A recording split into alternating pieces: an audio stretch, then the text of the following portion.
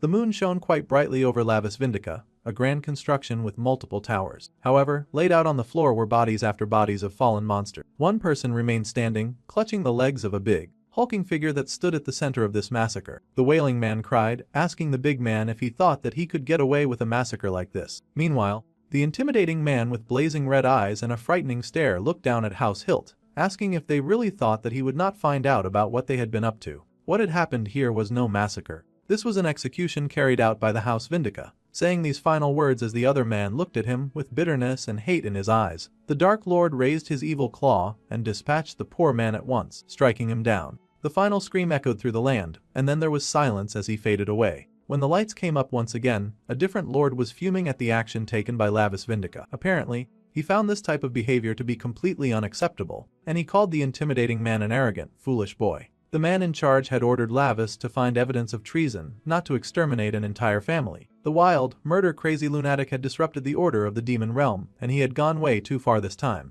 The demon king Gamudair Vindica was the one speaking. Lavis challenged this verdict, saying that he had found evidence everywhere. The old man knew as well as he did that those hilt jerks were hopeless. It was one thing to find a rebellion, it was another to massacre an entire clan bra. He yelled that thanks to those geezers who had been clinging to House Hilt, they could not punish them even with proof. They had gotten away with so many wicked crimes, someone had to do something. As the man spoke, one of the silent onlookers seemed to be watching him very closely. Still, Lavis' father was heavily disappointed. There was a proper procedure when it came to enforcing punishment, and that procedure did not at all require his son's petty and very violent justice. The young Vindica laughed at his father's notions of procedures and enforcement. All of these were words that threatened to crack him up. The man yelled that darkness was swallowed by even deeper darkness. That was the right way to deal with things. That was supposed to be the law of survival in the demon realm. Yeah, the boy was quite hopping mad at this point. There was little hope for him. The father sighed as he stared down at his raving son, and the boy kept going, insisting that the great demon king should hear his logic. If a person could not even swallow a darkness as obvious as this,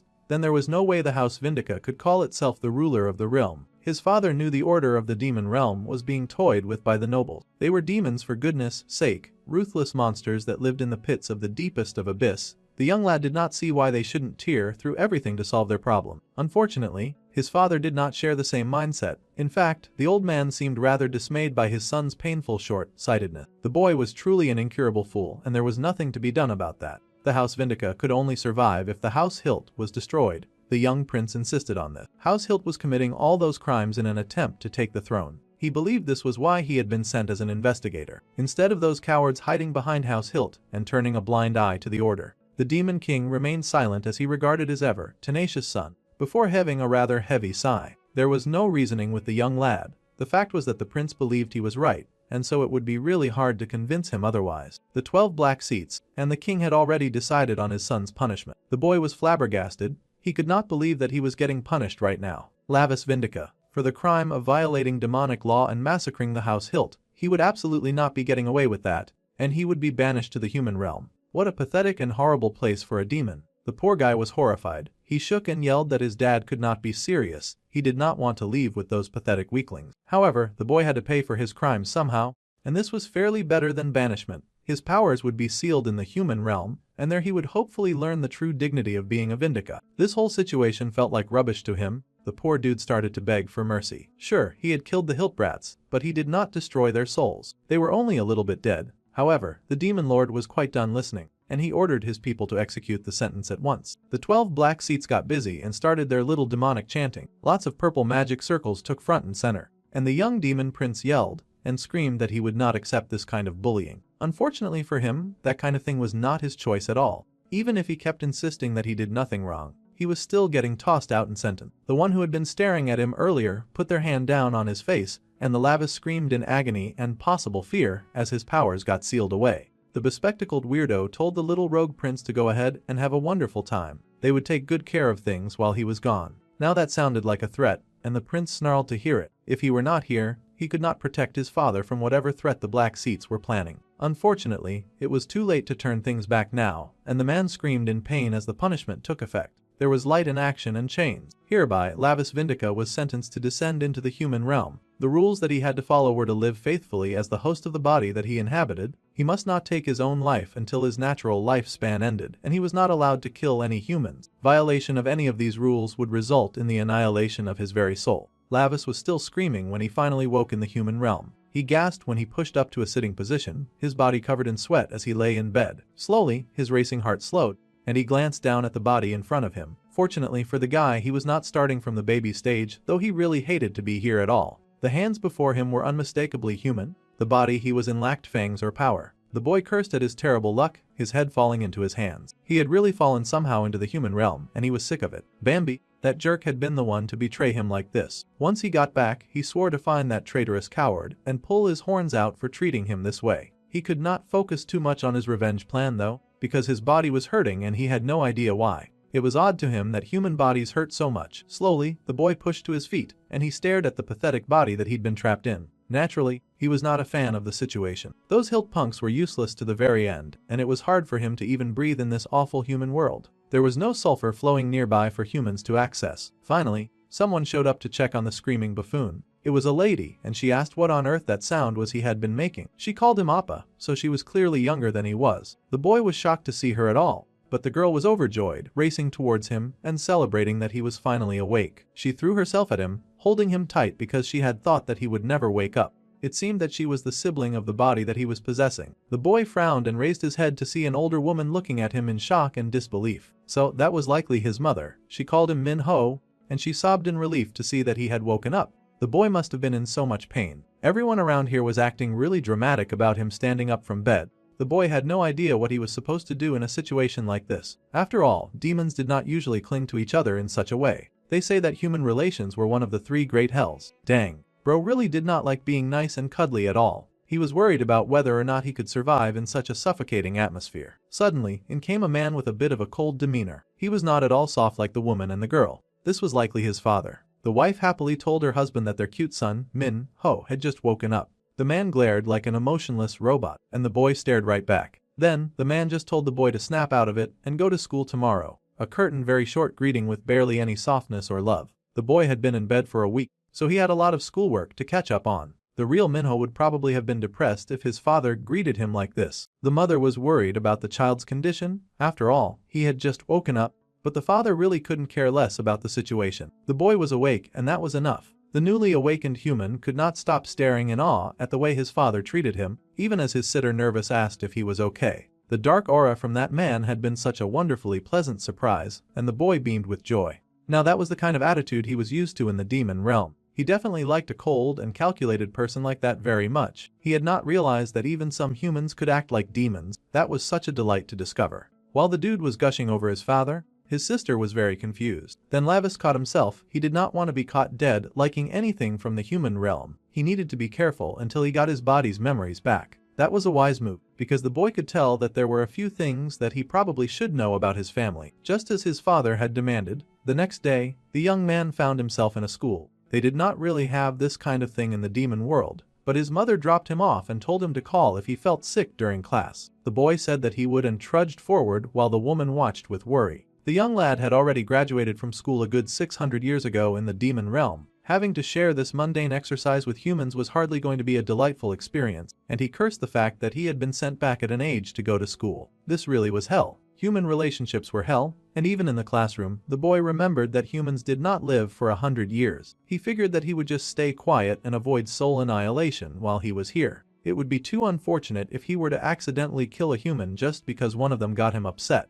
The man had already bought some time for his dear old dad when he had taken the opportunity to annihilate the house hilt. So, he just needed to return to the demon realm and take his father's throne before the Vindica royalty was put in danger again. As he was thinking, 2 boys walked into class, surprised to see Min Ho back in school. The boy glanced back and wondered what was happening now. The new dude smirked and asked the kid if he had brought the late fees for the time that he was gone. The new pale-haired guy grabbed our dude's shoulder in a not-so-friendly way and began to squeeze rather threateningly. The boy groaned and then realized with horror that his body was cowering on its own. This was the highest level of disgrace, not only being scared of a couple of weak teenagers, but weak teenage humans. Now that the flashbacks were coming in, the boy realized that these 2 goofballs had apparently been bullying him a lot. They had smirked wickedly at him, and they had tormented this body like it was their living punching bag. Back then, the only thing the owner of this body could do was cry helplessly. The flashback was over, and the young demon prince now understood the reason why his whole body ached. The good news was that he was not suffering from early body deterioration. The bad news was the punks who were hell-bent on bullying him and mocking him for being scared of them.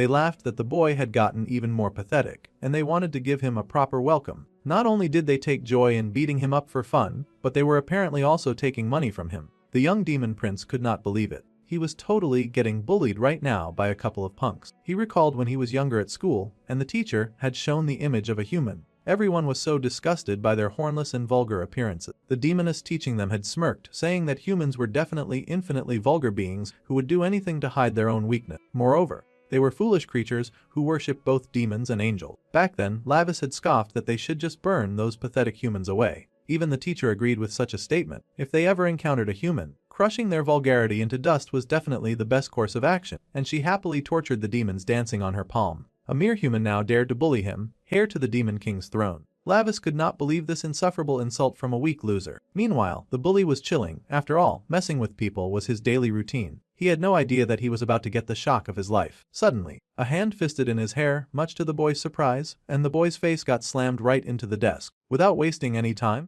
the young demon prince moved straight to his revenge to punish the fools who would dare to touch him. Now the second bully was absolutely shocked, and he rushed forward to defend his friend. Lavis was surprised to see his magic react to the boy's movement. If his magic was still working, then that means that he could defend himself at least against these weak creatures. The bullies were yelling and asking if he had lost his mind after almost dying. Perhaps he had. They should be more careful when choosing who to bully if they do not want to suffer from nearly dying as well. Punk number 2 threw a violent punch, but our guy was able to dodge that flawlessly. It seemed that human insults were a great stimulant for his magic, so there was a link between profanity and magic. That was a fairly new one. But Lavis was not about to complain, and he whacked that fool with all that he had. He hit that bully so hard that the jerk went flying into the locker. Now, all the students were shocked and terrified at this development. The class punching bag that none of them had bothered to defend ever was rocking his bullies. The boy's magic should be sealed away in the human realm, but it seemed even in a human body, his magic was reacting to malice. Oh, this was too good to be true. Someone called out to Minho, unable to recognize him at all. The first bully stood up and he grabbed a chair with the intention of payback. The bespectacled kid called out to his friend, yelling for him to watch out. The boy turned so fast enough to land a very well-deserved kick right into that idiot's gut and send him flying. The first bully stumbled, wheezing from sheer shock and discombobulation. He could not believe his victim was turning the tables so violently. The bully called him weak, but he was not looking very convincing, considering he was on the floor and clutching his belly like a loser. The boy commented that humans often get more vulgar to hide their weakness. He asked if cursing like that made the bully feel strong. However, Lavis did not mind, and he wound up his foot to give a sure kick to the back of that idiot's jaw, sending him flying for real this time. The source of human profanity was his mother herself, so all these idiots were doing was just making him stronger. Now the class was abuzz because Min Ho had beaten Tae Woo and Song Jun. Meanwhile, this whole exchange was wonderful news to Lavis, so all he had to do was stay quiet and not kill anyone until his time was over. Now that was perfect, and the boy smiled wickedly. He asked if there was anyone else who wanted to curse at him with the most demonic smile on his face. In fact, Lavis was excited to find out if anyone else wanted to swear at him. The other students could not believe that this was really Min Ho. The boy standing before them was barely recognizable. Suddenly, that weak, pathetic boy who had been bullied to the underworld and back was standing before them, strong and maybe a little bit crazy. The boy with the glasses stepped forward hesitantly to ask the other boy if he was okay. The dark-haired boy smiled, noting the bespectacled boy as someone who had tried to help him earlier, though with minimal effort. He looked perfect to use as his attendant. Unfortunately, the main character was still knee-deep in demon logic, and he smiled down at the other kid, saying that he was fine. Hours later, people could not stop talking about the amazing feat that Min Ho had pulled off. He had taken on those bullies all by himself.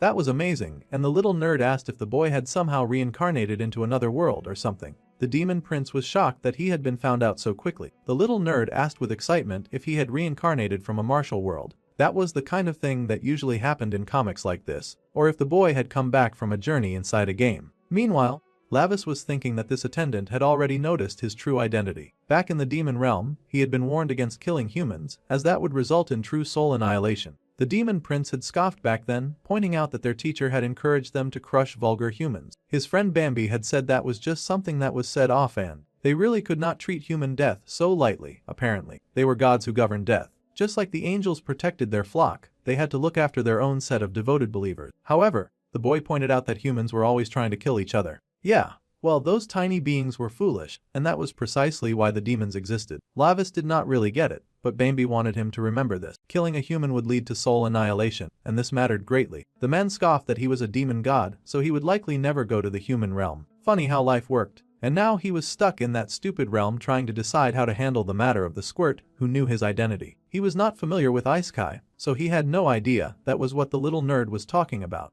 If he couldn't kill humans, he wondered how to silence them. However, the little nerd seemed to be doing that fine himself, and he sighed that it would be really nice if reincarnation really existed. He really wished that he could wake up in another world. Lavis could smell desperate suffering coming from his little friend. The nerd admitted that reincarnation and stuff like that were just nonsense, and he knew better than anyone how much the boy had endured before he had snapped. It seemed the little human had not realized the truth after all, but he still smiled with pride at his friend who had fought so amazingly earlier. Honesty, the little nerd was proud. Somehow, praise worked in the opposite way for Lavis, who was horrified to be praised by a mere human. All he had done was throw a few bullies around. It was nothing compared to his true strength. Later that night, the boy considered his current situation. When humans cursed him, his demonic power definitely activated. A demon imprisoned in a human body should not be able to use magic. He stared at his hand and wondered how his father could have made such an error. The whole situation was suspicious. Then he happily chalked it up to his almighty power that had no limits. The boy was thrilled. He was in the middle of celebrating when sudden pain shot through his arm, and he clutched it in agony. It was still dark outside,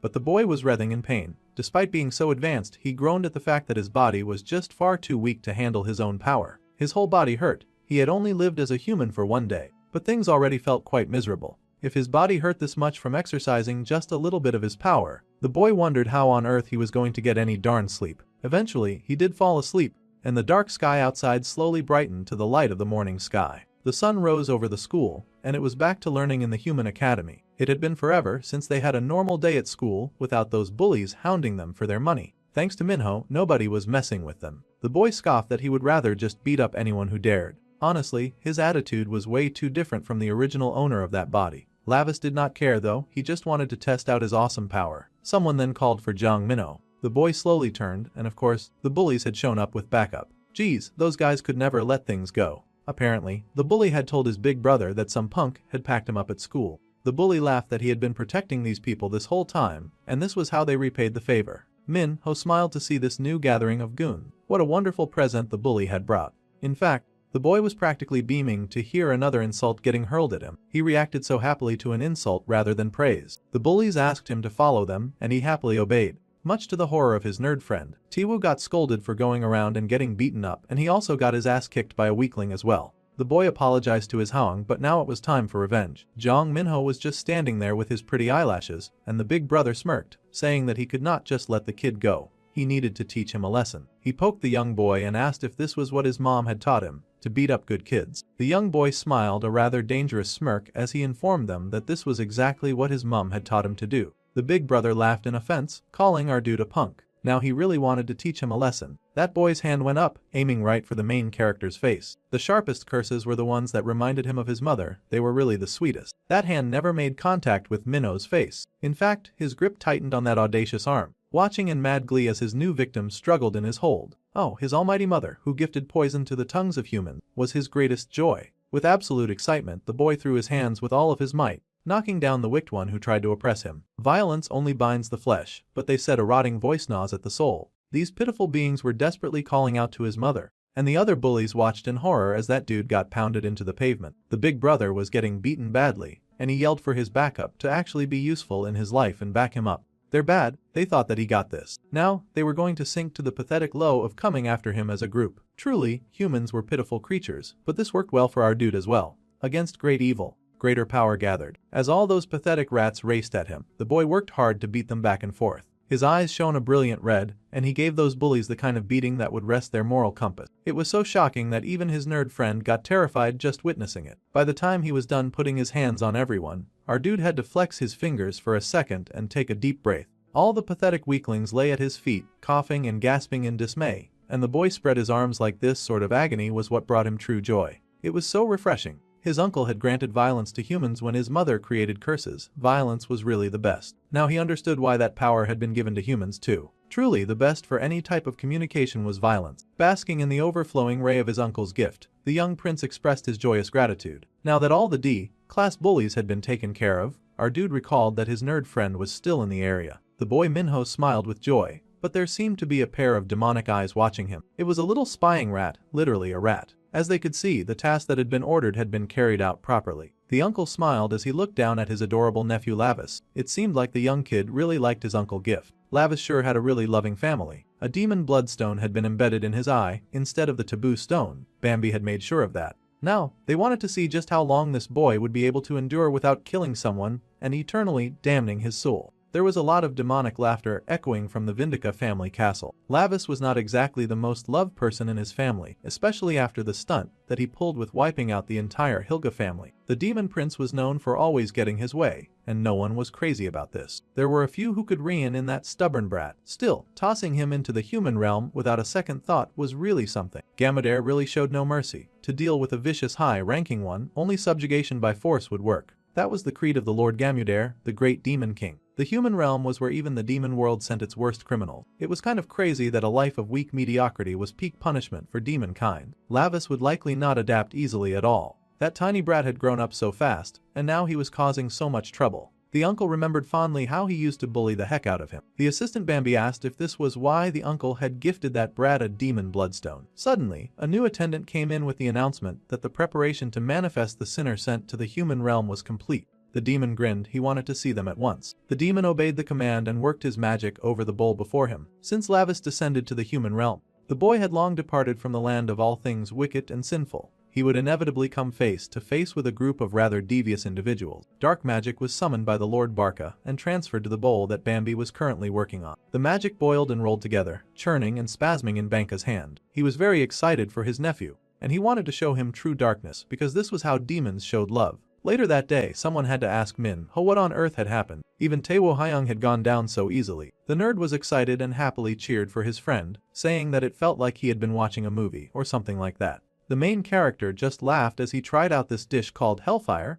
scoffing that it was nothing special while his eyes clearly watered. He said that this was just sweat coming out of his eyes. The nerd boy sighed, saying that he had told his friend to order the level of spicy food for beginners. But to the boy, a demon who avoided anything called hell was clearly not a demon at all. Suddenly a phone rang and the nerd froze when he realized the one calling him was Jin Jae-hee. The main character asked why his little minion was not picking up his phone. The boy had just gotten an urgent call, and he stuttered as he relayed this message, standing up and telling his friend to just focus on enjoying his food. With shaking hands, the boy stepped out of the food area, and the black-haired main character watched his minion with suspicion in his eyes. Later that evening, in what looked like an abandoned shed, there was a sharp tool hard at work. It seemed to be a little tattoo parlor, and a lady told her client not to move, or they would get hurt. They should have hurried up to pay their debt on time, and they ended up working an extra hour just because of that person. Then the lady smiled and stepped back to admire the fine work that she had done. Her victim looked passed out and delicious with various odd markings on his head.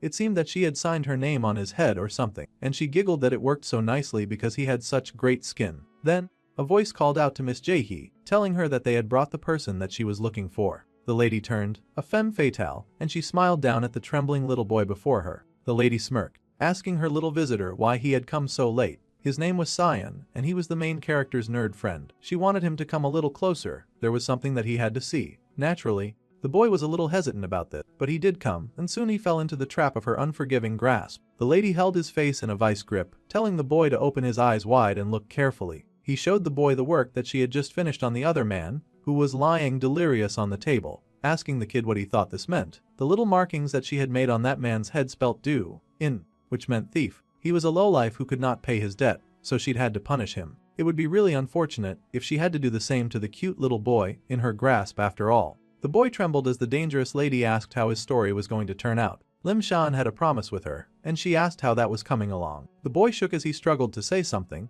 and he mumbled that he kept getting bugs, but instantly, his glasses were slapped right off his face. Her work was no joke, so she'd prefer it if he would take the situation a bit more seriously. She wondered why he was so damn slow that he could not get it. The boy screamed in fear when she grabbed his arm and prepared to tattoo a mark right on his sensitive child skin. She asked if she would have to carve her instructions onto the back of his hand just so that he could understand. The boy panicked and begged her not to. So, Lim Shan was told to listen very carefully. This was going to be the last chance that she would give him, so he had to do exactly as she told him to do. He had to make sure that everything was ready, too, or the punishment would be severe. The poor child cried, but as soon as he was back home, he got back to work. He struggled as he typed at the computer, but he knew that if he did not do this, he would be in big trouble. The poor coward gripped his hand, body trembling in the wake of just thinking of what that evil lady would do to him if he did not obey. It was late at night, but the boy worked hard anyway. Meanwhile, our dude was going through the worst of pains, and he rolled and groaned at the aching in his stomach. It seemed every time he achieved a win, he would endure some sort of mind-numbing pain at night.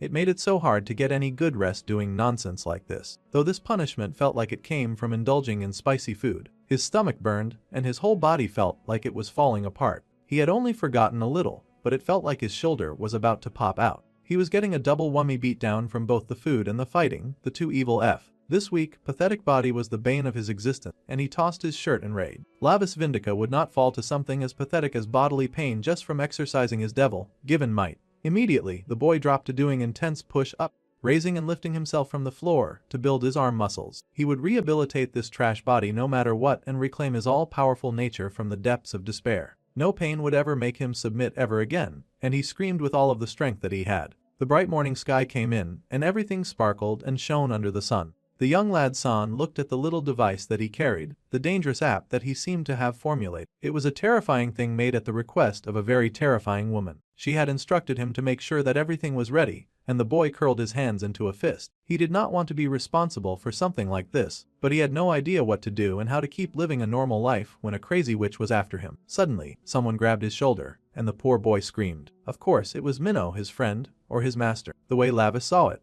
the jaw-droppingly beautiful teenager asked why his friend was acting so startled in the middle of the day. That kind of behavior was annoying to him. The little nerd stared at his friend in shock, and then wondered if he could possibly count on Minho. His friend had suddenly become tough after all. It was worth a shot. However, like a good Samaritan, the boy bit down the idea. Even Minho would be in danger if he got involved with Jin Jae-hee. She was a mad woman that terrified even the strongest of men. He did not want the lady to hurt Minho, too. Meanwhile, the young demon prince turned in shock as he was hit with a nostalgic smell. He had scented it before, a scent that was familiar from his past life. As he was just thinking this, a girl who had been passing by suddenly crashed to the floor beside him. Apparently, her name was Sunji. Sion immediately rushed to help her, asking if she was okay and telling her to get herself together. He even shook her and asked if she was hurt somewhere. The girl looked like an actual mess. She was drooling, and her eyes were rolled back. She looked like she was deep on the worst kind of high illegal substance that ever existed. It was troubling to see her like this, and the little nerd jumped back in fear. Now that the young lad stared at her, he recalled that what he scented was demonic energy. There was no reason for demonic energy to be alive and active inside a human. Teachers rushed onto the scene while the main character was still pondering the situation, and they carried the poor girl,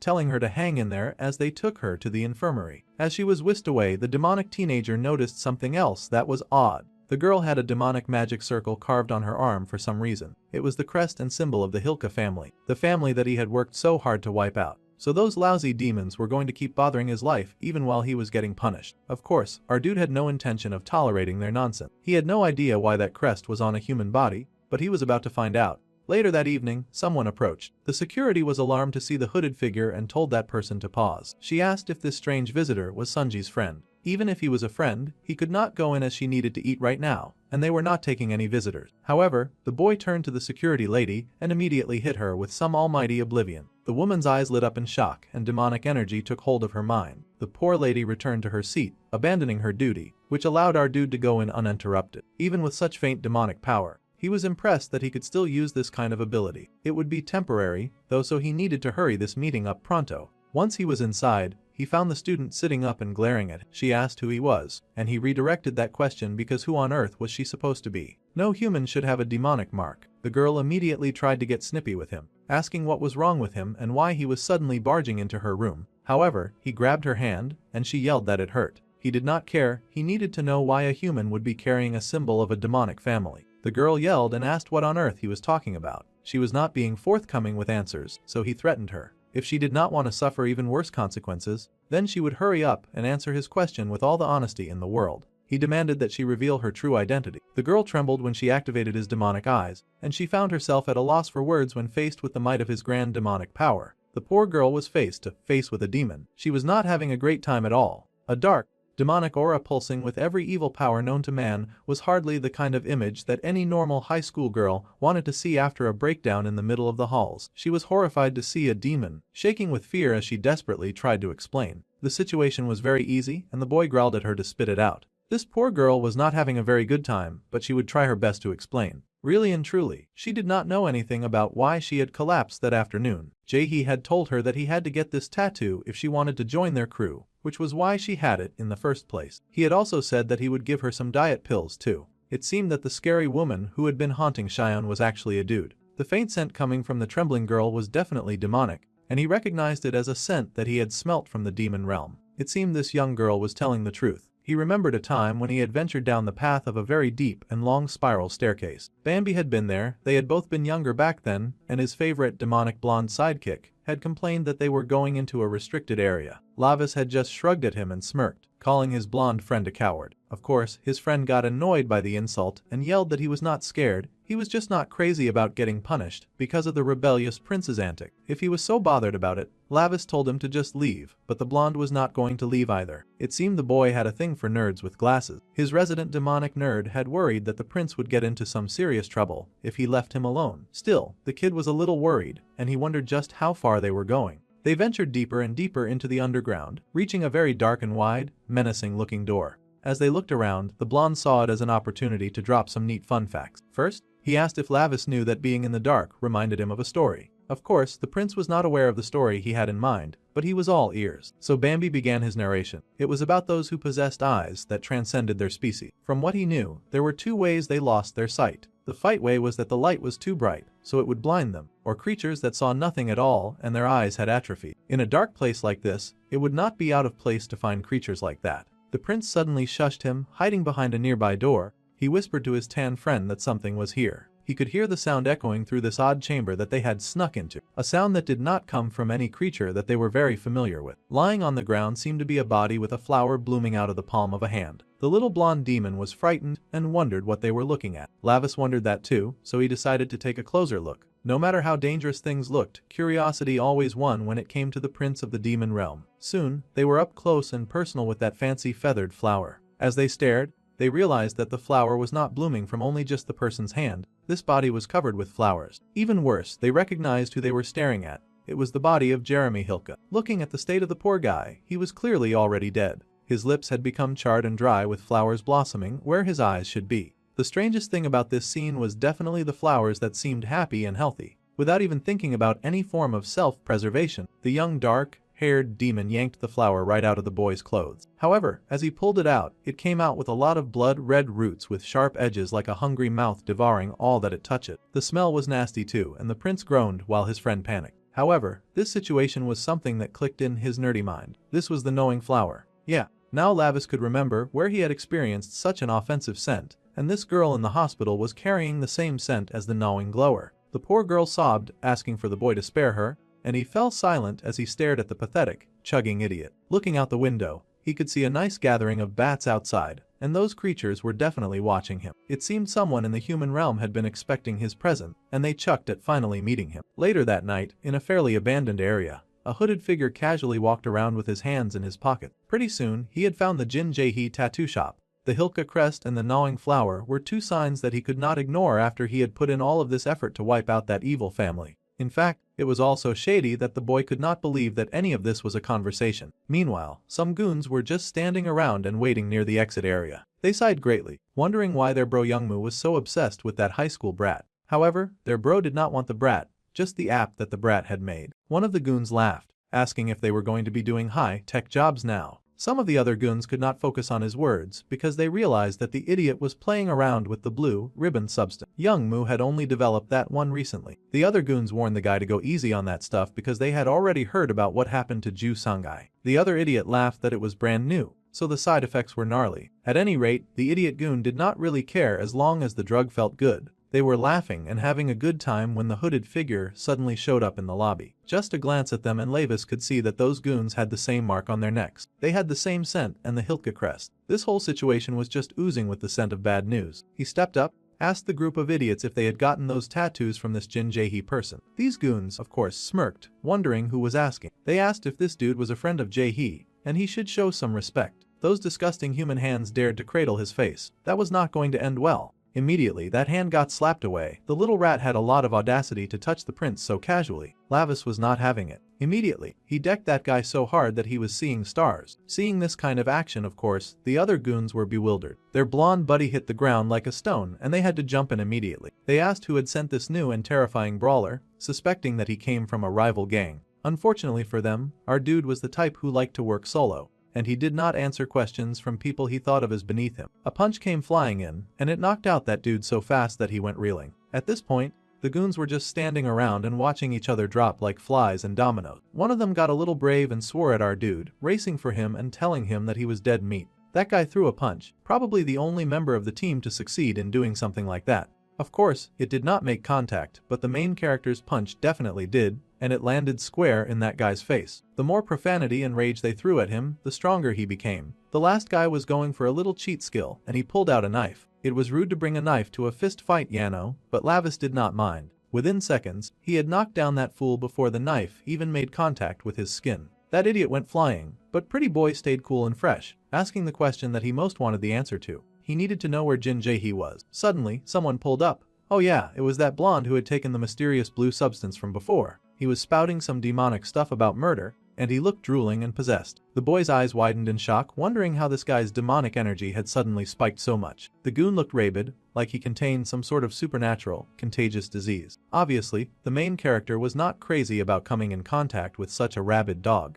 The goon's movements had also changed, and it seemed like the drug that he had taken was enhancing his physical abilities. The Prince of Hell braced to fight but accidentally tripped on some of the stupid fallen bodies around him. That was an annoying mistake because that stupid goon was almost on top of him. Now, Lavis had to move carefully because he knew the penalty for killing a human. No matter how threatened he felt, he had to make a very calculated move against the attacker, who looked like he wanted to murder him. Meanwhile, inside the hideout, someone was talking about that fancy app that was still being made. Jae-hee apologized for the situation, but they made it really clear this time, so it would not be long. The lead guy groaned and said that he felt like he had heard the same excuse last time. No one liked enduring repeated mistakes, especially not the boss of an underworld gang. Also, they had caught the one who was skimming the blue ribbon supply. They had the poor guy bound and trembling before them, shaking like a leaf. The poor dude yelled that he had made a mistake, begging them to spare him. He begged for one more chance and said that he would not mess up again. However, the eerie red-haired leader of the gang did not look interested in that kind of weak plea. Instead, he looked at the blue flowers in front of him and pulled them out of the pot that held them. The poor scapegoat trembled. It looked like he knew exactly what was coming next. The dude begged for his boss to have mercy, and he screamed wildly the closer those flowers came. It was definitely sick and twisted to create a death method where people were terrified of flowers, but that hand came down, and the flowers were stuffed into that poor dude's eye. He choked and trembled, and even the pretty tattoo artist watching looked uncomfortable to see everything that was going down. The dude begged for someone to save him, but there was no helping him. The next bouquet went up, and it came down with a flourish aimed directly for his eyes. The blood and gory scene was enough to frighten anyone, and the man screamed in pain before finally falling to the floor with the flowers embedded in his eyes. The man shook as he slowly died, and the redhead was nonchalant after the execution. He was not the kind to give second chances, and he trusted that everyone here understood that much. They were beyond terrified, but they did understand. The man asked again if everyone understood, his emphasis on the tattoo artist, who still had not delivered that app. The dark red, demonic-looking person asked if Jae-hee had understood what he was saying. They needed to stop making excuses, he just wanted them to bring that app to him. This was understood, of course. The night continued and Jae-hee was panicked, worried that he would be the next one to die at this rate. He called Lim Chyeon over and over again, growling for that kid to hurry and pick up the phone. The phone was indeed ringing in Sound's house, and the kid stared in fear because he knew who was calling. Shakily, he answered the call. Amazingly, the call he had picked belonged to Minho. The boy explained that he was going to look into the situation himself, but all the kids he had found in the area were not answering his question. That was kind of hard for them to do, considering he had beaten them up to a pulp. At any rate, the resident demon prince needed some help, so he had called his best friend San to ask if he knew Jin Jae-hee. Minho? No, actually, Lavis was looking for that guy. Minho already knew that Cyan had picked up Jin Jae-hee's phone call back then. The young nerd was absolutely shocked at the turn that this line of questioning had taken. He had no idea how the dark-haired boy even knew about his involvement with that person. The flames of the spicy food might have temporarily consumed the main character, but he had not been blind, and he'd seen the name that came on the screen when his friend had taken that call. So, he wanted to know where this suspicious tattoo artist lived. Still, the nerd was worrying, asking how Minho even knew about Jae-hee and worried that some goons had gotten to him. It was actually the other way around, and our dude had been the one to get to the goons. That was also besides the point. He was the one who had come looking for that rotten jerk because he needed to verify something right now. He was currently at that dude's tattoo shop, but he could not find the boy that he was looking for. There was silence at the other end of the phone, and the main character paused when he spotted an adorable white kitty on the stairs. The nerd was already getting dressed and running outside, yelling that Minho should absolutely not get involved with such a terrifying guy. Cyan was coming to meet up with his friend right away, That sounded like a really annoying process, but the boy paused the call to stare at the cute cat that was now playing around with a bell. Since that call was a dead end, our dude just transferred his attention to the latest target, who happened to be the cat sweating buckets before him. He called out to the furball, grabbing it by the scruff of its neck as it sweat out buckets. There was something suspicious about that cat, and the demon prince suspected that it could understand every word that he was saying. If that were the case, then this investigation would be a tad easier. He then commanded the poor kitten to make sure that it could be understood,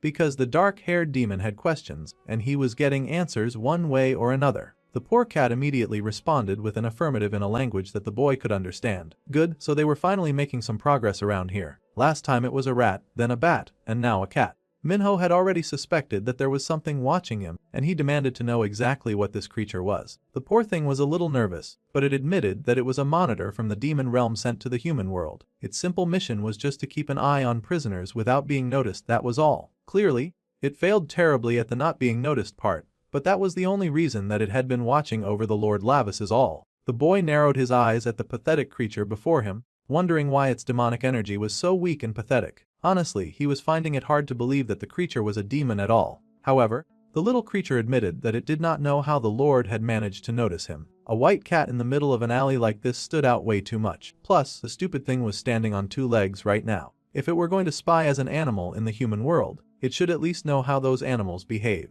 At this point, there was no need to ask the silly thing any more questions. Our boy had gotten the answers that he needed. Then, the prince made a new request and tried to summon the master of this creature, beckoning the master to show themselves. The creature stared in awe as the demonic power took over its body. Meanwhile, back in the demonic world, our dude's favorite blonde nerd was busy at work, and he smirked when he realized that he had been found out faster than he had expected. It was no surprise since this was the prince after all. The blonde smirked and greeted Lavis, who had figured out the situation. Yeah, the prince had figured it out, and he cursed at Bambi too for doing all this. The friend chuckled that his prince was just way too cold to him sometimes. The dark-haired boy was cautious, asking what his blonde friend was plotting this time. The blonde laughed that he had done nothing of the sort. Trying to go down this path of questioning with Bambi would just send him spiraling. Our dude knew this much by now, and he sighed and told his friend to forget it. Instead, he was going to ask way more important questions. It seemed that things were different from what he remembered, and a prisoner was not supposed to normally use demonic power in the human realm. His friend just hummed that there were often exceptions to every rule.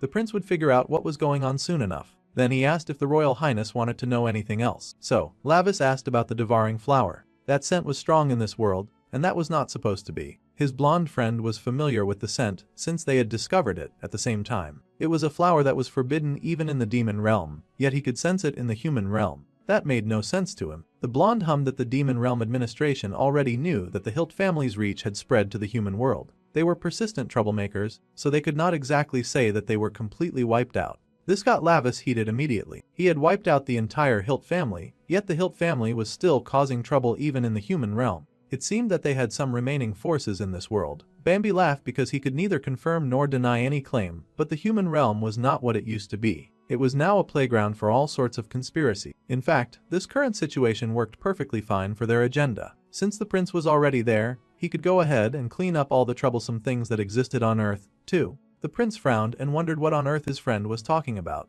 He demanded to know what else was going on over here, but it was not like the blonde was very forthcoming when it came to certain information. The cat was right back to meowing, and Lavis glared at it in rage, the poor thing taking the full brunt of the prince's displeasure. The prince cursed, but at least he had gotten some useful information for now. Meanwhile, Jae-hee was busy panicking a lot because he could not understand why his special app developer was not picking up the phone. He kept calling him over and over again. Time was of the essence right now. That jerk Lim Xian had surely lost his mind. He kept trying to make the phone work in between breaks of yelling at the device, growling that Lim Xian was definitely dead meat. Jae-hee called someone to help him take care of the issue, shouting at Song Jun to come to the office immediately. They were going to catch that runaway rat Lim Xian. It was still evening, and the priest had not given up on digging out as much information as he could. Now he was interrogating the monitor. He figured that a monitor must know a lot about the human world information, and the cat agreed that it had to visit the prisoners in rotation. It received regular updates on basic information, and its detection abilities were also fairly decent. In that case, the prince would much prefer to talk to the creature in its original form. Since he now knew what it was ridiculous to keep talking to a cat.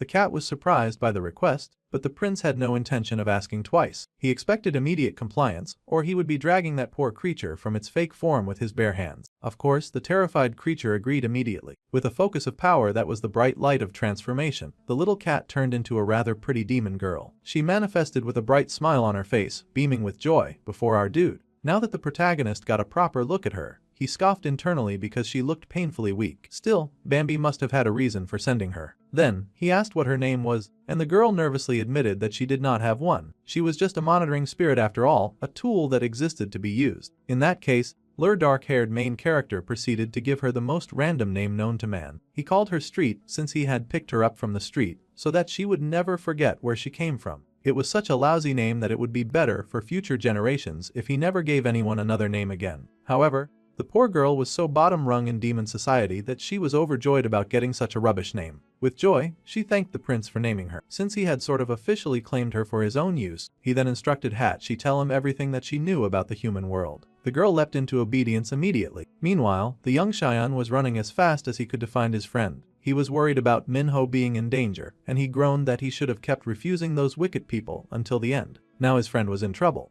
The poor boy had thought that he had hit a jackpot when he had participated in a contest and had somehow won the challenge for creating an app. However, he ended up being picked up by a group of very shady-looking people who had heard that the prize money was just a measly 50 million. The boy clutched his winnings close to his chest, staring in fear at the people before him. They called him a precious asset now, and immediately, the goons were instructed to drag the poor boy into the car. The boy had screamed in fear, losing the flowers he had won. From then on, his life had been hell. He had met the redhead leader who had asked the key what he was shaking for. They were just doing a simple business transaction after all. Right beside him was 50 million won in cash, and all he had to do was hand over the app that he had made. The poor boy shook and said that he had not created this app to sell it. The big boss fell silent as he considered this answer. Then he told the kid that it was just an assumption. The poor boy shook because, truly, he could not stand his ground. He had no money to fight such terrible-looking people. Now, he was running with all of his might to save his friend Minho from them. He had to get there fast to make sure that his friend would not meet the terrible Jin Hei. As the boy ran, he accidentally bumped into an actually terrifying-looking guy. This dude was absolutely scary because he was familiar. The man even commented on how they did not even have to go looking for the kid. The boy was terrified because Jae-hee had found him instantly, and the wicked tattoo artist promised the kid that he was finished now. This was the time that he would surely meet his end. There was a grunt of pain which did not signal any good thing for our friend Lim Shan. From now on he was sentenced to a life of managing the app in a guarded room. If he did not want to be locked up for the rest of his life, it would be in his best interest to do it correctly. The boy yelled and tried to make them stop. Getting kidnapped was not exactly part of how he expected his life to go. Jae-hee was not hearing it though. His life was on the line after all. He informed the young boy that they would be watching his every move from outside, so he had better not get any funny ideas. The boy begged for them to stop, but it was too late. Plus they even left a guard inside to monitor him as he worked beside a giant computer. The poor kid closed his eyes, cursing his terrible fate. Outside, Jae-hee's goons curiously asked if that kid was really a developer. The boy looked like a total pushover after all. However, the artist knew that pushover geniuses were the best. They just needed what he built so that they could distribute the blue ribbon. The app he made was called I'm Here, and they wondered how a strange-sounding app like that was supposed to be a distribution channel. Even the name sounded like trash, just like the kid who made it. However, the corny-sounding name was necessary for the distribution's success. Even the logo of the app was friendly and warm, with a mix of blue and pink ribbons. The redhead showed up then. The big boss himself had come into town, and he asked if everything was ready. That thing that Lim Shan had made was the core of the blue ribbon project after all, so they had to make sure that everything was going well. Once they had the buyer's data in their hands, they would be able to manipulate the market however they wanted. The real-time location sharing feature would also quickly become their primary weapon for expanding the business. This made the goon visibly excited to hear that they would soon start selling the blue ribbon for real. The demonic-looking redhead glanced down at the sweet in his hand, mumbling a half-hearted confirmation. It was now time for them to show this drug to the world. This was the boss's decree, and he smiled a malicious smile. Choi Yuri was called and told to sign up for something and to add another person as a friend. Already, the app was making its rounds. It was marketed as an app that gave a cash app if they accepted the friend request. It was 30,000 won per person. The girls were shocked to hear such news about how to make such easy money.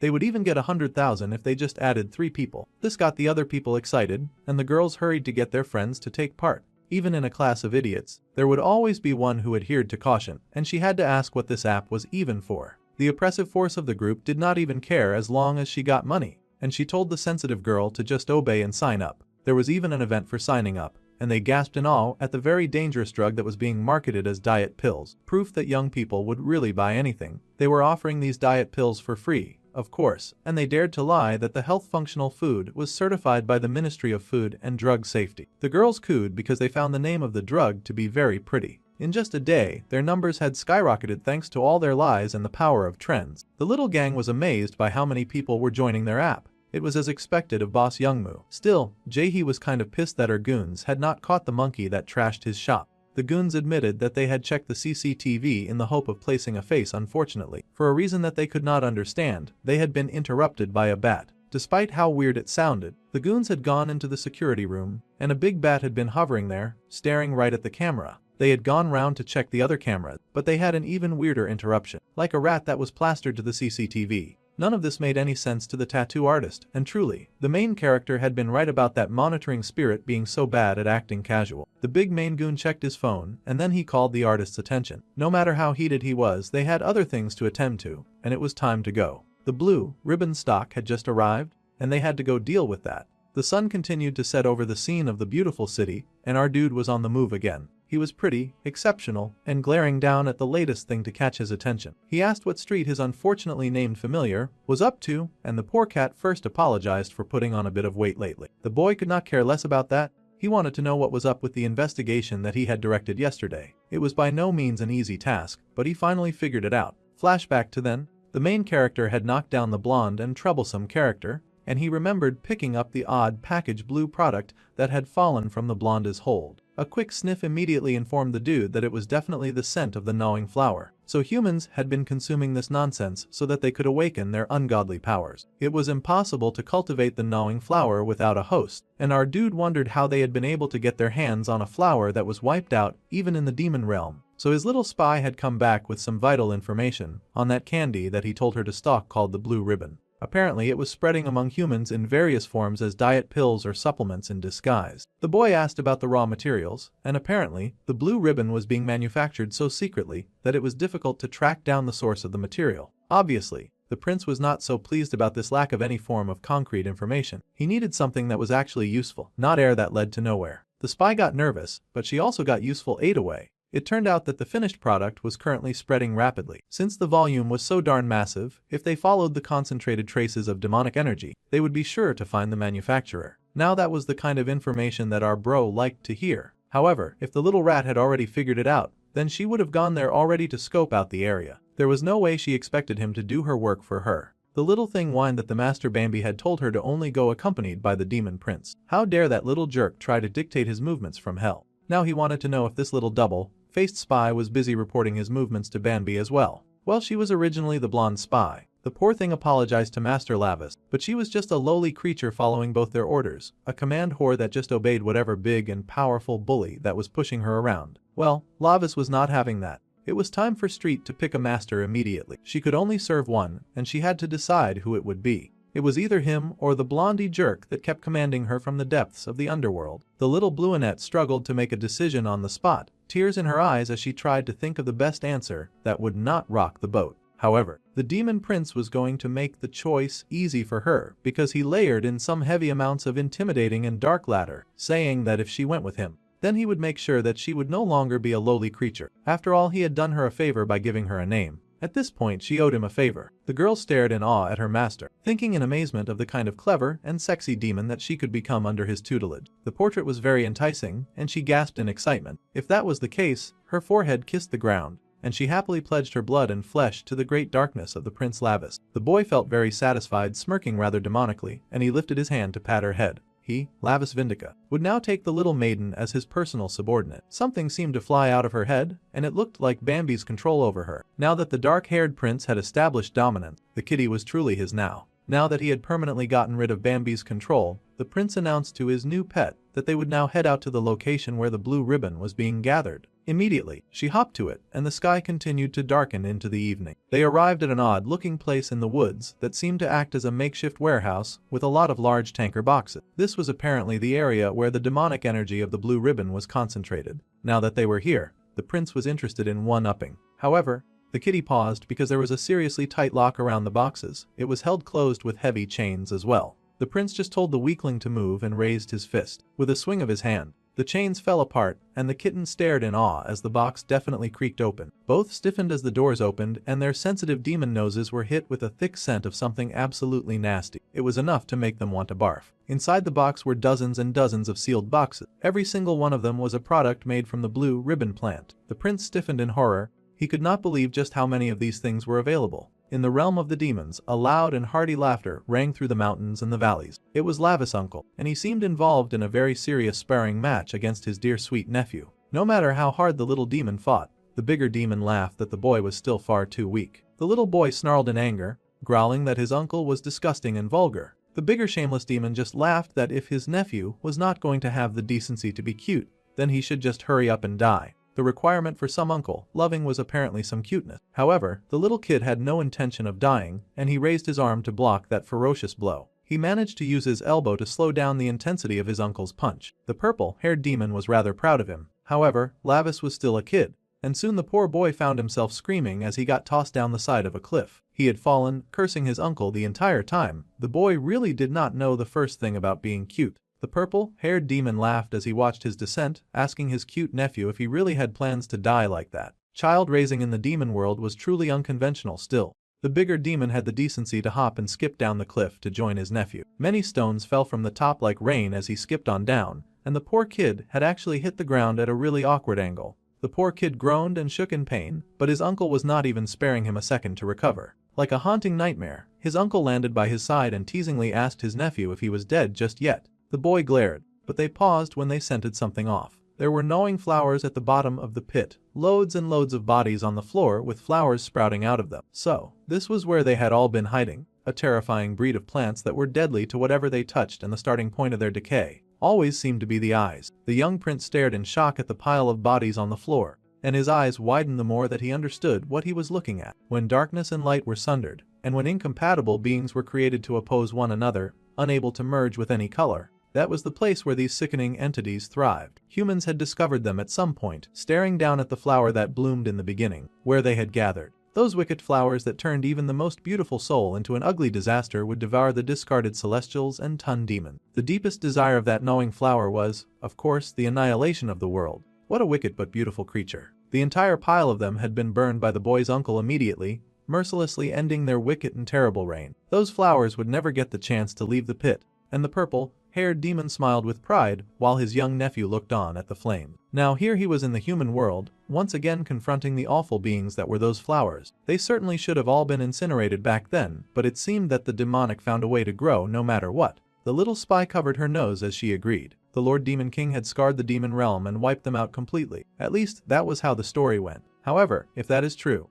then there should be no reason for such a massive stockpile of the product that is being distributed now. That flower had actually first appeared in the human realm, and this place was a middle ground where the chaos of the light and darkness often mixed. The human realm belonged to neither side after all, yet they were capable of leading either, letting light or darkness into their lives. According to human history, the boy had been taught that humans also eradicated them thousands of years ago. However, looking at this, if they had appeared in both worlds simultaneously, then someone must have orchestrated it. The cat nodded and agreed. It was likely that she had no idea what was going on, but she was going to keep agreeing with her new boss. Suddenly, a flashlight came on in the area, and the cat winced when the light was shown on both her and the prince. It seemed some of the gang members had shown up. They had been wondering where those voices were coming from, and they asked the two if they had any idea where they had crawled into. Suddenly, they instantly recognized the boy as the jerk who had come into the tattoo shop and had then beaten up everyone. The cat immediately pointed out that the woman was Jin Jae-hee. It turned out that Jae-hee was actually a girl after all and not an obscenely pretty boy. The young prince had been looking for her. The little tattoo artist glared at them and asked how dare they wreck her tattoo shop like that. She did not even know how they had found out about this place. However, the young prince had more important questions. First, he asked if Jin Jae-hee was the idiot managing this dumpster fire. They thought that he talked rather funny. Clearly, he was not using typical street speak, but they could still communicate. Yeah, she was the one in charge, and she wondered what he was going to do about this. Then, Lavis asked if she was aware of the raw materials used to make these demonic goods. The girl laughed, giggling at his choice of words. Raw material was a real hoot, and she asked if the boy was trying to steal their precious trade secrets right now. The boy sighed since it was not like it was strictly his business, really, but leaving things alone like this would really leave a bad taste in his mouth. So, He could not let this nonsense slide. The girl was thinking the same thing. They knew darn well what Youngmu would do to them if they messed up, so they had no intention of letting a stranger talk them out of the bad thing that they were already doing. The girl spread her arms and declared that this was a special distribution. She pulled out some of that sickening blue stuff and handed it to the goons who stood around her. They were the lower-class thugs, not like the ones she usually worked with. Excited, they asked if it was really okay to take that stuff for free. Well, they were using it to protect their property, so she could let it slide this time. They should shut up and eat it immediately. Those idiots snatched the treat that she offered, devouring it like a pack of hungry lions. As they were doing this, the prince informed Street that with her current magic power, she would only get in the way. The cat got the memo to just stay hidden and dipped. Now all those losers were hitting their high-class transformation into even bigger piles of duty. They had smoke spitting out of their mouths, and Jaehee smirked, pointing at the dude and telling her newly forged monsters to stomp the heck out of that dude. They tossed their raft immediately and raced right at their target like a gang of angry apes. The dark-haired boy watched the approach of a group of arrogant fools who were clearly drowning in their ignorance, unaware of the sick power that intoxicated them. They might as well come forward since this area was already overflowing with demonic energy. Come they did, and the first guy threw a wide punch that did not land. That was not a punch. Actually, that dude was armed with a dagger. Getting pumped on demonic steroids and then using a pointy weapon was definitely a different level of cheating. No matter how low they sank, they were not getting a drop on Lavis though. The boy whipped out the Karat Chop special and diced up those amateurs with a few quick blows here and there. In fact, he even threw in a kick for good measure because they had to drop their level of disrespect. Now we can't forget that these enemies are evil charged and they are coming in one after the other, so the boy could not drop his guard. He fought hard, dodging their attacks and using the force of their lunges against them, so that those idiots would end up taking a punch to the face. Then he whirled around just in time to get jumped by some dude who did not respect personal space. That little Lek was hugging onto his midsection like it was going to rain gold. That was tough, and the demon prince was having none of it. Unfortunately, that evil rat was the first to land an actual hit on him, and he got thrown to the ground. Getting his school uniform dirty was really annoying, even more annoying when that jerk tried to knee him in the face. Fool Lavis once, and it was a shame on him, but he was not about to let these losers fool him twice. Within seconds, he had grabbed the offending knee. His kitten had been watching the whole exchange with great worry and fear, but Jaehee was, of course, having the time of her life watching someone get beaten up. All of her mad and wild dogs were happily doing her bidding and spreading pain through a single target. Of course, she was pleased. Lavis had to keep up with 4 enemies at once. This whole vigilante thing was really not for a demon trapped in a human body. It was very inconvenient to have to fight cheaters using steroids. They had ingested a larger dose than last time too, so they were causing him serious trouble. In that case, the boy dipped and ran into the big box of illegal goods. He stuffed his hand into one of the boxes and grabbed hold of a packet of something. It almost seemed like Lice was going to indulge in the drug too, but instead, when he pulled his hand out, he tossed the big powder of purple substance right at his attackers. Those monsters coughed and hacked as the rancid smell took over their right senses. It seemed that the drug had a completely different effect when it was not provided in its finished product. They hacked and coughed, and even the prince had to admit that he did not appreciate that disgusting, vulgar stench. However, his demonic energy immediately reacted to such a vile thing in the air, and his strength was able to spike. Now that there was spreading evil, his demonic blood got pumping and ready for action. The other dudes were still fighting to catch their breath, but it was time for the main character to take advantage of their disorientation. Instantly, he smashed his powered-up hand into the face of the one who had landed the hit on him. That ot came crashing down, but Lavis did not stop there. His fairy fist of justice doubled in power, and he knocked the brakes right off that dude. The second dude tried to retaliate with a kick, proving that he just did not know when to stay down. That was all well and good because the prince was going to teach that naughty little leg a lesson. He tossed that idiot to the ground, smashing him into the floor like he was glass. He then went the extra mile and stomped that leg out of functionality. The demon prince was really pissed, and he was just getting started. With 2 idiots down, the big idiot remained, screaming out curses and yelling for the main character to die. That was rich because the dark-haired boy had no intention of dying so early. He smacked that dude really good and sent him soaring. However, that guy was not allowed to hit the ground just yet, not until Lace hefted him up and then tossed him like a sumo wrestler. Big guys won big and stud ugly prizes. Now Jaehee was no longer smiling. She had no idea that they had signed up to fight the devil for whatever ugly reason. She had no idea how that kid had been able to beat the whole team all by himself. As it just so happened, our boy was still leaking demonic energy, and of course, he had a new target that was currently shaking in her boots. The aura that he was letting out was absolutely frightening, and the dark shadows that amassed behind him looked like the making of a horrifying elven monster. The girl shook and trembled as she stared in horror at what she was seeing.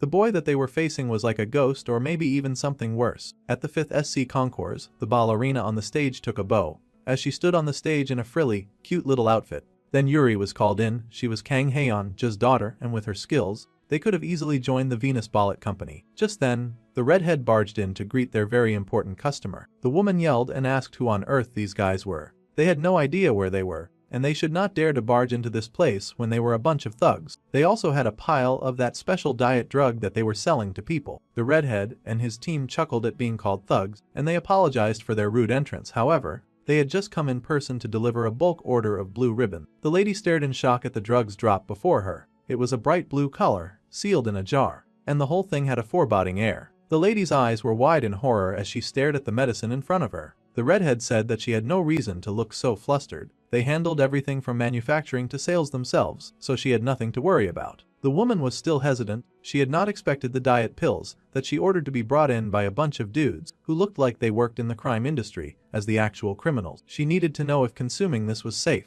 The redhead chuckled that she was asking this question at this point in time. She had already fed plenty of it to her daughter before sending her out to dance. They could see her twirling around on television right now. The girl was moving with some demonic brilliance because she was higher than the Eiffel Tower and bursting with inhumane strength thanks to those pills from the underworld. The girl stared in shock as she watched her daughter, Yuri, compete, and the girl continued to dance, frothing coming from her lips as she spun, veins popping all over her body. Her body responded to practiced movements, but things were looking dangerous, and the lead thug sighed rather mournfully. He joked that the girl must have been in a rush, and he asked just how many of those pills the woman had fed her little girl, because things were not looking good. The girl was dancing as expected, but with the most haunted expression on her face as her body twisted to unnatural degrees. The mother yelled for her daughter in horror, trying to make the dancer stop, but of course, the girl on TV could not hear her as she continued to bend her body out of shape. Suddenly, the girl just collapsed on the stage and the people watching screamed in horror. They gasped, wondering what was going on,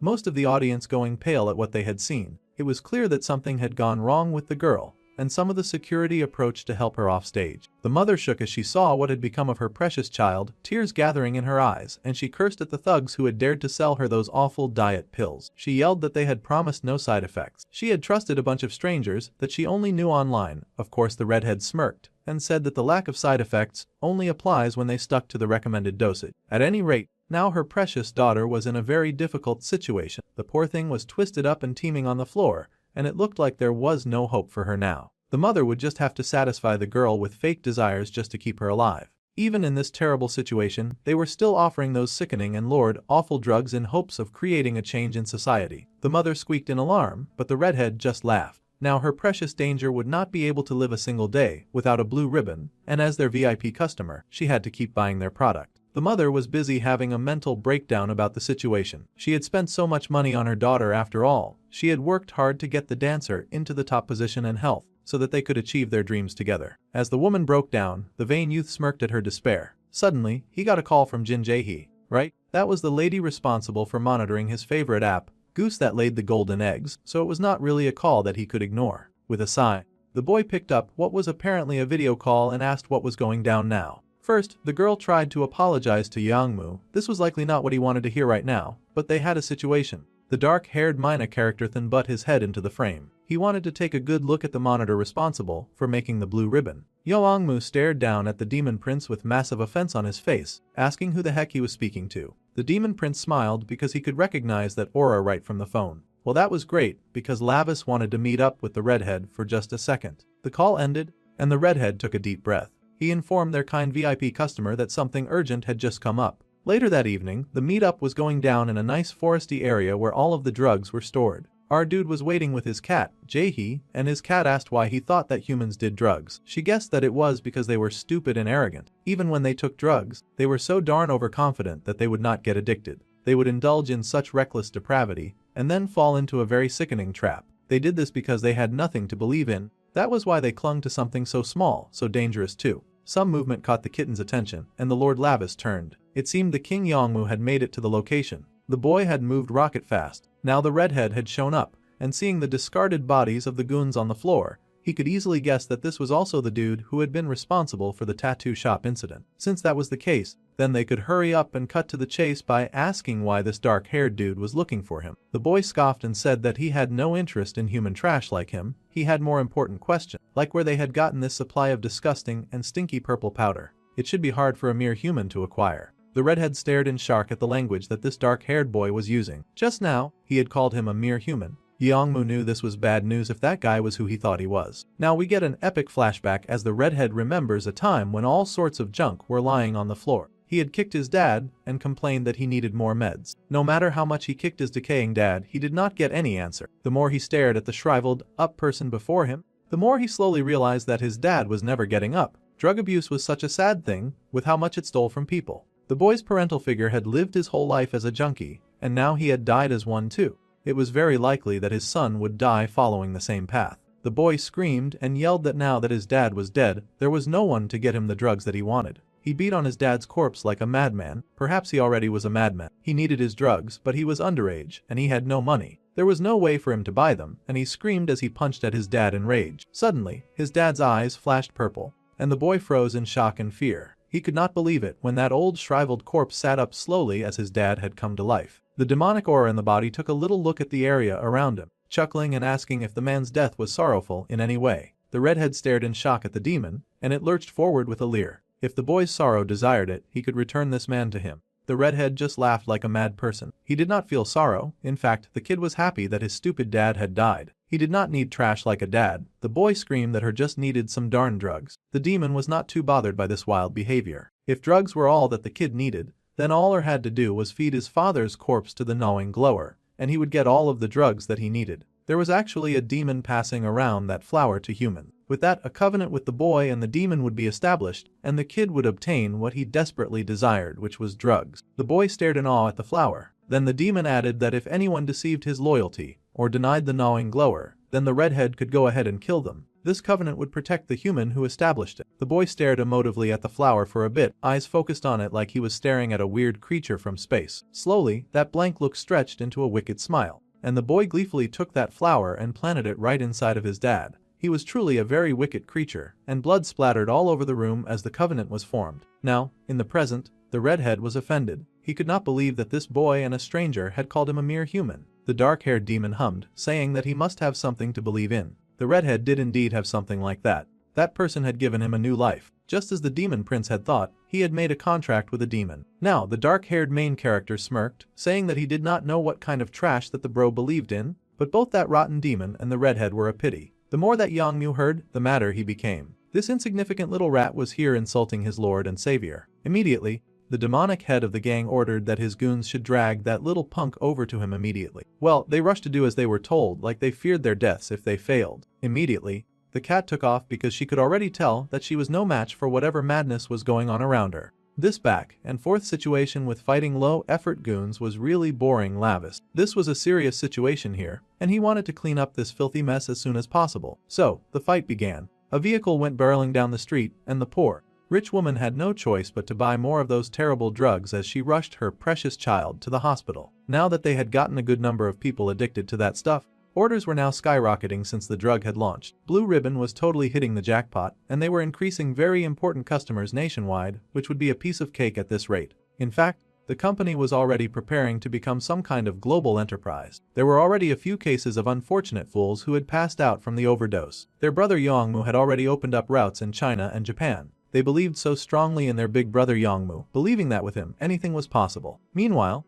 the kid who was responsible for this app was hearing every word and hating his life. Thanks to his creation, the drugs were spreading fast. The boy begged for this situation to stop fast, begging for someone to save him. Fortunately, it seemed a hero had hurt him, a demonic hero of course. The scared Jaehee begged for her boss to see how easily that kid had taken down the guards. He was not a normal person. In fact, there was a chance that he was not even human. Lavis just sighed and turned to the redhead in question. He had staged this whole thing so that he could meet Yongmu, so the arrogant human should not keep him waiting. The redhead was silent, the covenant that he had made pulsing through his veins. He recalled that if any denied the power of the flower, he was instructed to annihilate them, with this order pumping through him. The dude pulled out the drugs in his hands, recalling his promise to do as the demon said. He tossed the drugs in his mouth, chomping in the name of the Lord Bower Hilt. If any was to appear who denied the gnawing flower, the evil redhead had been instructed that person should immediately be put to death. Taking the blue pills into his hand, the boy's veins, heart and soul pumped with the drive to fulfill his master's commands. That demon had lifted him from the darkest pits of hell, and he would now follow Bower Hilt to the deepest depths of despair. Jaehee was still yelling and pointing out that the boy they faced was no ordinary high schooler.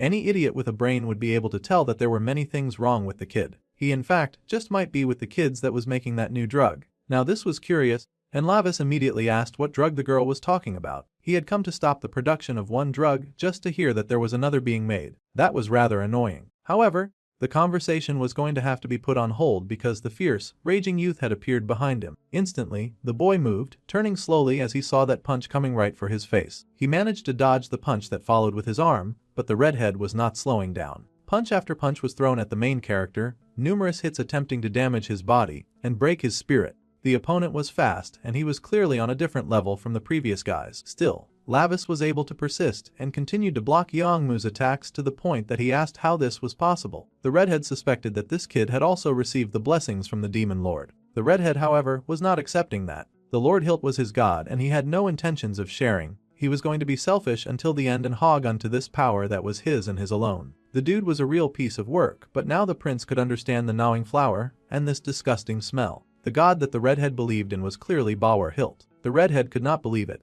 even though he had not mentioned it. This opponent knew the name of his god. The redhead growled, shaking with an anger that only heightened when the main character outright laughed at him. Lavis called the gang leader an idiot for picking such a pathetic loser as his god. Truly, no one around had any form of standard. It was rather pitiful to watch. The redhead yelled that our guy had no right to insult the one who had taken pity on him. The dark-haired boy just chuckled more. The demon hilt must have pitied the pathetic human. In fact, the main character guessed that his opponent must have looked so pathetic that he sought him out, even while hiding and running away himself. The redhead screamed in rage, his face distorted in anger as he yelled that a wretch like Lavis had no place speaking about his previous god. He fired out even more attacks, even more rapid punches, attacking as his life depended on it, as he tossed blow after blow at the steadfast teenager who blocked every attack. Bauer Hilt, that demon, had truly moved up in the world. Back in the demon realm, when the prince had so recklessly slaughtered every member of the Hilt clan, and their pathetic little bodies flying and their little heads rolling, back then, that demon had taken the opportunity of Lava's distraction to flee. The cowardly wimp had run away alone, and now he had come to Earth and was being treated like a king. Such a thing was much too disgusting to the demon prince to think that people would actually worship the kind of wimp, too scared to do anything but run from him. Now he needed to know where his former enemy was hiding right now. The redhead yelled and cursed, saying that the dark-haired boy had no right to talk about his lord and savior. He got even more pumped, demonic energy flooded through his blood and body, and the prince had to balk at the awful strength because it was getting even worse. Like, really, everything was even more disgusting now. Yongmu didn't care, he was raging and raving, yelling that anyone who would dare to insult Bauer would surely be killed by his own hands. Throwing himself at the dark-haired boy, he made to crush his head in between his hands, determined to end his life. He managed to grab the prince in a headlock and then shot out with his knee at the prince's midsection, landing the first actual hit on the kid since he had started fighting that night. In his enraged form, Yongmu was able to grab our dude and throw him, slamming him right to the floor, and of course, raising his fist to deliver a surefire, painful blow. That tomato head was moving like a jealous lover the way he was pounding our dude into the ground. He wanted possession of absolutely everything, the blue ribbon and the evil Lord Bauer. The boy declared that all of it was his, and he was ready to go mad protecting his filthy, stinky-ass leader. The dark-haired boy groaned, seeing that this dude who had seemed cool before had now completely lost his reason to the demonic energy. It was a real pity to see the dude so far gone. The dude really intended to kill him too. The penalty for killing a human really sucked. But our dude had to keep in mind that he could not kill this dude no matter how much he annoyed him. The redhead sure made it tempting though, with the way he was roaring and growling like a wild animal, while continuously punching down on the dark-haired teenager like he was nothing more than a workout bag. The terrified cat watched the whole thing go down with fear in her eyes, worried about her lord and master. The prince was reaching his limit with that restrictive human body. If only this were the demon realm, then surely everything would be much better. The girl wished that she could use his abilities to aid him in some way. The onslaught of punches continued, rapid fire like a machine gun that delivered nothing but blow after blow. As the boy's madness continued, so did the pain that he brought the prince, though the main character kept his guard up, valiantly blocking every hit that came at him. It seemed the test subject for the gnawing flower had completely fused. The onlookers from the demon world watched the exchange rather curiously. Even if Lavis was a human body, since he had the demonic bloodstone embedded, Bambi had thought that the boy would be able to suppress a mere test subject. It seemed that they had overestimated the prince, and he might genuinely die this time. In that case, the boy's soul would be annihilated forever. Of course, the uncle was involved in this viewing, and he laughed rather heartily at this display, asking the blonded demon if he was aware of the thing that Lavis hated the most. It was a rather curious question, and the blonde thought about it for a second. As far as he knew, The prince hated pretty much everything, so picking just one thing was rather difficult. The prince's temper was rather nasty after all, but the blonde could already guess who he took after. The uncle chucked and told the blonde not to curse with his face when he could see everything. The blonde sighed and looked away, but the uncle grinned. The thing that the young lad hated most in the world was filth. This was surprising to the blonde, but the uncle just grinned and informed him that his dear sweet nephew was a misophobe. He absolutely could not stand anything that he thought of as dirt, and as they watched that rain of punches come down, a hand reached out and grabbed that flying punch. That filthy, disgusting redhead who was spitting all over him was dirty. The redhead growled in rage, shaking with intense anger. The dark-haired boy could not stand it anymore. That filthy smell that was coming from Yongmu was downright repulsive, and he was barely fighting back the urge to throw up. The prince had no intention of enduring that disgusting stench any longer. His grip tightened on that dirty fist, twisting and clenching down hard on that hold until the redhead gasped and jumped back in pain. He could not understand this sudden retaliation from a foe that he had been working really hard to beat. Even if it was just his left hand, the prince stared in awe at it. The strength that he had felt just now was like his old power and had come flooding back into his veins. Now that was the kind of feeling that filled him with strength, and the growling wild animal before him hissed at him. In truth, Livus had no desire to touch the creature's dirty, stinking body. It filled him with such disgust that his hand flamed up and he flew right at the little rat, deciding to end this nonsense dance as soon as possible. He smacked that boy so hard that his opponent's head shook like it was a little bobblehead doll. The redhead rocked up, growling and wondering how a human could possibly hit him so hard with so much power. Street was absolutely overjoyed as she watched the battle. Not only was her master back on his feet, but he also seemed to have regained a bit of that awesome power of his. At this point, Lavus was thrumming with so much power that the reflection of his demonic self hovered over Minho's body, and he growled in disgust at being called human of all things. That earned that trash-talking redhead a second earth-shattering punch to the face, and he got hit so hard that he flew across the yard. His female lackey squeaked in fear, terrified that she would ever find a kid who was able to trash her boss like he was a child. Lavus scoffed and told the pathetic gang leader to stop blabbering with that smell-why mouth of his. He reeked of that stupid flower and of his even weaker boss. He slapped and smacked that guy around like he was pest control and the opponent no more than an annoying bug that he had to kill. From hell. His blonde friend watched in fascination at the sudden boost of power that the prince had gotten. The uncle beamed because his nephew had not proven him wrong. The prince must have had a headache from the stench after that test subject awakened. It must have been really hard to get close because of the smell. That was because the precious prince hated filth more than anything. When his misophobia was overly stimulated, it led to an awakening in the boy, letting him use a portion of his real and true power. Now the blonde stared in awe at the older demon, asking if the prince could somehow use his old power even in a human body. It would probably come with a few physical repercussions, but the blonde was in awe. Even with the demonic bloodstone, it should be impossible for the sinner's body to fully wield the power of the demon realm. The uncle beamed with pride, saying that the situation was that Lavus was no ordinary guy. No matter what anyone said, the prince was and would always be the kind of mad demon that took after his uncle. Relentlessly, the prince pounded that idiot into the floor. He was a foolish creature, and the redhead should consider himself lucky that the dark-haired boy was not allowed to commit murder with this body. If not, he would have torn that idiot's head from his shoulders. The raging lunatic stared in confusion, unable to compute how this teenager had beaten him so badly. He who had received a direct blessing from Balwer. The boy touched on the powder before him, and of course, he immediately got thrilled when he recalled that he had all of that demonic drug ready for his consumption. He planned on getting high some more and becoming a true menace. However, Lavus warned the rat not to get any funny ideas. He would have to finish the redhead without killing him. The prince launched his attack, rearing back like a catapult and then shooting forward in a way that had the youth's eyes widening in horror. Lavus came in like a bomb, and his opponent was unable to flee. Red's face got smashed in, all while the Prince of Hell held back his full power. He pulled back, and there was the boy hanging from the box with his mouth agape, like an abandoned carcass. Now that the stupid boy was defeated, the prince gasped in relief. Now that the stench was finally fading a bit, and he could cover his nose with his handkerchief in peace. Meanwhile, Lim Shan remained trapped in a hell of his own making, and it looked like things were getting even worse for the poor boy. He stared in horror at how bad things were going. This was not what he had planned for his life. A predetermined school, relationships formed inside a classroom that he could not escape from.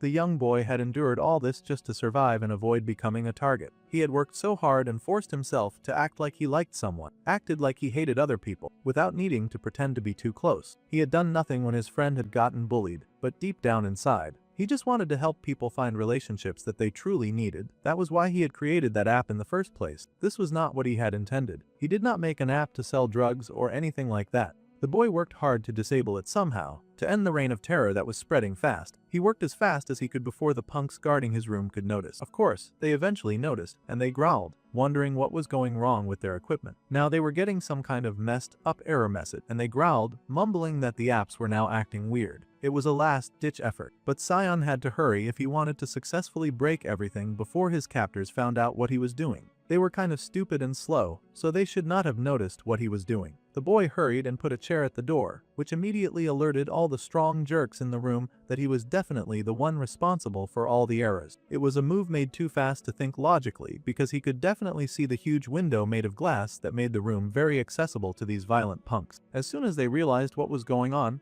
they immediately started raging, roaring and cursing at the kid, as well as doing their best to get inside. They had to hurry and open the door before he wrecked their business. As they were trying to do that, the little bespectacled kid was working very hard at deleting the app and all of its data, so that no more of that filthy blue ribbon could be spread around the world. He moved quickly, faster than his little fingers had ever moved before over the keyboard, his fingers moving with urgency as he tried to fulfill all of his desires as fast as possible. He begged for this to hurry and work, and an alarm button lit up on the screen just as one of those violent punks finally tossed a chair right through the glass window. Naturally, the thing shattered, and the punks came leaping through to bring hell to the kid who dared to defy them. There was now nowhere for him to run, and they growled, punching his glasses right off his face. They were always doing that. They stared in horror to see that the app was already lowly deleting itself, and they kicked the brat with hatred and rage. They had to stop the app from deleting immediately because if Yongmu showed up, they would definitely die. But they did not know the first thing about computers, and were not sure how to stop the app from deleting. The kid was not going to say a single thing either, and he protected his head as best as he could with his arms, knowing that he just had to hold on until the app got deleted. Somehow, no matter what, he would make sure that the monster he had created would go down, even if he had to go down with it. With a growl, the boy slashed as the shoe that had been continuously stepping down on him, slashing the man in the leg and racing for the broken window. He did not go for the window but the fire extinguisher. Actually, undoing the pin and roaring that they had no right to touch what was his. Now he had the hose cocked like a gun, and he cursed at the men before unleashing hell on them, and dosing those jerks with all the foam that he could raise. They screamed and cursed as he hit them with that smoke, yelling that this nonsense was insane. Sion had been able to make a smoke screen that should buy him and his app some time. The thing was almost fully deleted, and the green reached the end of the white bar. Finally, after all of his efforts, the gray-haired boy found tears beating at his eyes in joy. His sacrifice had not been for nothing, and he had been able to get rid of that stupid app once and for all. Of course, his captors did not share that joy, and he had wasted the smokescreen opportunity to attempt an escape.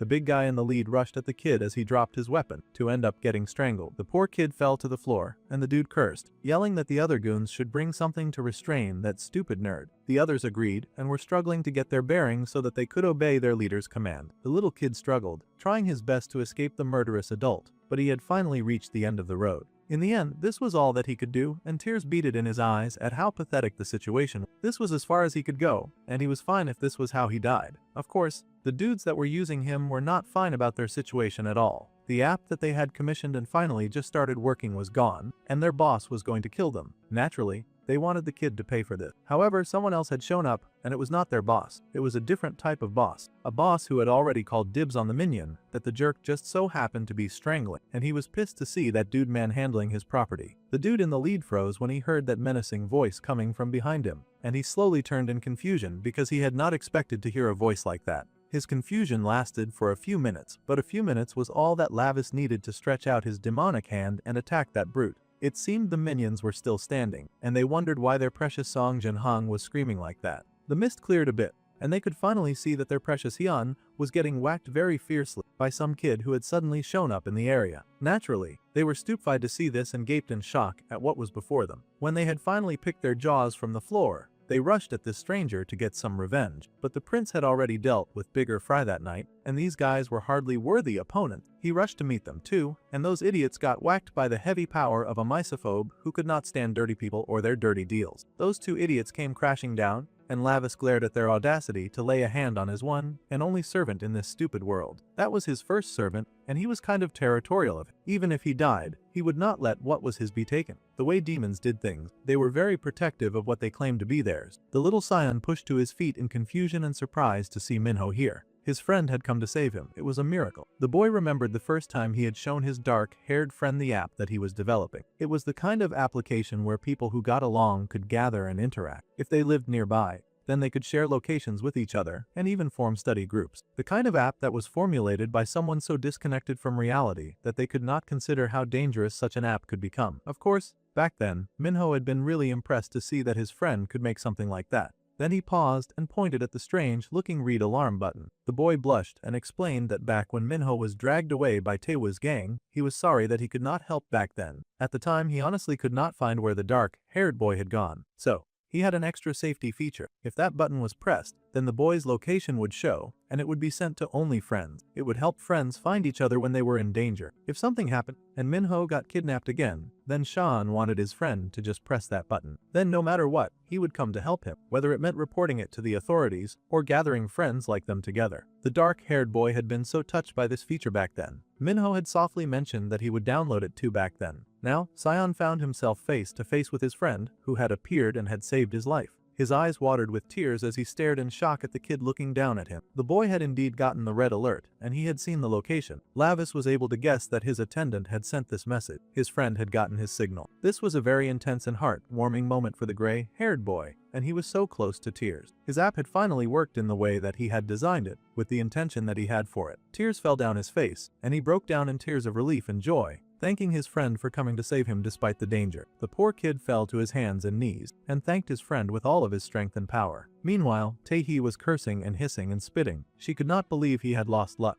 and she had no idea why they had suddenly found Thumbelves facing an enemy that was so strong. The kitten told her to stop moving already, and the girl hissed, trying to escape. Still, the cat had to huddle her tight so she could not get away. Fortunately, Lavis returned, but that distracted the blue-haired cat girl enough for the tattoo artist to slip out of her hold and make a run for it. She ran in horror, and Street tried to get her. But the young lad just told the girl to leave the tone alone. They did not need the tattoo artist anymore, now that he had destroyed the drug, the stupid app, and he had his favorite minion back. First of all, it seemed that all the devouring flowers they had were finally gone, because that thick stench was finally gone. The boy had also made sure to torch the entire warehouse of that disgusting powder. The firefighters had come in to take care of the flame and save the trees around it. They worked hard to suppress the flame with all of their firefighting tools. They happened to find the redhead placed in a safe place away from the fire. It was unfortunate that our dude was not able to roast those guys as well, but he could not kill, so he just tossed the gang leader and his goons to the side. The firefighters were shocked to see those people. They looked half dead, but they would be able to save their lives and hopefully throw them in jail. Meanwhile, Minho and his little team skipped happily back to safety. The attendant got his glasses back, and it was a miracle that they were not broken. Now that he could see again, he stared in awe at the funny-looking blue-haired girl with a horn and pointed ears. Meanwhile, the main character was starting to feel like his Uncle Vamber was totally using him. He glared at the sky and promised that as soon as he got back, he would not be letting this raggedy behavior slide at all. They had to check in to be sure that they did not need to go to the hospital. Minho insisted that going to such a place was annoying, and he would rather sit around and let the boy tend to him. His attendant was quite happy to do so, smiling softly as he thanked his friend for coming to save him. He had just pressed the SOS in case, but he had not expected his friend to actually come. Now that the boy thought about it, he mumbled that he was kind of already on the way to that building by complete coincidence. However, the cat shut him up immediately so he would not hurt the little guy's feeling. There was no need for the squirt to know that it was a coincidence. They had taken the route to the hideout following the tattoo artist's instruction. If she was lying to them, the prince promised that she would end up like that dude earlier. The girl growled and complained that they were doing this just because Sean was their friend. That had to be why they were going this far. That was when the dark-haired boy realized that they had captured his slave number 1. That answered the question of why the boy had not shown up at school that day.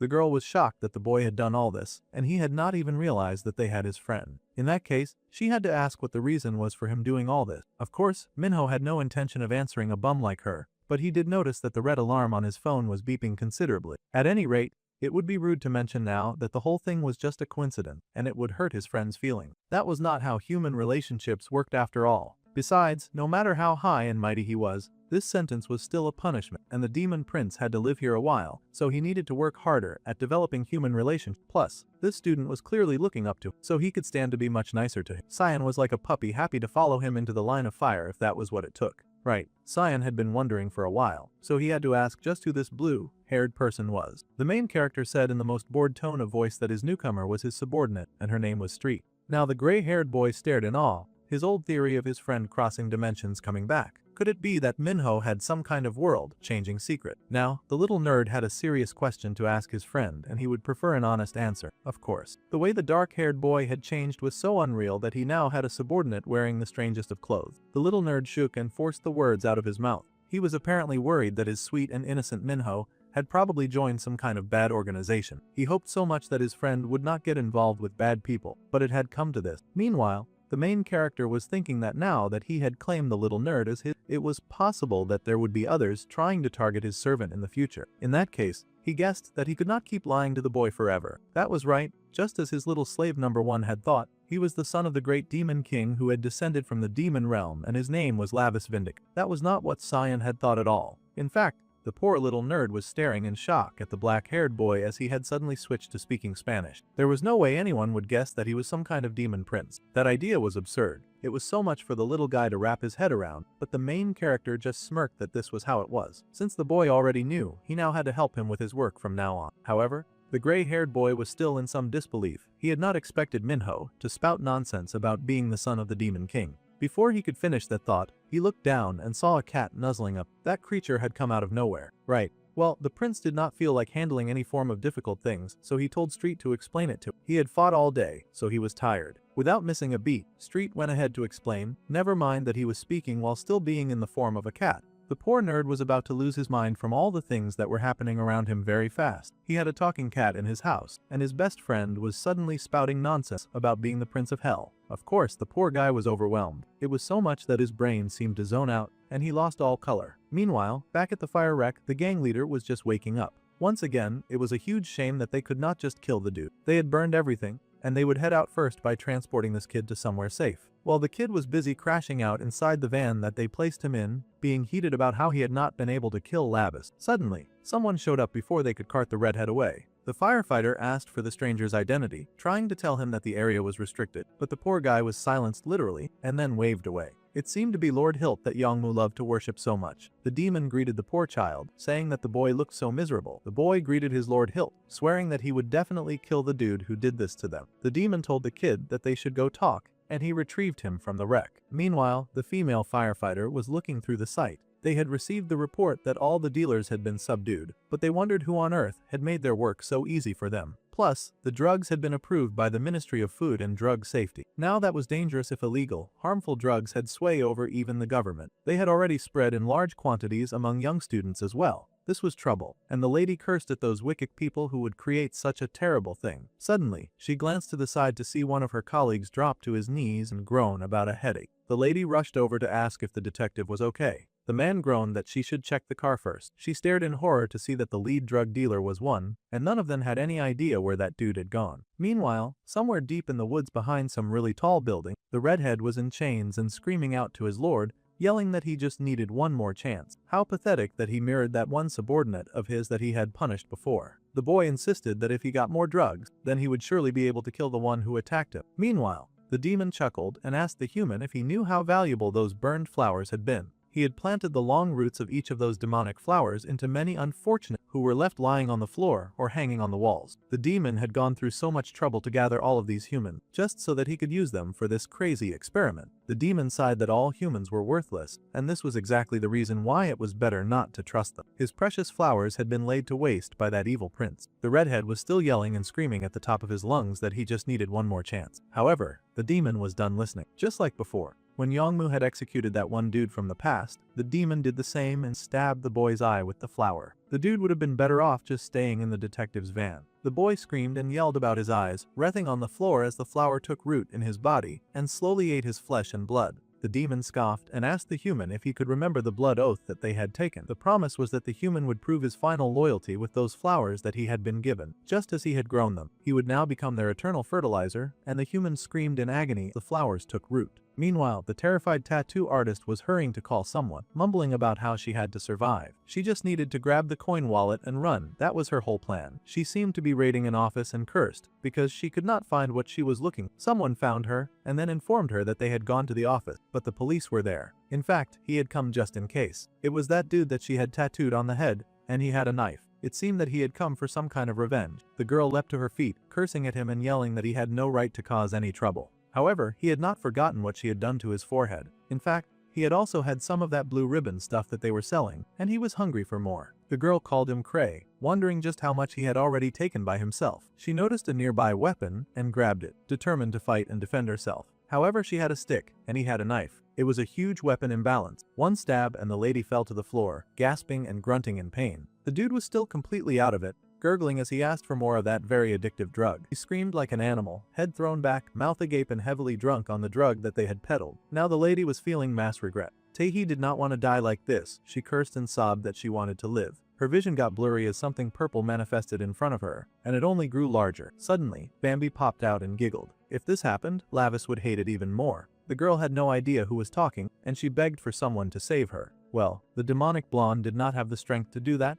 but if the girl was destined to fall into hell, then she should just accept her fate. The girl sobbed, weighing her option. However, the condition was that her body would have to remain here, in this human world. The stars were bright in the dark blue sky that evening, shining over tall towers stretching high. Inside the towers, the purple-haired, bulked-up demon was greeted by another demon with long, snow-white hair. This was, of course, Lavis' mum, and she greeted her little brother Barkin. It seemed that he had been plotting something since sending her precious son to the human world, and her face was twisted in disgust. The demon queen challenged her brother, asking how he dared use her son for his stupid games. The man grinned without shame. It seemed he was used to getting away with nonsense using his little brother's privileges. Yeah, he had indeed been messing around, but he assured his sister that there was no reason to worry. Lavis was all grown up now, and the boy could handle himself. Besides, the uncle insisted that he would not put the boy in danger, and he had actually placed the blood demon stone in his body. The sister was livid, of course. This fool had put the demonic bloodstone into her son's mortal body, and she roared him into silence. At this point, she was sure that her idiot had lost his mind. It was like he was planning to announce to the entire world that the great demon king's son was all alone in the human realm. Now, the other ferocious sources that were trapped would identify him. Worse, they could hurt him. That was unacceptable. The demon sighed and groaned that his sister should at least start trusting her son a bit more. But the demon queen dismissed his words at once. The problem was not that she did not trust her son. No, the situation was much worse than that. The problem right now was how worried she was about how the world itself was moving. Even the smallest crack could cause everything to collapse in the delicate balance between the demons in hell and the angels in heaven. That was just how unstable the world was right now. Her petulant brother insisted that the young demon prince was stronger than he thought, and that the boy took after him in his aggressive and combat power. In fact, the boy's power far surpassed anyone else's. However, that was exactly the problem with the demon queen, and she smacked that insubordinate oaf if smacking him was what would get him to listen. If even a single hair on her precious son's head was harmed, she swore that she would kill him and then herself. The purple-haired demon roared in protest. He was so much older now, and he was no longer the little brat that she had to push around. He would really prefer it if she treated him more like an adult instead of hitting him on the head. Then he started getting ridiculous, asking Bambi, of all people, to search through every magic book to find a way to rid the world of all the older sister. The queen snapped back that she also did not want a crazy younger brother like him anyway. The blonde nervously asked them to please calm down, but that was like jumping in the middle of a cat fight. The sister was already strangling her precious brother, and the blonde knew to shut up. In fact, he was thinking that it was a miracle that his friend had even survived growing up in an environment like that. Meanwhile, in the night sky of the human world, the residential areas were also preparing for bed. Well, some of them. Cyan had finally gotten over his denial stage, and he stared in shock to find that the boy was really and truly a demon. Lavis huffed, saying that, sure, a human called them that, and his cat slave gushed to be classified under the same denomination as her all-powerful master. Now, Glaces knew the truth, and he worriedly asked if this meant that he was going to hell when he died. A wimp like him would probably not even survive a day in hell, but the demon prince countered that the hell going on in Earth was hell enough. However, if his friend came with him to the demon realm, then he could make sure that no one would be able to touch him, since the great demon king's one and only successor was his master after all. Lavis seemed really proud about that, and the gray-haired boy gasped in protest. He really didn't want to go to a place like that. After suffering so much on Earth, he would really prefer the angel crowd. However, the demon prince was possessive as heck, and he growled that the boy was not allowed to go back. The prince swore that he would rip out Bambi's eyeballs and suck on them like lollipops as soon as he got back home. That was exactly the type of behavior that discouraged the kid from going to the demon realm. Well, the gray-haired boy then worriedly asked what had happened to the real Minho, his precious friend, whom he had built this app for. It was unfortunate, but the cat pointed out that the black-haired human kid had been destined to die anyway. Lavis's soul had been placed in basically a human corpse, since only the bodies of people like that could be used as vessel. Poor Glasses was distraught to hear that his sweet and kind friend had always been destined to die. That kind of thing was a hard pill to swallow after all. No one wanted to hear that their friend would always die young. In a display of fondness, the prince told his little servant to cheer up. After all, they would all meet in the demon realm in a few decades anyway. Poor Xian was even more distraught and cried even harder since he'd be going to the demon realm. The demon prince was very confused by this reaction. Humans sure had uselessly vivid imagination. The demon realm is actually a pretty fun place. Street happily agreed with him as she thought of all the manic and tortured people that existed in that place, which was truly the height of fun. The poor nerd was having the worst time of his life. At any rate, the little nerd still had a long way to go before that, and he did not need to worry. He just had to treat him the same as before, and to not let it slip anywhere. The little nerd trembled and swore his silence. It was not like anyone would believe him if he said anything anyway. By the way, the boy groaned that his whole body ached again, so he would have to go home now. Of course, his cat followed after. It did not take long for the boy to get back to the very large apartment building that contained his home. With a groan, he rubbed the back of his head and stepped inside, sure that he had used way too much bloodstone powder this time. However, he was greeted with a sudden loud sound, and his younger human sister jumped for joy with a bright and fancy cake. The girl happily called to her big brother and wished him a happy birthday. It turned out that it was Minho's birthday. The boy stared in confusion, but the girl happily said that she and her mom had worked really hard on this cake since yesterday. She could not guarantee how it tasted though, but he should know that they had tried their best. Suddenly, he had a party hat strapped on his head, and the girl excitedly said that their mom and dad would be home soon, so they had to get ready. First things first, they would start with a happy birthday selfie. The demon boy frowned down at his setter, not used to this bubbly excitement over a birthday. More importantly, he noticed she had some kind of wound on her face. The girl laughed, trying to dismiss it while clearly acting suspicious. She said that there were just some guys bullying an old lady with a handcart, so she had stepped in. It was nothing really. The boy scolded her for doing something unnecessary. She had gone out of her way to help others when she was not even strong enough to defend herself, and he saw that as very unnecessary and weird. At any rate, the girl happily dished out some cake and presented it to her brother. She figured that he must be hungry, and he should hurry up and eat some. She stuffed some food into his mouth, and he grunted when it entered. It seemed to be the first time that Lavis had ever tried cake, and the last thing the demon prince expected was for a whole new world of sugar and wonder to open before his eyes. The boy gasped at the mix of white, soft and sweet, an exceptional taste that stole his life in love. Against his better judgment, the boy found himself cooing with joy at how tasty this food was. He was still enjoying his cake when someone suddenly barged into the house and was yelling about finding the jerks who had thrown eggs at. The angry man wanted to know where they lived, and he wanted them all dead. His attendants agreed with his judgment, but the angry man was so heated that he smacked his own people and yelled that he would kill them first for not stopping something like this. Their mother seemed to be behind the man, who was somehow Minho's dad. She begged the man to stop, but of course, he tossed her aside in rage, yelling for her to let go. The little girl stepped up immediately, yelling that her mother had not done anything wrong. This kind of diary of violence was no stranger to Lavis, so he just jeeringly ate cake. The angry, abusive husband and father, of course, became heated when his daughter corrected him, and then he spat the cake. Like an absolute loser, he growled that he had gotten hit with eggs while campaigning, and now he came home to find his children eating cake. It was unforgivable. The man knocked his daughter aside, and worse, he was headed right for the cake, growling that his children were something else. If he were their real father, this stupid cake wouldn't even own their throats. Just like that, his hand swept through the cake and scattered it to ruin. The cake hit the wall and his wife wailed in despair, begging her violent husband to stop. It was Minho's birthday, and they were trying to celebrate the little boy, which was why they had cake. However, the man scoffed as he looked at his adopted son. The boy stared right back at him, unbothered and unshaken by his nasty temper, and the man glared right back in hate. He scoffed and walked away, seemingly intimidated by the fact that the boy would not even flinch. He just muttered that he was trapped in a suffocating household and stomped away, slamming the door behind him. The boy looked back at his sweet birthday cake, now lying in ruins on the kitchen floor. It seemed he had not even realized when the cake got destroyed, but now he shook with unholy rage at the destruction of an offering that had been given to him. As much as he loved his demonic human father, the man had no right to touch what was his. The two ladies in the household were busy crying, sobbing and holding each other. They had not even done anything wrong, and yet they had been punished unfairly. Those sobbing minions had been the ones to make the cake for him. Lavis was not taking this situation lightly, and he growled as he glared at the door that the super arrogant human had disappeared behind. His father had the attitude of a demon, but a very weak one. The next day, the light of evening blood in the sky, and the old man was raging in his office as usual, screaming and cursing Wai Youngmu for not sending any money and cutting off all contact. He yelled and screamed, wondering where he was. If they wanted even a single photo with Assemblyman Park, it was like they needed to shove in an advance payment first. The attendant promised to do the utmost to find Wai Youngmu. The father hollered that it already pissed him off that he had to grovel to a jerk like that just to raise approval ratings, and every one of those assholes was acting like trash. Suddenly, someone burst inside and yelled that a video of Manhwa was going viral on the internet. The man was surprised and he asked what video that was. They looked at the video, and it seemed someone had taken a recording of when his daughter had stood up to those bullies who had been messing with an old lady. She had yelled at them to back off, and they yelled right back. Still, Minna refused to let those guys keep bullying a little old lady. There was a lot of cursing in the video, and the father watched the whole thing with a blank face. She had checked on the lady to be sure that she was okay, and the man scowled, noting that something like that had happened to Minha. The men working for him confirmed it, and they said that if they revealed that this lady was his daughter, it would greatly help his approval ratings as well.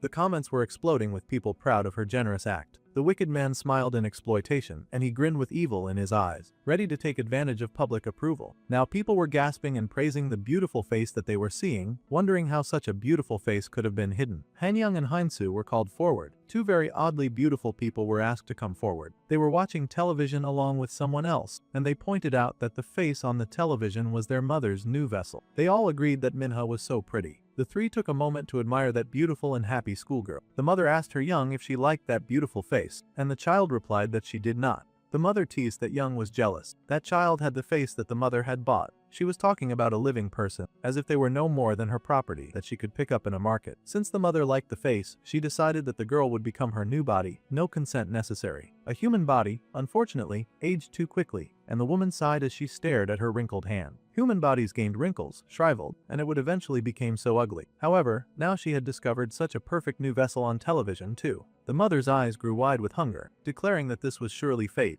Her children did not bother protesting against it. They understood what she was saying. The boy agreed that the girl was such a pretty doll. They even wondered what sound it would make when she broke. It was very unfortunate, but a trio of very evil people were now targeting poor Mina since she had been put in the epic eye by her father. She was known as the high school girl who had helped an old woman with her cart, and her identity was the daughter of the Unchian mayoral candidate. This morning's ES research poll showed that she had reclaimed first place in support. With this atmosphere, her father should have no problems claiming even more support and winning the election. It seemed Jung Minna's video would also be on the 9 o'clock news, and her father was proud to hear it. The man was a wicked creature fueled only by his greed, and he laughed that the kid who used to spout so much nonsense would now turn out to be a blessing. Of course, this buffoon had no intention of treating her better. He just wanted to use her to win. He needed to pay more attention to the family for now. They would make her even more of an issue with good deeds, volunteer work, and they would just schedule anything under Min Hai's name. The worker underneath him agreed to this plan right away. However, his boss needed to know that CEO Han Yongju of Nox Entertainment had also contacted. Now the father was curious and wondered why such a thing would happen. Apparently, the man had seen Minna's video, and he was interested now. The wicked man smirked as he realized that even the doors to Nox had been opened. Now the selfish buffoon recognized the power in his daughter's kindness, and he saw the girl as a treasure. Now the news was spreading even among Minho's people, and they heard that his dad was apparently a mayoral candidate. Minho corrected that the dude was his stepdad. In fact, he wanted to know more about Jung Minho's family. There was something very fishy about them. Sion admitted that his friend did not really talk about them directly, however. He knew that his friend got along well with his sister. In fact, the big brother had really cherished his little sister. The boy considered that cherishing someone was something his uncle had always told him to do. He had to cherish those necessary for his power. Of course, his uncle had loudly bragged that he was one of the people to be cherished in Bambi as well. The prince had scoffed in annoyance because his uncle was so darn noisy, and he scowled now just thinking about it. Some noise on the street drew his attention, and he groaned when he saw Street butting into his life again.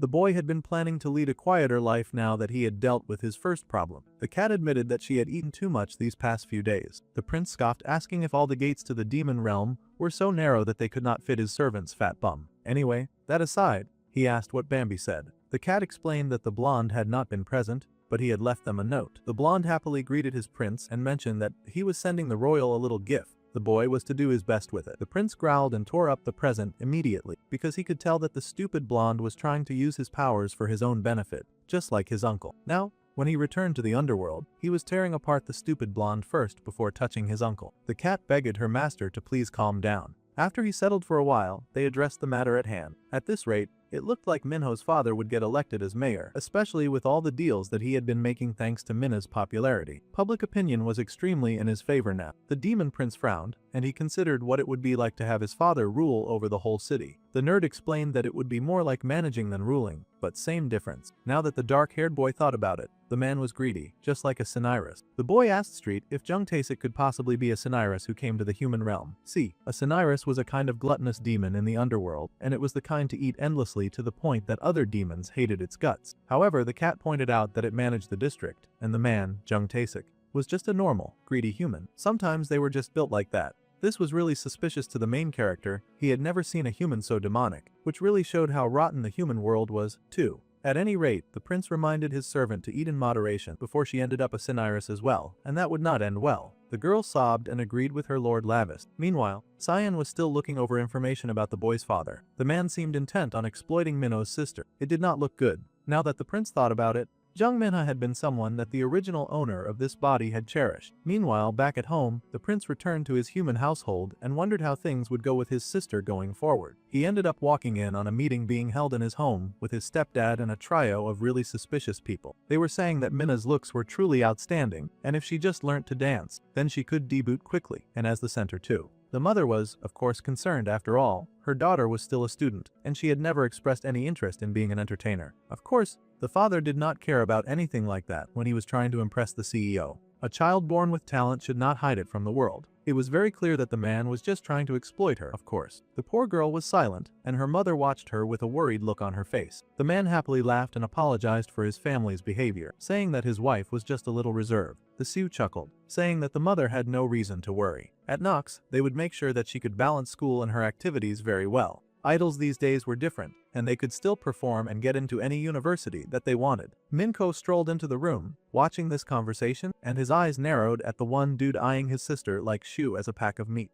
The husband was happy to forge ahead, and even happier to sign the contracts that they had brought. It was a contract with Nox that would shine on both Minha's and the candidate's future. That demoness could clearly see that the man had no morals, and he was doing absolutely nothing to prove her wrong either. The poor girl shivered with her hands on her lap, already knowing that she was going to get sold to this strange group of weirdos for her father's future. Then the woman noticed Minho and she cooed at him, greeting the young man. She was Han Yongju, the CEO of Nox Entertainment. Well, the boy was not impressed by any of that, and his father scolded him, of course, telling the boy to greet the CEO. The woman chuckled that it was fine, after all. Kids sometimes acted like that these days. She did not care about the brat anyway. She just wanted to get her hands on his setter. Even the boy could tell that much as he watched this conversation unfold, recalling the words of Sion, and then the words of his uncle, that reminded him that he would always stand at the prince's side. Back then, the little prince had balked at the sudden show of affection, asking why his uncle would suddenly say that. The man had just told his nephew to listen carefully. In this world of many horrible demons and hostile forces aiming for the ruler's power, the boy was the heir who had to inherit Lord Gamader's throne as the ruler of that world. With such a heavy responsibility, it was important for the young prince to maintain his own faction of supporters. The young and arrogant brat had, of course, scoffed back then, saying that he could just grow stronger and live with his own strength. A super arrogant way of thinking for sure. The man had thrown his head back and laughed at the young boy. Sure, Lavis was good for now, but one day he would meet people that his heart was drawn to without even realizing. Then,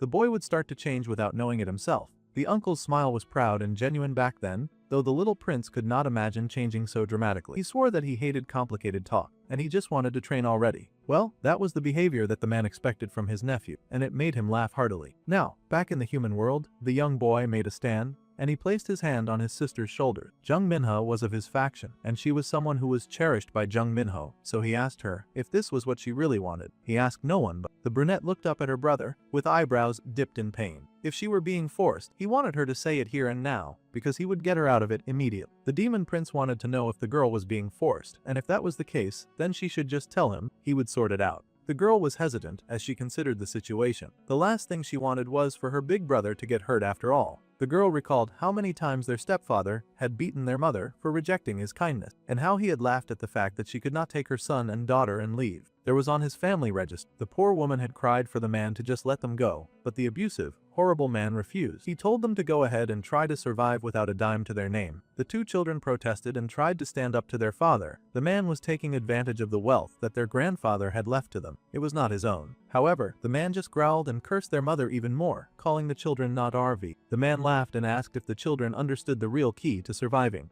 which happened to include that once he grabbed something, it would remain his forever. The children should accept their pathetic fate as he abused their mothers in front of them, and his daughter Minna should memorize that truth like it was the gospel. Now, the daughter, who had been beaten down so much by their father, croaked out that accepting this punishment was her choice. She even yelled that she would do it and would happily become an idol. However, she had one condition, and that was that if she made any money, then she wanted to earn it in her name so that she could take her family out of debt and dependence. This was her condition. The girl was determined to save her brother and her mother, carrying the weight of their pain on her tiny shoulders. That sweet girl wanted to save her family from that monster. Of course, the man who was vying for the position of mayor was all too happy to grant that. After all, if this worked out, he would make even more money as a mayor. Her hard work could belong to her and her alone. The wicked man did not mind. In fact, he was overjoyed to agree with anything that would make her accept this deal, and so was the Nox CEO. The woman happily smiled and told the family to sign the contract. The president was told to please look after Manhwa and to take good care of her. She was dearer to the mother than life itself. The mother was still worried, asking if her daughter was sure about taking this path.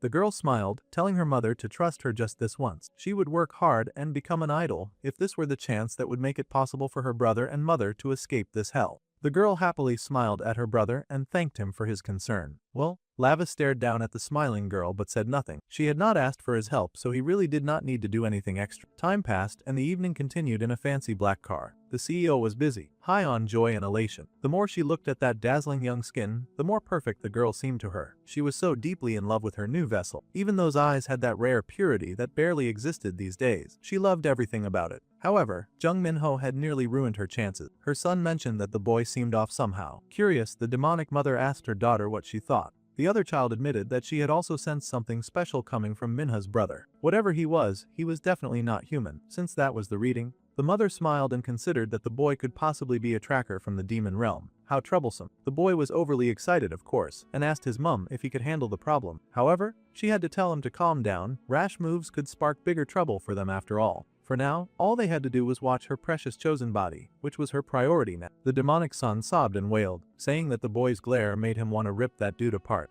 The mother checked that her child should be patient. No, Moon Knight was almost there, and then she would finally be able to claim that juicy flesh as her own. Once they did the ritual and made Minna hers, then they could do whatever they wanted to her arrogant and annoying brother. The demonic son was overly excited to hear this. He growled with joy. The mother said that this was her gift to her previous son, so it was definitely a promise. In that case, the daughter would also like to make her own request since her brother was getting some special treatment, but she had called her mother by the name Mara. Now that sparked some kind of instant hatred in the mother's blood, and she hissed that she never wanted to be called such a thing. Young should never speak that name again. She was currently Han Youngju, who would soon be reborn as Jeong Minna. No demon king, no 12 black seats. There was nothing in the human realm that could stop her this time, and the dark demonic energy leaked from her skin, bubbling around her with wicked glee. This time, she had no plans of failing. Meanwhile, the blue sky was bright, and the entire atmosphere was looking so much better for everyone who was not poor Minna, because she had no idea that she was standing before a building of people who wanted to eat her. The girl sighed in relief and tried to motivate herself to do this. The girl took a big step forward into her future. Happily, Nox CEO introduced everyone in her company to her new star and the newest member of their family, Minna. They had probably already seen her before on the news, but now the girl would become their center for their new group called Zera. The others stared in surprise at this new girl who was introduced, surprised that the president had made such an important decision so suddenly. 2.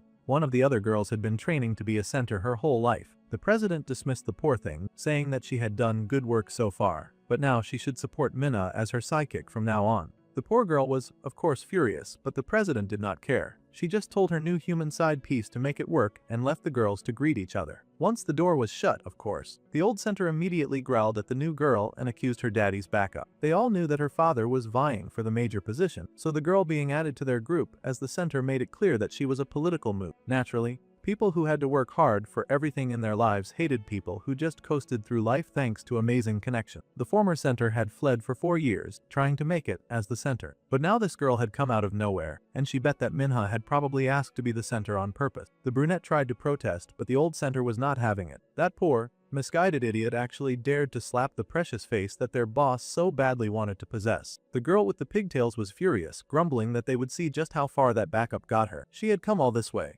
The brunette glared at her attacker, an ugly mark on her bleeding cheek. Now her face had been scarred and bloodied. Meanwhile, the CEO was busy living her merry life, and she went to check out what her kids were doing. The son had already seen the whole thing go down, and he knew his mum was about to blow like a volcano over the issue. Excitedly, he pointed at the screen to show their mother what her former center had done to her precious new face. The mother came to check it out, and it turned out that Hyan had clawed Minna's face, and there was now blood all over it. The mother stared, too shocked to speak at first, then her rage boiled over, and she growled that the human was a worm worse than dirt for daring to scar her precious vessel. A slap on Minna was basically a slap to her, and she would not tolerate it. Meanwhile, Minho had given his friend the update, and it seemed like Minho was going to debut.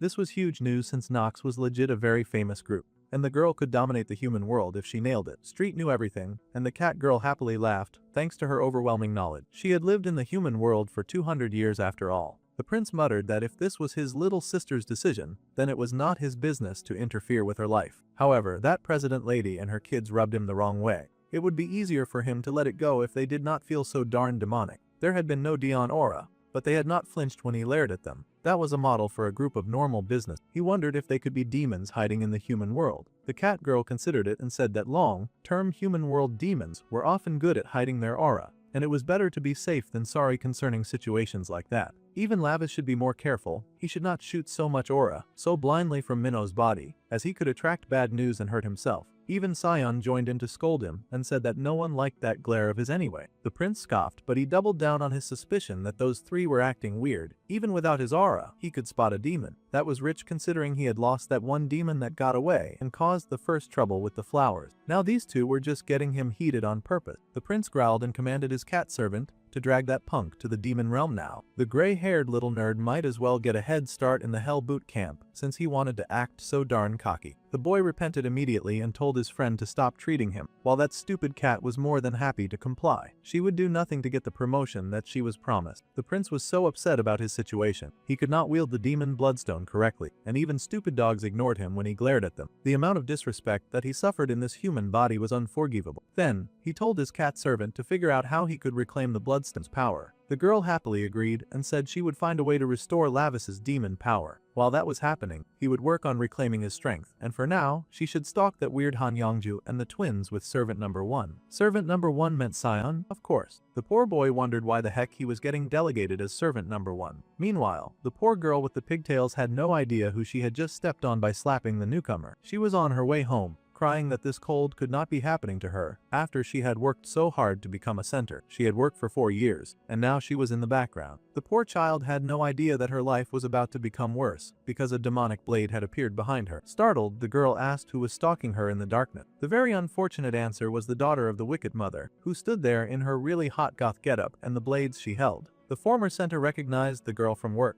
but somehow the goth girl was looking really scary right now, and the ginger asked her what was wrong. Then she realized that it was probably about Minha, and she cried and tried to apologize, saying that she had lost it for a second. Honestly, putting our hands on someone was not the right approach to getting upset, but it was very sad that this girl would not have got a second chance. The blade was raised, and it was the last thing she saw before blood splattered everywhere. It was an explosion of red on every nearby surface, and the goth girl sighed. The girl should have known better than to slap the face of their new hire. Their mum really hated that kind of stuff after all. Someone told Youngju not to be out so late because they were worried about her. It seemed like a normal human duo of a husband and his wife. Apparently, the girl's father had bought some chicken for the twins, and he was on his way. The pregnant wife could not bring herself to just sit and wait at home. That was why she had come out. Her husband laughed that she was really so adorable. He even asked if she was sure that it was really the twins who would be eating the chicken. The couple laughed, knowing that it was the dear wife that had some craving. As the two made their way down the street, the happy couple had no idea that they were being stalked by a demon who had crawled out from the sewers. That ugly reptilian creature was just dripping waste and all sorts of disgusting juices as it crawled its way towards them. Meanwhile, back in the apartment where this sweet couple lived,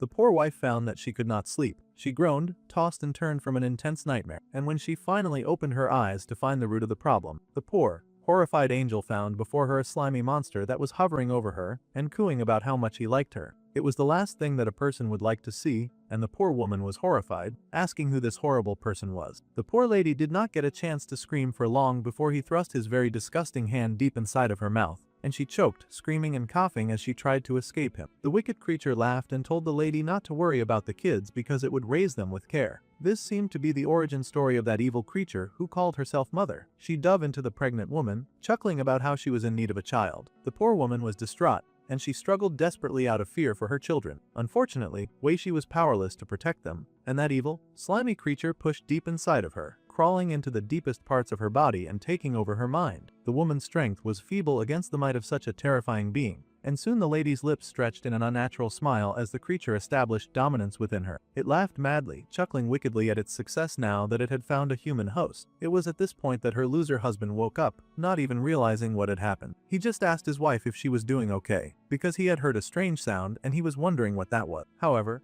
there was something off with his wife, and the man asked her what was wrong. Before that poor unfortunate soul could blink a second time, there was a fast movement, and he found himself getting mercilessly strangled by his wife. The man could not believe it, and he fought back valiantly against what should have been a feeble pregnant woman. However, this feeble pregnant sound was now super strong thanks to the demon possessing her body. Truly, the demon was not impressed with the father of her children at all. The man looked low class, and she scoffed that she just could not live with a guy like that. The whole thing was unacceptable to her, but her husband immediately knew that there was something wrong with his wife. He asked who the heck she was, but she just scoffed that he had no reason to care. Without a care in the world, this wicked creature tossed the man right out the window and dropped him. He cried in despair, his arm stretched out towards his wife, and he screamed her name as he fell from the high place to his grave on the floor. Now this creature had successfully ruined every part of this woman's life, and she laughed in mad glee, clutching her beauty with pride. Now this body and the children that it possessed would belong to her and to her alone. That was her intention. It did not take long for the woman to go into labor, and she screamed as she pushed out the twins that she had carried. It seemed she was unfamiliar with the pain that came with human birthrights because she was throwing a tantrum in the hospital during labor. She was kicking nurses and throwing everything about, refusing to calm down or even let the poor people helping her do their jobs properly. The woman just screamed that they should hurry up and get those children out of her home immediately. If she had known it would hurt this much, she would have just gotten an abortion. She screamed and yelled that they should get them out, or she would kill everyone. She screamed and roared that this was all because of Anise. It seemed she had a personal beef with the Demon Queen, also known as the main character's mother. Well, that would not end well. However, she had no reason to blame her pregnancy problems on the Demon Queen. She was not the one to knock her up with twins. A beat later, and the nurses stared in shock at what was before them. The precious children that had just been born looked wrong in every way, and they stared up at them with unnatural, bright red eyes. They looked downright demonic too. The days passed, and the woman was able to get back her shape, but now she had two little brats in her home. Her body felt so sluggish, and she groaned that it was because she had just given birth. It was horrifying to her to have so much hideous belly fat, and she wondered how long it would take for it to go away. The twins just waddled around the house, unbothered by her problem. The boy tried speaking first, reaching up to his mama. It seemed their eyes had finally snapped back to normal, so it was not the usual odd red color that they had been when they had been born.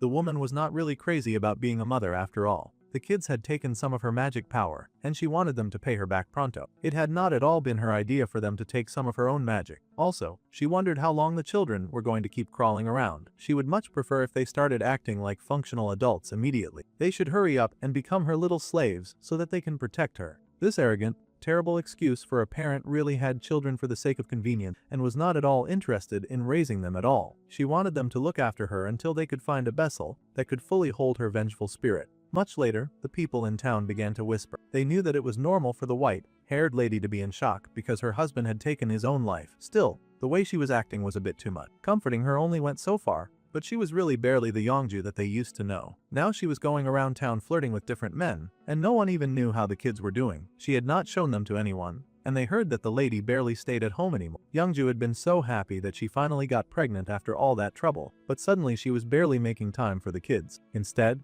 they stared in disbelief as their friend got cozy, flirting with some dude who worked in broadcasting. She chuckled and said that the man probably knew a lot of pretty and handsome kids. The man was hesitant when speaking to her, but he soon lost all sense of caution as she instantly hypnotized the poor man. His resistance completely slipped away, and the poor dude collapsed on her shoulder. The demon lady was elated. It seemed she had some sort of one-sided beef with the Demon Queen, because she kept showing off all of her young and beautiful things in this human hell, and she planned to make every last one of them her. It seemed what truly vexed her was the Demon Queen's natural beauty, and she just could not stand it. Although Youngju chased so much beauty, she had a really ugly heart, and she swore to kill the queen with her own hands one day. Now, in the current day, the old woman sobbed and cried, saying to the detective that Hyen was a girl who was slated to be the center of the debut group. She was more talented and more loved than anyone else. That witch cried fake crocodile tears when she had been the one who ordered the teenager's death. The detective asked the standard questions of if the victim had any grudges with her colleague, or if she had been stalked by anyone. The old woman coughed about that, delaying her answer for a bit, and the detective had to ask if the CEO was okay.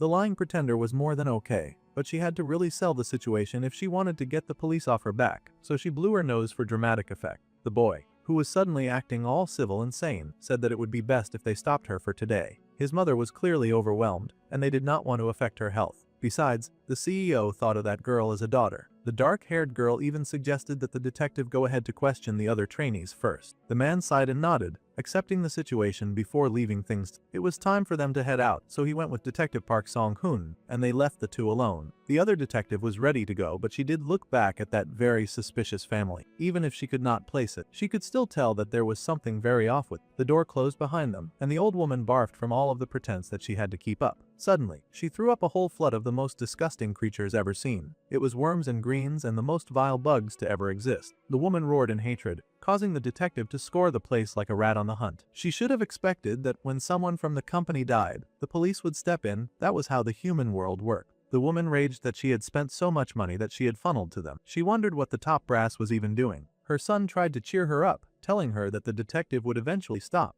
But the woman screamed that her body was already rotting away and she was dying of impatience here. She had just found the perfect vessel, but then stupid Hyen had put a flaw on her face, and now she had to wait for the body to heal, and she was running out of time. The boy still tried to pet her, telling her not to be anxious. They would have Jung Minna's body ready soon. Getting stressed would just ruin her perfect body. It seemed Soya was the mama's boy of the team, and the woman growled that her son should hurry up and make the body perfect for her. Now, all of the team had heard the news about Hyen. Apparently, someone crazy had cut the poor girl up. There were too many psychos in this world, and attacking a high school girl with a knife in broad daylight sounded like an absolutely horrible thing to do. The two were worried about the safety of the other girls, so, to settle the restless atmosphere, they would be starting some dormitory life tomorrow. They should all get ready to move into the workplace. The other girls were surprised, of course, and asked if it was absolutely necessary. The boy explained that there should be no reason why they could not. Idle dorms were a standard rule of forming an idle group, and it was important to get the team familiar with each other as much as possible. They are to become one as a body. However, Minha was very worried about her mother and brother. If she were not him, she was sure that their father would pick on them. The girl had taken on the role of a natural protector, so of course she was worried about. The twin daughter finally spoke up, not to mention how their new center sure had a lot of demand. If she was not up for it, then they would have to ask her to leave. Her brother interrupted, telling his sister not to rush ahead into things. Mentally, he asked his sister what the heck she was doing. They knew that they could not scratch Mum's new ace, or she would kill them. The happy boy then turned back to Minna, asking her if she understood. Yongi really cared for Heian after all, and she was ultra-sensitive right now. It would be best if they did not make their scary, emo sister angry, and they should just listen and obey. The CEO would explain everything later to the girls, so they should just pack their bags and meet there tomorrow. Still, Minna was worried about living in a dorm. She was already anxious because even her brother had changed lately. She worried that even more time away would make him change more. Meanwhile, the brother in question was busy huffing and puffing, and he was making his poor servant number 1 strain his muscles in an attempt to get stronger. Poor Sin was going through a lot. The more he trained, the more Minnow realized that his knots were gradually growing stronger. He might be able to suppress humans who use demonic energy, but if he encounters a demonic beast in this state, it'll still be a struggle. That jerk Bambi, the prince, growled the more he thought about how those jerks from hell were using him. The least they could have done was teach him how to control the demon bloodstone before shoving the stupid thing in his eye. Not long ago, the blonde had considered including the method to control the demon bloodstone in a letter that he was sending to the prince. He was kicking his feet as he wrote it, too. He intended to give his dear Prince Lavis 2 gifts and teach him how to control the demon bloodstone. Originally, the demon bloodstone was used to suppress the magic power of prisoner, and it contained the demonic power that was sealed within her lingering soul. However, the blonde had modified the one he gave the prince to directly link the magic power held within her vengeful spirit to his human body. That power would only be fully released once the demon bloodstone was broken. Apparently, the eye had to get smashed for it to open, and the blonde thought that this was a hilarious joke. The second gift was that cat demon. This was all Bambi could give him. He wished his prince some love and left these 2 things in his care. There, now he just needed to deliver the letter to Lavis. Well, the prince had been furious when he got the letter, and he had instantly ripped it to shreds and cursed out the stupid blonde for using him however he wanted. That idiot had not even bothered reading the letter before tearing it apart. Now he was clueless and only now realized that the method of controlling the bloodstone was written in that letter. The prince was a bona fide idiot. The cat raced forward then, yelling to the Master Lavis that something terrible had happened. The cat was so shocked by whatever she saw that she was running on 2 legs. Apparently, it was news about the Yongju and the twins, the ones the boss asked her to spy on. Quite unfortunately, he had been right about the demonic energy, and the CEO Han Youngju was actually Mara. San was not so familiar with the name, and he asked who Mara was. She was apparently the Witch of Greed, and one of the 12 black seats. This Maravelius had snatched a human body and was now living among the humans. The demon prince laughed when his dark suspicions were confirmed. So that woman had been hiding here all this time. Time for a flashback. Back in the demon realm, the Lady Aeneas was known as the most beautiful goddess in the demon realm. Even her silent lips were considered outstanding and gorgeous, and people always asked her for tips on becoming more beautiful. The sweet demon queen had just smiled at her curious guests back then, telling them that if they so desired to become beautiful, then they needed first to learn how to hold the truth within their lips. Instead of getting burned by this obvious insult, the court ladies cooed, sighing that every word she spoke felt exactly like a poem. A lady commented that since she only spoke the truth, she supposed that she should become beautiful as well. Another rather plump damsel also beamed and said that she was having her daughter learn the art of rhetoric so that she could also resemble the beautiful Lady Aeneas, even if just a little, because she wanted to teach the child that words themselves are both a weapon and dignity. The bright demon queen smiled at the two eager women, saying that she would then grant the blessing of the silver tongue to the lady's sweet young girl. The girls were overjoyed, gasping and thanking the sweet Lady Aeneas with all of their hearts and minds. Meanwhile, there was a rather gloomy-looking girl at the ball, lips chapped, with eye bags under her eyes, who scoffed that this was all a bunch of nonsense. She was clearly jealous. A nervous blonde beside her tried to say that Lord Villix was rather beautiful as well, just to cheer her up, and the maggot-eating witch turned to grin at the young lady, granting a blessing to her daughter as well. The gloomy jerk prayed that the poor blonde's daughter would struggle, end up consumed by a lump of desire and then die. It really did not matter if she did fix her face because that ugly pig was rotten to the core, especially in her heart. The poor blonde was horrified to receive such a terrible curse for the sin of being nice. Meanwhile, that stupid, jealous, gloomy rat was still fuming and growling that she would never let this situation slide. She was gonna make her one-sided jealousy her whole personality, and all of her rage was directed at the one person who actually acted with decorum and care. She wanted Aeneas to pay. Thus, the kitten explained to the two boys about how Mara Villix had always had an inferiority complex toward the Lady Aeneas, and she made it everyone's problem. The prince had been aware of it. His mother had said that the lady had been like that since childhood too. Of course, his mother had not paid her any attention, choosing to ignore her childish behavior. Right after ascending to the 12 Dark Throne, that awful woman was caught stealing from the spring of demon souls, and she fled to the human hell. This was all very curious, and the little nerd had to ask why that witch had approached Minna of all people. He wondered if the lady was aware that Lavis was on Earth and was trying to hurt him indirectly through Minna. It seemed a good guess, but that was also unlikely. If the lady had known, she would have been a bit more direct with her vengeance attempts, that was for sure, especially since she was such a hardcore hater. Besides, in this body's current state, the prince had to admit that he was unfortunately no match for that woman, and those underlings of hers were probably no ordinary ones either. In that case, then they had to quickly strengthen the power of the demon bloodstone. The cat would prepare it right away. She was going to be making some witch hunting preparation, and the first step one was for them to clean up the neighborhood riff-raff. She chuckled wickedly, though the gray-haired little one wondered what she meant by cleaning up. Later that day, at a huge store, Minna was out shopping with her mum, who was reasonably worried about her. She told her daughter to tell her immediately if she ever wanted to quit. Since the girl had joined, all sorts of strange things had been happening, which made her mother anxious. The girl reassured her mother that the manager had said that they thought they would catch the culprit soon. The bright girl worked hard to reassure her mother that it must have been some kind of random murder or something like that. Still, the mother knew that her daughter's dream was to become a veterinarian. Minha was not so good at pretending not to glance at the pack of dog food nearby. The girl was a kind creature who loved working with animals, but in order to achieve her dream, they had to get out of that house. By the time she had made enough success as an idol, it probably would have taken such a long time that she would waste years that she could have spent learning and chasing the path that she had always wanted. No matter the sacrifice, she had to get their mother out of that hellish house as soon as possible with her own strength, so her grip tightened on her shopping basket, and she buried her dreams. The girl smiled and said that opportunities like this did not come often in life, and dreams could change anyway, so she was doing her best to convince her mother that she was perfectly okay with it. She was going to become famous and earn a lot of money. That was a good thing. However, the mother was worried that she would not get to see her daughter's face often if she lived in the dorm, but the girl asked her to cheer up. That man would quiet down a bit once the election was over, so that should be good. Still, the mother was disappointed in herself and her choices. She apologized to the girl, knowing that if she had not remarried, then her children would not have to go through such a horrible reality. Well, it was much too late to start regretting decisions long since made that could not be changed now. Besides, the girl pointed out that the lady had it hard enough raising both her and her brother at such a young age. Dad's passing away was not her fault either, and before the marriage, that horrible man had actually treated them so well.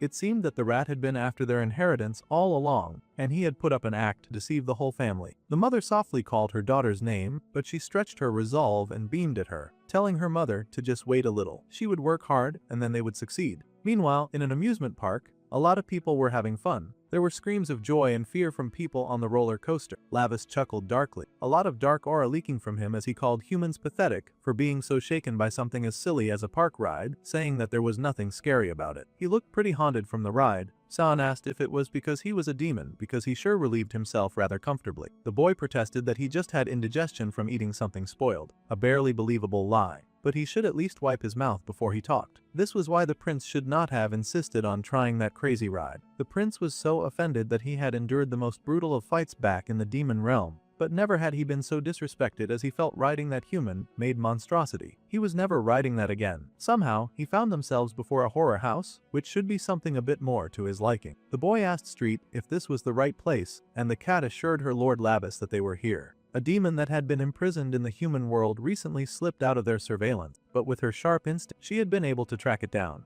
The nerd was shaking so badly because he really did not want to take part in this mission, but the prince just casually asked for the demon's name. The creature was called Scream, and it had the ability to convert people's screams into its demonic power. It also transformed the sound waves born from fear into demon realm frequencies and could inject the power into itself. Basically, luring it with someone who screams frequently would be very effective. In other words, this was exactly why poor Cyan was being made to go on this horrifying mission. The prince was pleased that his little attendant was finally useful, though the boy protested that he was a man who knew no fear, and he had never screamed once in his life. Such rich lies he told. At any rate, the prince dragged the nerd and figured he might as well prove it while they were inside. The cat would guard the entrance so they could go ahead. The poor kid was horrified, of course. Once inside, the horror house was decorated in its usual ghastly horror house fashion. The prince had to ask why people were afraid of things like this when it was just a decoration. Poor Shan was clinging tight to the other boy's arm, terrified of what they would see. Thanks to what Stret had said about the demon hiding in there, the little human felt a strange presence, like there was something really in there with them. However,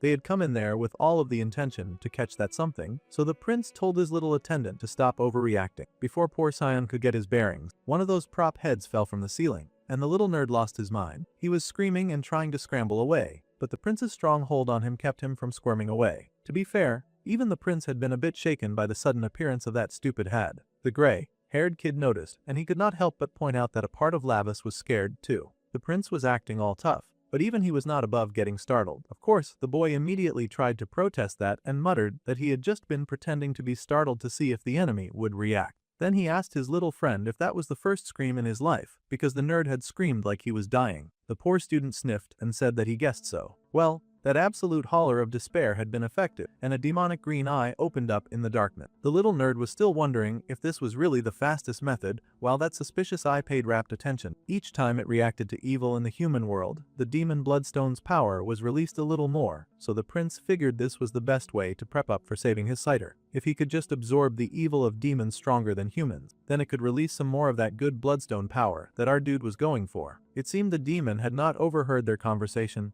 but it had sure heard that scream, and nothing got him all gassed up like the sound of fear. It had been a sound like sweet, clear, crimson blood. He could not get enough of it. It was pure, like a baby's first cry. So of course the nasty creature wanted to claim it for his own. That demon was a tad bigger than they'd expected him to be, and it suddenly revealed itself, much to poor Sound's horror. The creature declared that the nerd's scream was delicious, and it leapt down, demanding that the human boy scream more. The poor kid trembled and called for Minho. They had found the demon, so it seemed some butt-kicking would be in store right now. It was indeed the demon that they had been looking for, and a gentle hand stopped the claw that reached out towards the bespectacled kid. The young prince gave one warning to the big demon not to touch the human boy, who was his attendant after all. The demon took a pause, noting that Minho was not human after all. Minho cut to the chase and called Scream by name with a wicked smile on his face. The prince was now interested to hear what kind of scream would come out of the demon's mouth. Of course, that giant demon could not instantly tell who he was talking. Lavis' body worked well when it came to concealing his true strength, and the demon scoffed, batting the boy away like he was no more than an annoying fly. He saw no reason why he should have to listen to someone like that.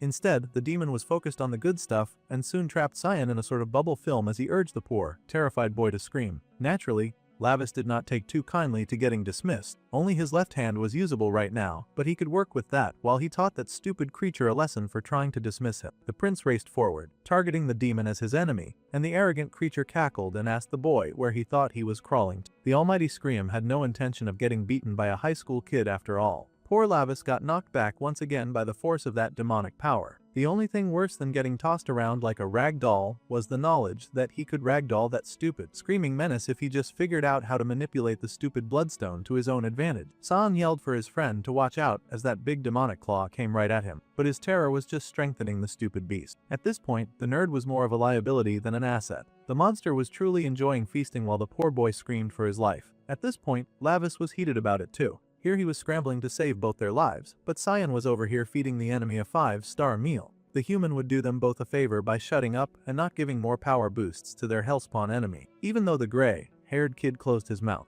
that disgusting scream was still getting off to his eyes filled with terror. There was no end to this demon's degeneracy. The demon cackled and said that he should be making some earrings out of those beautiful, terrified eyes. Naturally, the prince did not want to hear such foolish and disgusting words being spoken about property that he owned. He managed to dodge that heavy fist that came down, but his left hand was still on fire, and he growled, asking who the heck that devil was calling terrified. He charged forward, leaping into the air with rage, and this time Scream finally took proper notice of the kid, laughing that he loved watching the kid struggle to fight him with those short arms. In fact, the monster found those arms so very cute and adorable. He was clearly making fun of the poor prince. The dark-haired boy was furious. His leap could not even surpass human levels while he was bound to this stupid form. The situation was more dire than he had expected. The poor kid could not even handle a demon of this level while he was restricted to this body. Before he could properly retaliate, poor Lavis got snatched out of the air, and he groaned in pain. Sion was horrified to see that, of course, but he worked double time to keep his fear in check, at least the parts of it that he could control. Still, he worried about his friend Minho. The main character found himself stuck in another person's hand, struggling to get out of that unforgiving grip.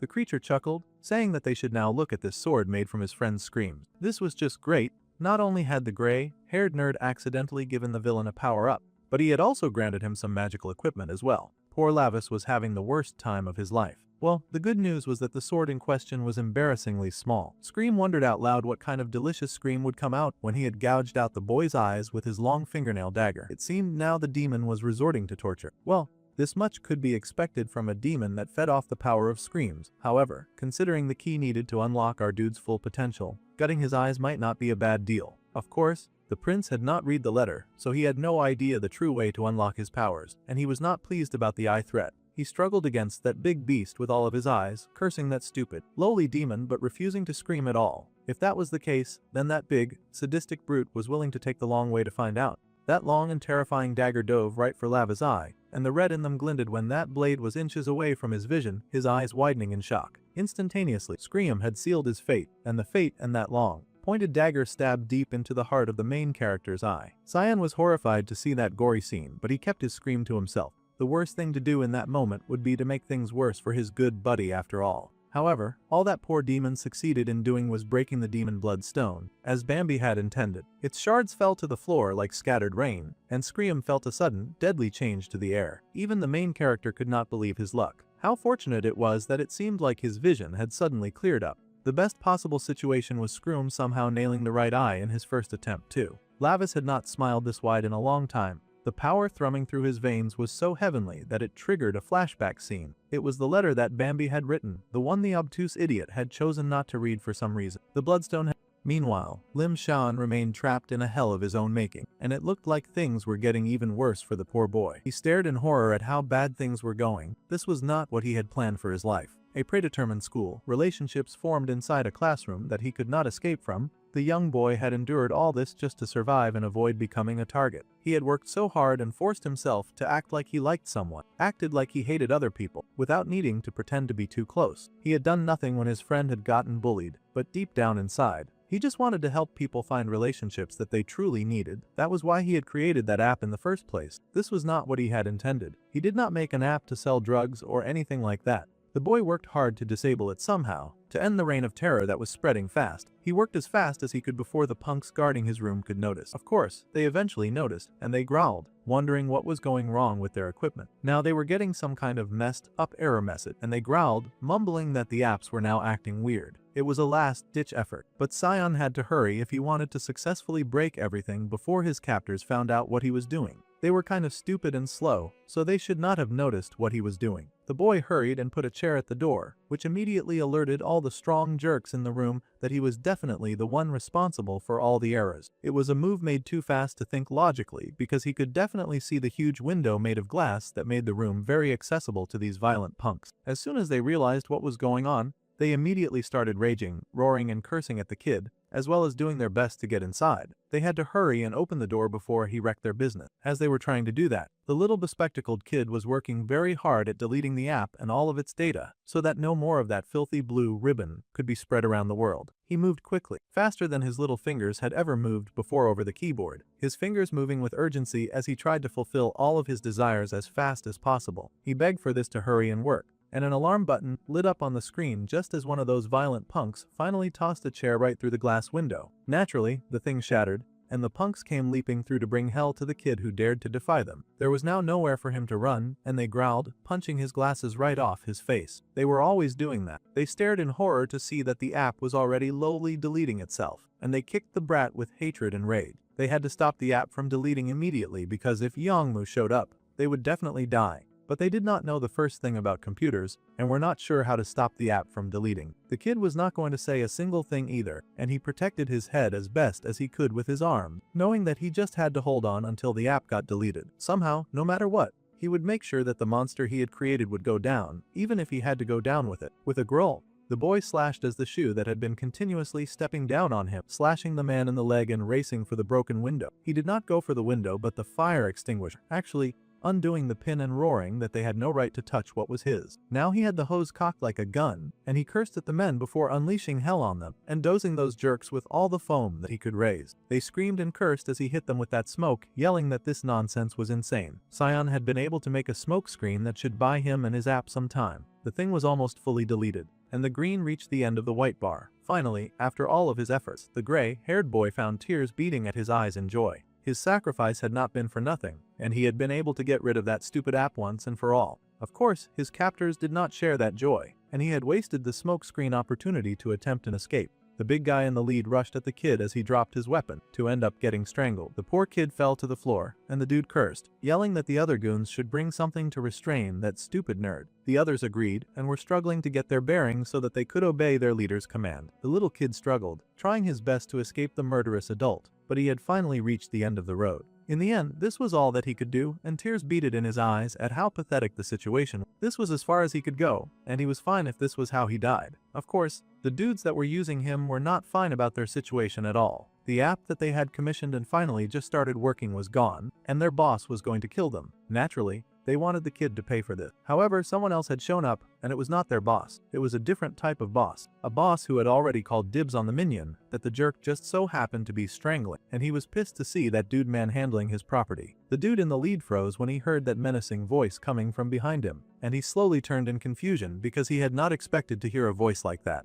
His confusion lasted for a few minutes, but a few minutes was all that Lavis needed to stretch out his demonic hand and attack that brute. It seemed the minions were still standing, and they wondered why their precious Song Jinhong was screaming like that. The mist cleared a bit, and they could finally see that their precious Hyun was getting whacked very fiercely by some kid who had suddenly shown up in the area. Naturally, they were stupefied to see this and gaped in shock at what was before them. When they had finally picked their jaws from the floor, they rushed at this stranger to get some revenge, but the prince had already dealt with bigger fry that night, and these guys were hardly worthy opponents. He rushed to meet them too, and those idiots got whacked by the heavy power of a misophobe who could not stand dirty people or their dirty deals. Those two idiots came crashing down, and Lavis glared at their audacity to lay a hand on his one and only servant in this stupid world. That was his first servant, and he was kind of territorial of it. Even if he died, he would not let what was his be taken. The way demons did things, they were very protective of what they claimed to be theirs. The little scion pushed to his feet in confusion and surprise to see Minho here. His friend had come to save him. It was a miracle. The boy remembered the first time he had shown his dark-haired friend the app that he was developing. It was the kind of application where people who got along could gather and interact. If they lived nearby,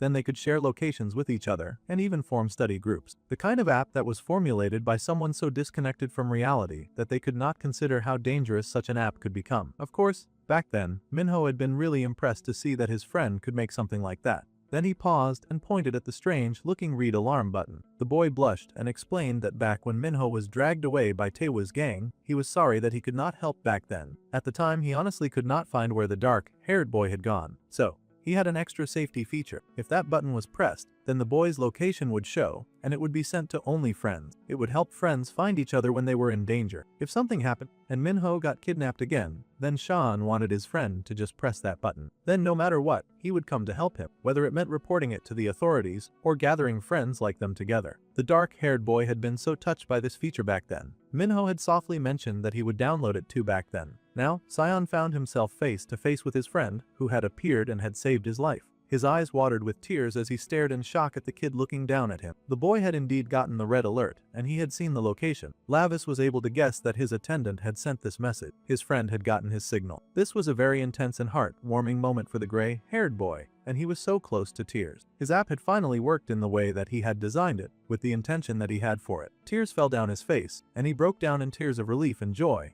thanking his friend for coming to save him despite the danger. The poor kid fell to his hands and knees, and thanked his friend with all of his strength and power. Meanwhile, Taehi was cursing and hissing and spitting. She could not believe he had lost luck, and she had no idea why they had suddenly found Thummelves facing an enemy that was so strong. The kitten told her to stop moving already, and the girl hissed, trying to escape. Still, the cat had to huddle her tight so she could not get away. Fortunately, Lavis returned, but that distracted the blue-haired cat girl enough for the tattoo artist to slip out of her hold and make a run for it. She ran in horror, and Street tried to get her, but the young lad just told the girl to leave the tone alone. They did not need the tattoo artist anymore, now that he had destroyed the drug, the stupid app, and he had his favorite minion back. First of all, it seemed that all the devouring flowers they had were finally gone, because that thick stench was finally gone. The boy had also made sure to torch the entire warehouse of that disgusting powder. The firefighters had come in to take care of the flame and save the trees around it. They worked hard to suppress the flame with all of their firefighting tools. They happened to find the redhead placed in a safe place away from the fire. It was unfortunate that our dude was not able to roast those guys as well, but he could not kill,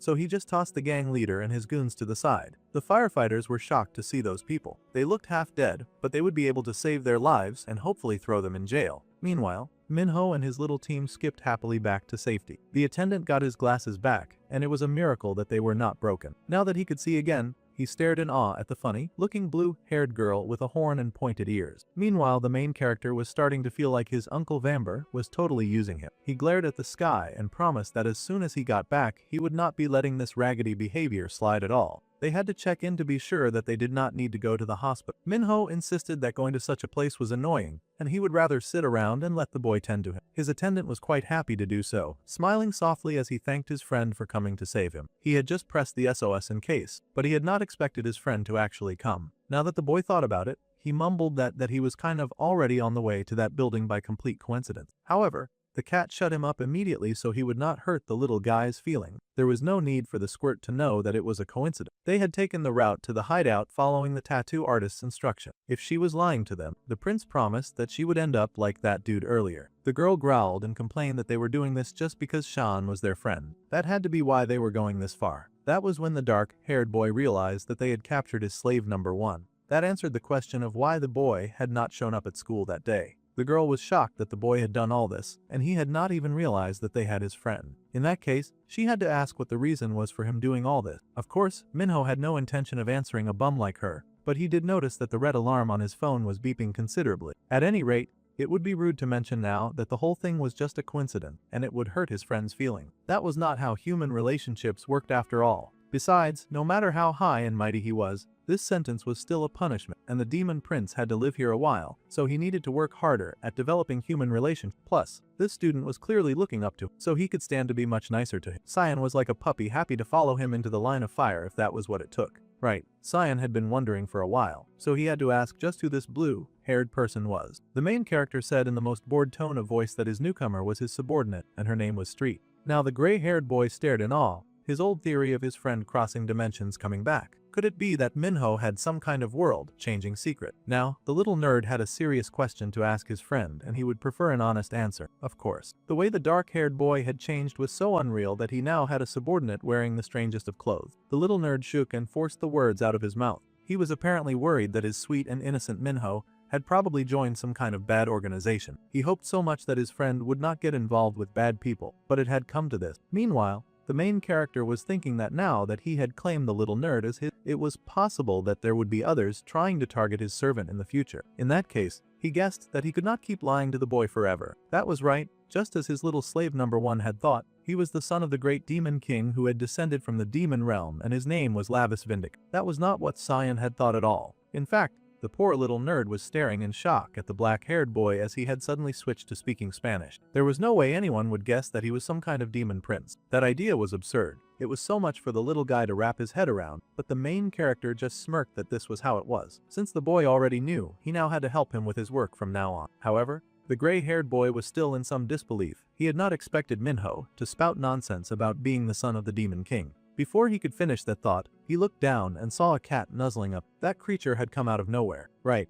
Well, the prince did not feel like handling any form of difficult things, so he told Street to explain it to him. He had fought all day, so he was tired. Without missing a beat, Street went ahead to explain, never mind that he was speaking while still being in the form of a cat. The poor nerd was about to lose his mind from all the things that were happening around him very fast. He had a talking cat in his house, and his best friend was suddenly spouting nonsense about being the Prince of Hell. Of course, the poor guy was overwhelmed. It was so much that his brain seemed to zone out, and he lost all color. Meanwhile, back at the fire wreck, the gang leader was just waking up. Once again, it was a huge shame that they could not just kill the dude. They had burned everything, and they would head out first by transporting this kid to somewhere safe. While the kid was busy crashing out inside the van that they placed him in, being heated about how he had not been able to kill Lavis, suddenly, someone showed up before they could cart the redhead away. The firefighter asked for the stranger's identity, trying to tell him that the area was restricted, but the poor guy was silenced literally, and then waved away. It seemed to be Lord Hilt that Yongmu loved to worship so much. The demon greeted the poor child, saying that the boy looked so miserable. The boy greeted his Lord Hilt, swearing that he would definitely kill the dude who did this to them. The demon told the kid that they should go talk, and he retrieved him from the wreck. Meanwhile, the female firefighter was looking through the site.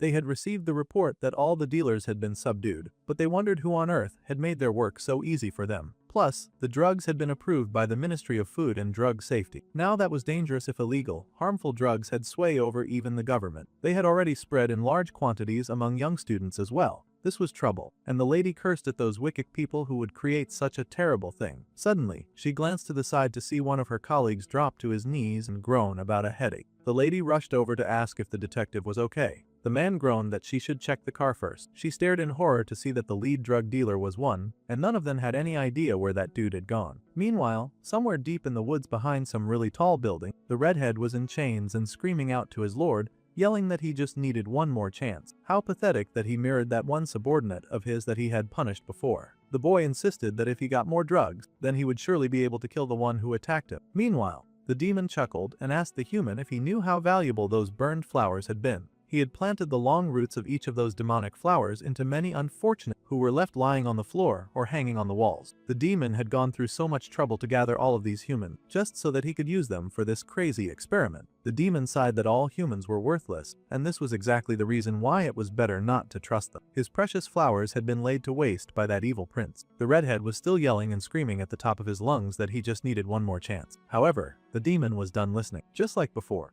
When Yongmu had executed that one dude from the past, the demon did the same and stabbed the boy's eye with the flower. The dude would have been better off just staying in the detective's van. The boy screamed and yelled about his eyes, writhing on the floor as the flower took root in his body and slowly ate his flesh and blood. The demon scoffed and asked the human if he could remember the blood oath that they had taken. The promise was that the human would prove his final loyalty with those flowers that he had been given, just as he had grown them. He would now become their eternal fertilizer, and the human screamed in agony as the flowers took root. Meanwhile, the terrified tattoo artist was hurrying to call someone, mumbling about how she had to survive. She just needed to grab the coin wallet and run. That was her whole plan. She seemed to be raiding an office and cursed because she could not find what she was looking for. Someone found her and then informed her that they had gone to the office, but the police were there. In fact, he had come just in case. It was that dude that she had tattooed on the head, and he had a knife. It seemed that he had come for some kind of revenge. The girl leapt to her feet, cursing at him and yelling that he had no right to cause any trouble. However, he had not forgotten what she had done to his forehead. In fact, he had also had some of that blue ribbon stuff that they were selling, and he was hungry for more. The girl called him Cray, wondering just how much he had already taken by himself. She noticed a nearby weapon and grabbed it, determined to fight and defend herself. However, she had a stick, and he had a knife. It was a huge weapon imbalance. One stab and the lady fell to the floor, gasping and grunting in pain. The dude was still completely out of it, gurgling as he asked for more of that very addictive drug. He screamed like an animal, head thrown back, mouth agape and heavily drunk on the drug that they had peddled. Now the lady was feeling mass regret. Taehi did not want to die like this. She cursed and sobbed that she wanted to live. Her vision got blurry as something purple manifested in front of her, and it only grew larger. Suddenly, Bambi popped out and giggled. If this happened, Lavis would hate it even more. The girl had no idea who was talking, and she begged for someone to save her. Well, the demonic blonde did not have the strength to do that, but if the girl was destined to fall into hell, then she should just accept her fate. The girl sobbed, weighing her options. However, the condition was that her body would have to remain here, in this human world. The stars were bright in the dark blue sky that evening, shining over tall towers stretching high. Inside the towers, the purple-haired, bulked-up demon was greeted by another demon with long, snow-white hair. This was, of course, Lavis' mum, and she greeted her little brother Barkin. It seemed that he had been plotting something since sending her precious son to the human world, and her face was twisted in disgust. The demon queen challenged her brother, asking how he dared use her son for his stupid games. The man grinned without shame. It seemed he was used to getting away with nonsense using his little brother's privileges. Yeah, he had indeed been messing around, but he assured his sister that there was no reason to worry. Lavis was all grown up now, and the boy could handle himself. Besides, the uncle insisted that he would not put the boy in danger, and he had actually placed the blood demon stone in his body. The sister was livid, of course. This fool had put the demonic bloodstone into her son's mortal body, and she roared him into silence. At this point, she was sure that her idiot had lost his mind. It was like he was planning to announce to the entire world that the great demon king's son was all alone in the human realm. Now, the other ferocious sources that were trapped would identify him. Worse, they could hurt him. That was unacceptable. The demon sighed and groaned that his sister should at least start trusting her son a bit more. But the demon queen dismissed his words at once. The problem was not that she did not trust her son. No, the situation was much worse than that. The problem right now was how worried she was about how the world itself was moving. Even the smallest crack could cause everything to collapse in the delicate balance between the demons in hell and the angels in heaven. That was just how unstable the world was right now. Her petulant brother insisted that the young demon prince was stronger than he thought, and that the boy took after him in his aggressive and combat power. In fact, the boy's power far surpassed anyone else's. However, that was exactly the problem with the demon queen, and she smacked that insubordinate oaf if smacking him was what would get him to listen. If even a single hair on her precious son's head was harmed, she swore that she would kill him and then herself. The purple-haired demon roared in protest. He was so much older now, and he was no longer the little brat that she could push around. He would really prefer it if she treated him more like an adult instead of hitting him on the head. Then he started getting ridiculous, asking Bambi, of all people, to search through every magic book to find a way to rid the world of all the older sister. The queen snapped back that she also did not want a crazy younger brother like him anyway. The blonde nervously asked them to please calm down, but that was like jumping in the middle of a cat fight. The sister was already strangling her precious brother, and the blonde knew to shut up. In fact, he was thinking that it was a miracle that his friend had even survived growing up in an environment like that. Meanwhile, in the night sky of the human world, the residential areas were also preparing for bed. Well, some of them. Sion had finally gotten over his denial stage, and he stared in shock to find that the boy was really and truly a demon. Lavis huffed, saying that, sure, a human called them that, and his cat slave gushed to be classified under the same denomination as her all-powerful master. Now, Glaces knew the truth, and he worriedly asked if this meant that he was going to hell when he died. A wimp like him would probably not even survive a day in hell. But the demon prince countered that the hell going on in Earth was hell enough. However, if his friend came with him to the demon realm, then he could make sure that no one would be able to touch him, since the great demon king's one and only successor was his master after all. Lavis seemed really proud about that, and the gray-haired boy gasped in protest. He really didn't want to go to a place like that. After suffering so much on Earth, he would really prefer the angel crowd. However, the demon prince was possessive as heck, and he growled that the boy was not allowed to go back. The prince swore that he would rip out Bambi's eyeballs and suck on them like lollipops as soon as he got back home. That was exactly the type of behavior that discouraged the kid from going to the demon realm. Well, the gray-haired boy then worriedly asked what had happened to the real Minho, his precious friend, whom he had built this app for. It was unfortunate, but the cat pointed out that the black-haired human kid had been destined to die anyway. Lavis' soul had been placed in basically a human corpse, since only the bodies of people like that could be used as vessel. Poor Glasses was distraught to hear that his sweet and kind friend had always been destined to die. That kind of thing was a hard pill to swallow after all. No one wanted to hear that their friend would always die young. In a display of fondness, the prince told his little servant to cheer up. After all, they would all meet in the demon realm in a few decades anyway. Poor Sion was even more distraught and cried even harder since he'd be going to the demon realm. The demon prince was very confused by this reaction. Humans sure had uselessly vivid imagination. The demon realm is actually a pretty fun place. Street happily agreed with him as she thought of all the manic and tortured people that existed in that place, which was truly the height of fun. The poor nerd was having the worst time of his life. At any rate, the little nerd still had a long way to go before that, and he did not need to worry. He just had to treat him the same as before, and to not let it slip anywhere. The little nerd trembled and swore his silence. It was not like anyone would believe him if he said anything anyway. By the way, the boy groaned that his whole body ached again, so he would have to go home now. Of course, his cat followed after. It did not take long for the boy to get back to the very large apartment building that contained his home. With a groan, he rubbed the back of his head and stepped inside, sure that he had used way too much bloodstone powder this time. The old man could not believe this was a beautiful cheat code. Not only had the demon prince been sent to hell, but he could also somehow use his demon powers while still being in a human body. It was the worst form of nepotism ever seen. At this point, the demon bro had to know when to call it quits, and now was the time to abandon all forms of dignity, because he barely had any dignity anyway. With not a single moment of shamelessness, the demon leapt right out of the window. Now that the disturbance was gone, the demon prince turned to face that troublesome old lady. If she wanted to be young again, she had to endure some bone-deep pain. She could not go about just stealing other people's bodies like it was nothing. She was the kind of cheapskate who wanted to get benefits for free without putting in any work in the gym. Of course, the mother did not take kindly to being called old. That was the highest of insults, and she hissed at that runt for talking to her so casually when she was years older than him. Of course, being so violent and loud was not so great for her current condition, and the poor lady ended up hacking and coughing a lot. Her poor son had to remind her to watch her health. At this point, the lady hissed and said fine, she would figure this out somehow. In fact, now she was curious, since this child before her was the treasured son of the woman whom she hated the most. If a child like that was torn apart, the wicked old witch wondered what kind of face that she would make. The dark-haired prince grinned as well, because she was not the only sadistic figure in the room, and he was truly wondering what would happen if the child of the woman that she had envied all of her life killed her own children. Now he wanted to see what kind of face she would make if she did that. The vile witch hissed at her twins to leap into action immediately. In fact, she wanted to compete to see who would be the one to bring the tongue of that arrogant little rat. Ever the enthusiastic child, Hansu was excited and ready to dance. He yanked out a ball and chain out of nowhere, grinning like a little jerk as he said that the obvious enthusiastic member was that the family was always him. He told his family to wait a little, but his dark emo sister had already pulled out her blades. Now it was time for the dance of the century between the demon prince and the offspring of his mum's biggest hatter. Hansu was already running forward with mad glee, eager to prove himself to his mother by bringing her the head of the arrogant brat that was clearly bothering her. However, despite how apathetic Hanyang acted, she was also competing, and she raced ahead to prove that she was the better child.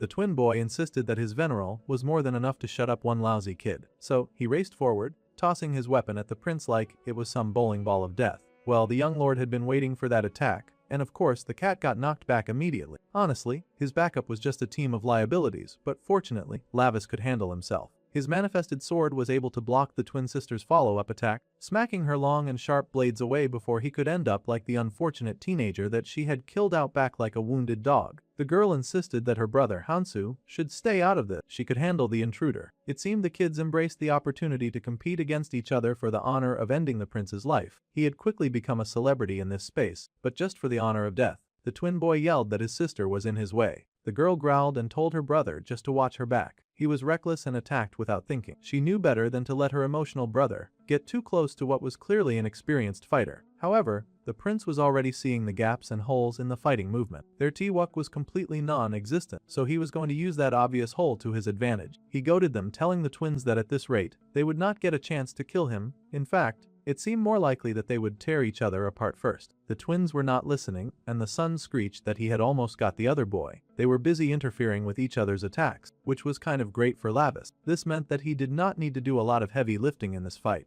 It was kind of pathetic watching them throw away their obvious 2-against-1 advantage like that. Hansu was absurdly overconfident, but Hanyang was downright cynical. They were the perfect pair to split apart, and that made it easy to pit them against each other in battle. With a focus on the attacks, the prince brought this sword up and blocked the girl's attack. A strong enough strike was used, the force of her weapon against her, his might outweighing her own, and the ball and chain got tangled up in the sister's weapon. The twin boy cursed in annoyance because his own sister kept getting in his way over and over again. The girl also hissed because her brother was such an annoyance. However, that created an easy opening for the prince, who lunged forward and slashed through the twin sister's midsection. That made one very troublesome enemy down. The girl grunted, and the prince's sword tasted blood. Even with the mixed blood, that was a decent amount of power, and the boy wondered what on earth Mara had done to birth twins with so much demon energy. At any rate, that was not his problem now, as he just needed to focus on stopping them. The stupid twin boy was busy gloating that his sister got hurt because she was not strong enough, and she should not have competed with. He would be the one to cut off Lava's tongue.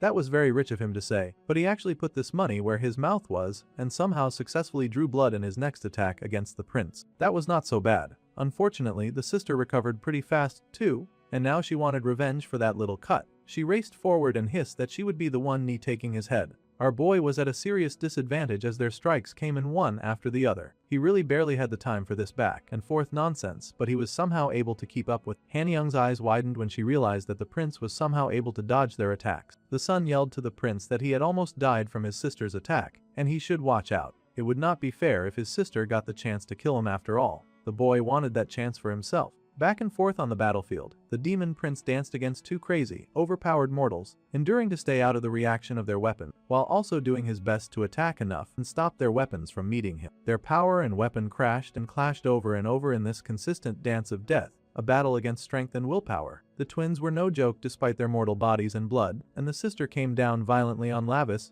both swords powered with strength as she tried to break the prince's hold on his weapon. Still, the boy stood firm and tall, not letting his feet budge. Han Young hissed, telling the boy to die over and over again, but he was able to knock her back and slide away. This situation was annoying to the main character. He didn't have enough mana yet to handle these two annoying villains. It was childish, but he wondered if he should try provoking them to make them drop their guards again. So, he called out and mentioned that Han Young was actually pretty strong. It was rather impressive. The son, of course, immediately lost his mind when he heard the prince call Han Young his big sister. He was born a whole 18 minutes before her after all, and he wanted the respect of the older sibling. That bro was barely acting like the older anything, so how was the prince supposed to know? Also, he went and got annoyed about the wrong thing, but at least he had the reaction that the main character was going for. The angry person hissed and swung his ball and chain around, breaking about how he was definitely going to kill the dark-haired boy now. Just taunting them a little had worked even better than Lavis had expected, but he was not about to complain about the results. The son charged ahead this time, his ball and chai flying around closer to the boy, while his sister came in from the back. The sister growled and insulted her brother,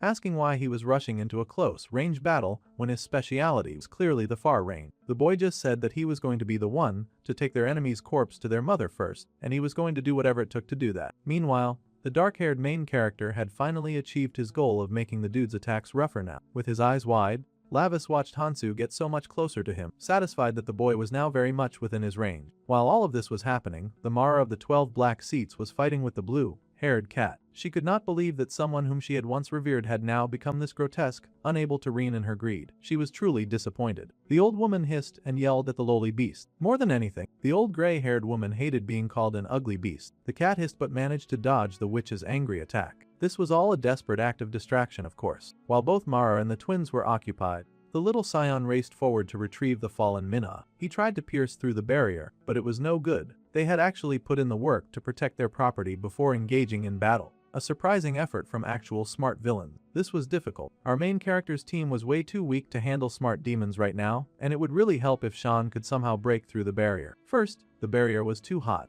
and then it became too cold. The girl was just within reach, but he could not reach her. It was a very frustrating situation, but the human boy would not stop trying to get her. A part of him begged Minna to please open her eyes. They were not sure how long the drug that she had been fed would keep her knocked out, but if she woke up, then perhaps they would have extra help when it came to getting her out of that stupid magic circle. The cat girl fought valiantly, doing her best as a lesser demon fighting against a highly ranked but fortunate, slickly ranked demon. The cat girl had to hold the old woman's distraction, because if she noticed Scion, it would be over. However, the human boy had to hurry and save Minna. The boy growled as he raised his hurt hands, shaking at the blisters that had reddened his skin. For some reason, no matter how hard he tried, he still could not get to that little girl. His hands shook, and he cursed his fate as just a human boy. He did not have any magic fighting powers, but he really wanted to help his friend. Menho and Minna had been kind to him all this time. He had been able to do nothing about Menho dying, and now Lavis had taken his place. He could not let Minna die as well, not when Lavis had saved him from becoming a wall decoration as some kind of flower plant. The boy gritted his teeth and hardened his will. Even if he was small, even if he was weak and tiny, he would not give up. Strengthened by this resolve, the boy curled his hand into a fist and growled from the depths of his heart as he charged again at the barrier that worked to keep him away from his goal. He would save Menha no matter what. His fist came down on that stupid barrier, using all the willpower that he had. The poor cat girl got tossed aside by the wicked Mara, crying out in pain as she got knocked back. She was beaten and battered, with her gaze focused on the mad lady who was fighting her with all of her might. The evil Mara scoffed and told the girl that it was time to stop this half-baked beast play, even with a rotting body. The demon cat hissed and hated that she was no match for a fermenting demon, old Katie. This should be as expected for someone who had been a part of the 12 black seats. The cat girl was no match for that wicked old lady. Mara was busy having the time of her life, showing off her power and shamelessly abusing those who could not compete against her. She laughed that they had really thought that she was weak just because she was falling apart. With a whisk of her hand, she had been able to toss the poor cat girl aside and into a wall. The cat demoness cried in pain when those 2 spikes tore through her skin, crying out about how much it hurt.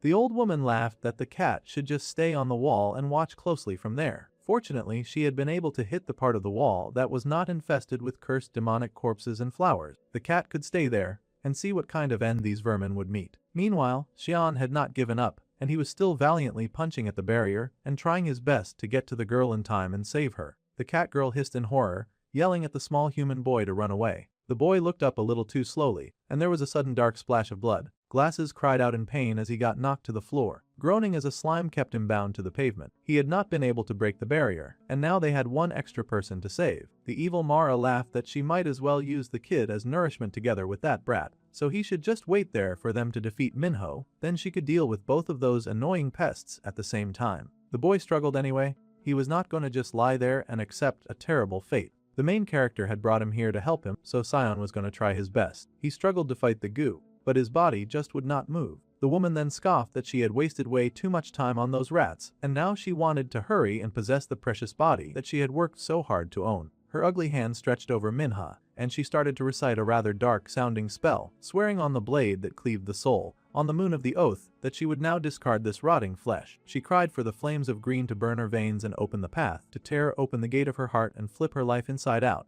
Mara called out to the darkness to hear her, and it was quite unfortunate that the phone line for darkness seemed to be very operational that night, because Minna's eyes looked very suspicious. It looked like the human girl's body was open season for possession, and Mara was about to dive into that like she was a public pool. The witch cackled that her oath was now complete, and the prince turned in time to curse at how things were going. He was too busy fighting the winds to do anything about the situation. He had been working hard, trying to do everything by himself, but that was not enough. Immediately, Lavis strengthened the sword that he held, pouring in all the power that he had into it. He did not have time to play around with these children anymore. His demon eye blazed red, and things started looking different for the main character. With a burst of speed, he got even more violent with the twins, attacking them with twice as much tenacity as before. Within an instant, he had been able to push them back enough for him to take off running towards his little human sister. The twins yelled at him to stop, but it was not like you were going to listen to the pair of murderers. The boy raced forward, and a line of rope suddenly fell on Mara's son. It bound him tight and yanked him right off his feet so fast that he could barely keep his grip on his weapon. The boy could not compute what was happening, but suddenly his lips were sealed too,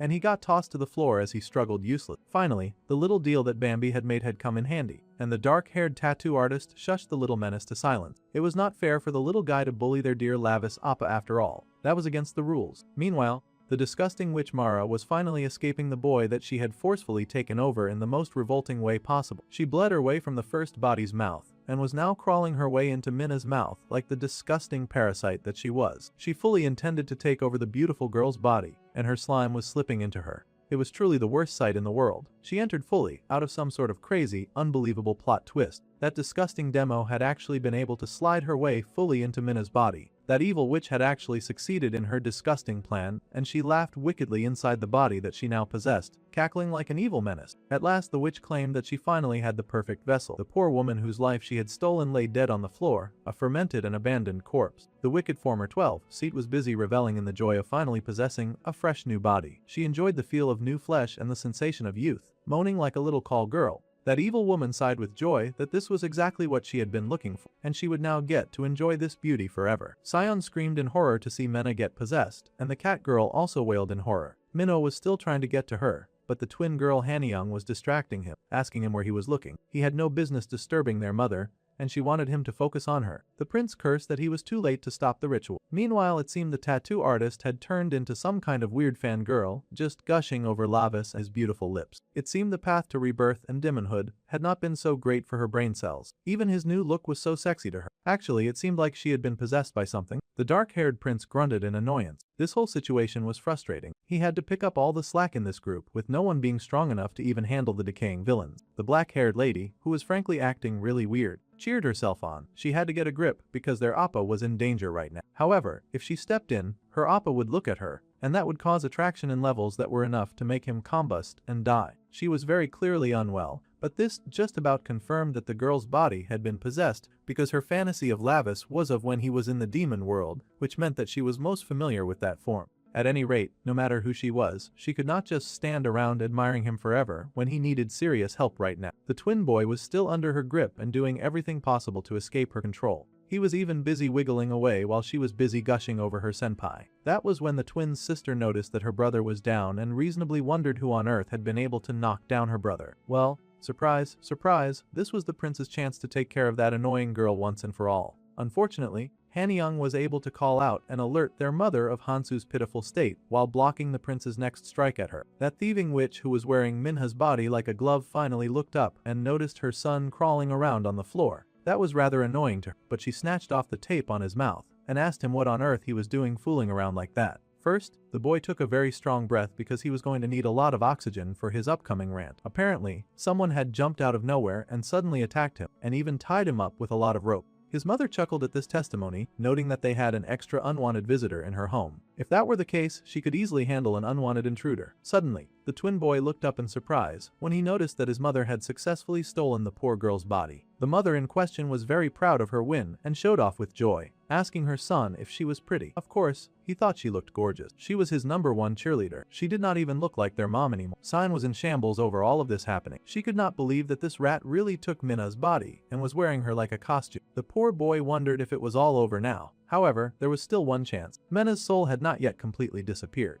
The dark-haired boy immediately turned at this reignited hope. Apparently, tonight was the moonless night. This was the night when the moon would hide and the border between the human world and the demon realm would blur. During nights like that, magic contracts and even souls were at their most unstable. In other words, until the night had fully ended, Mara's ritual could not be considered complete. Miss Minna's soul was still valiantly fighting for her body, and they should not give up on her just yet. It was all the motivation that the prince needed to hear. Suddenly, the possessed human girl started to move like she was reacting to these words. She stretched out her hand, crying out that her body was moving on its own, begging her brother to save her. The boy instantly recognized his sister's soul reaching out for him. However, the demon then burst into a wicked laugh, grinning with the ugliest face possible, as manipulating these desperate children was fun. She had worked so hard to get a young and beautiful face, and now she was ruining it by pulling the ugliest faces known to man. She giggled and said that she sounded just like the real Minha. This stupid joke enraged Lavis, and he refused to be made a fool of. The wicked Mara laughed, saying that she was very tired of this game now. She called to her children and told them to hurry up and kill these intruders who had worked so hard to get in her way.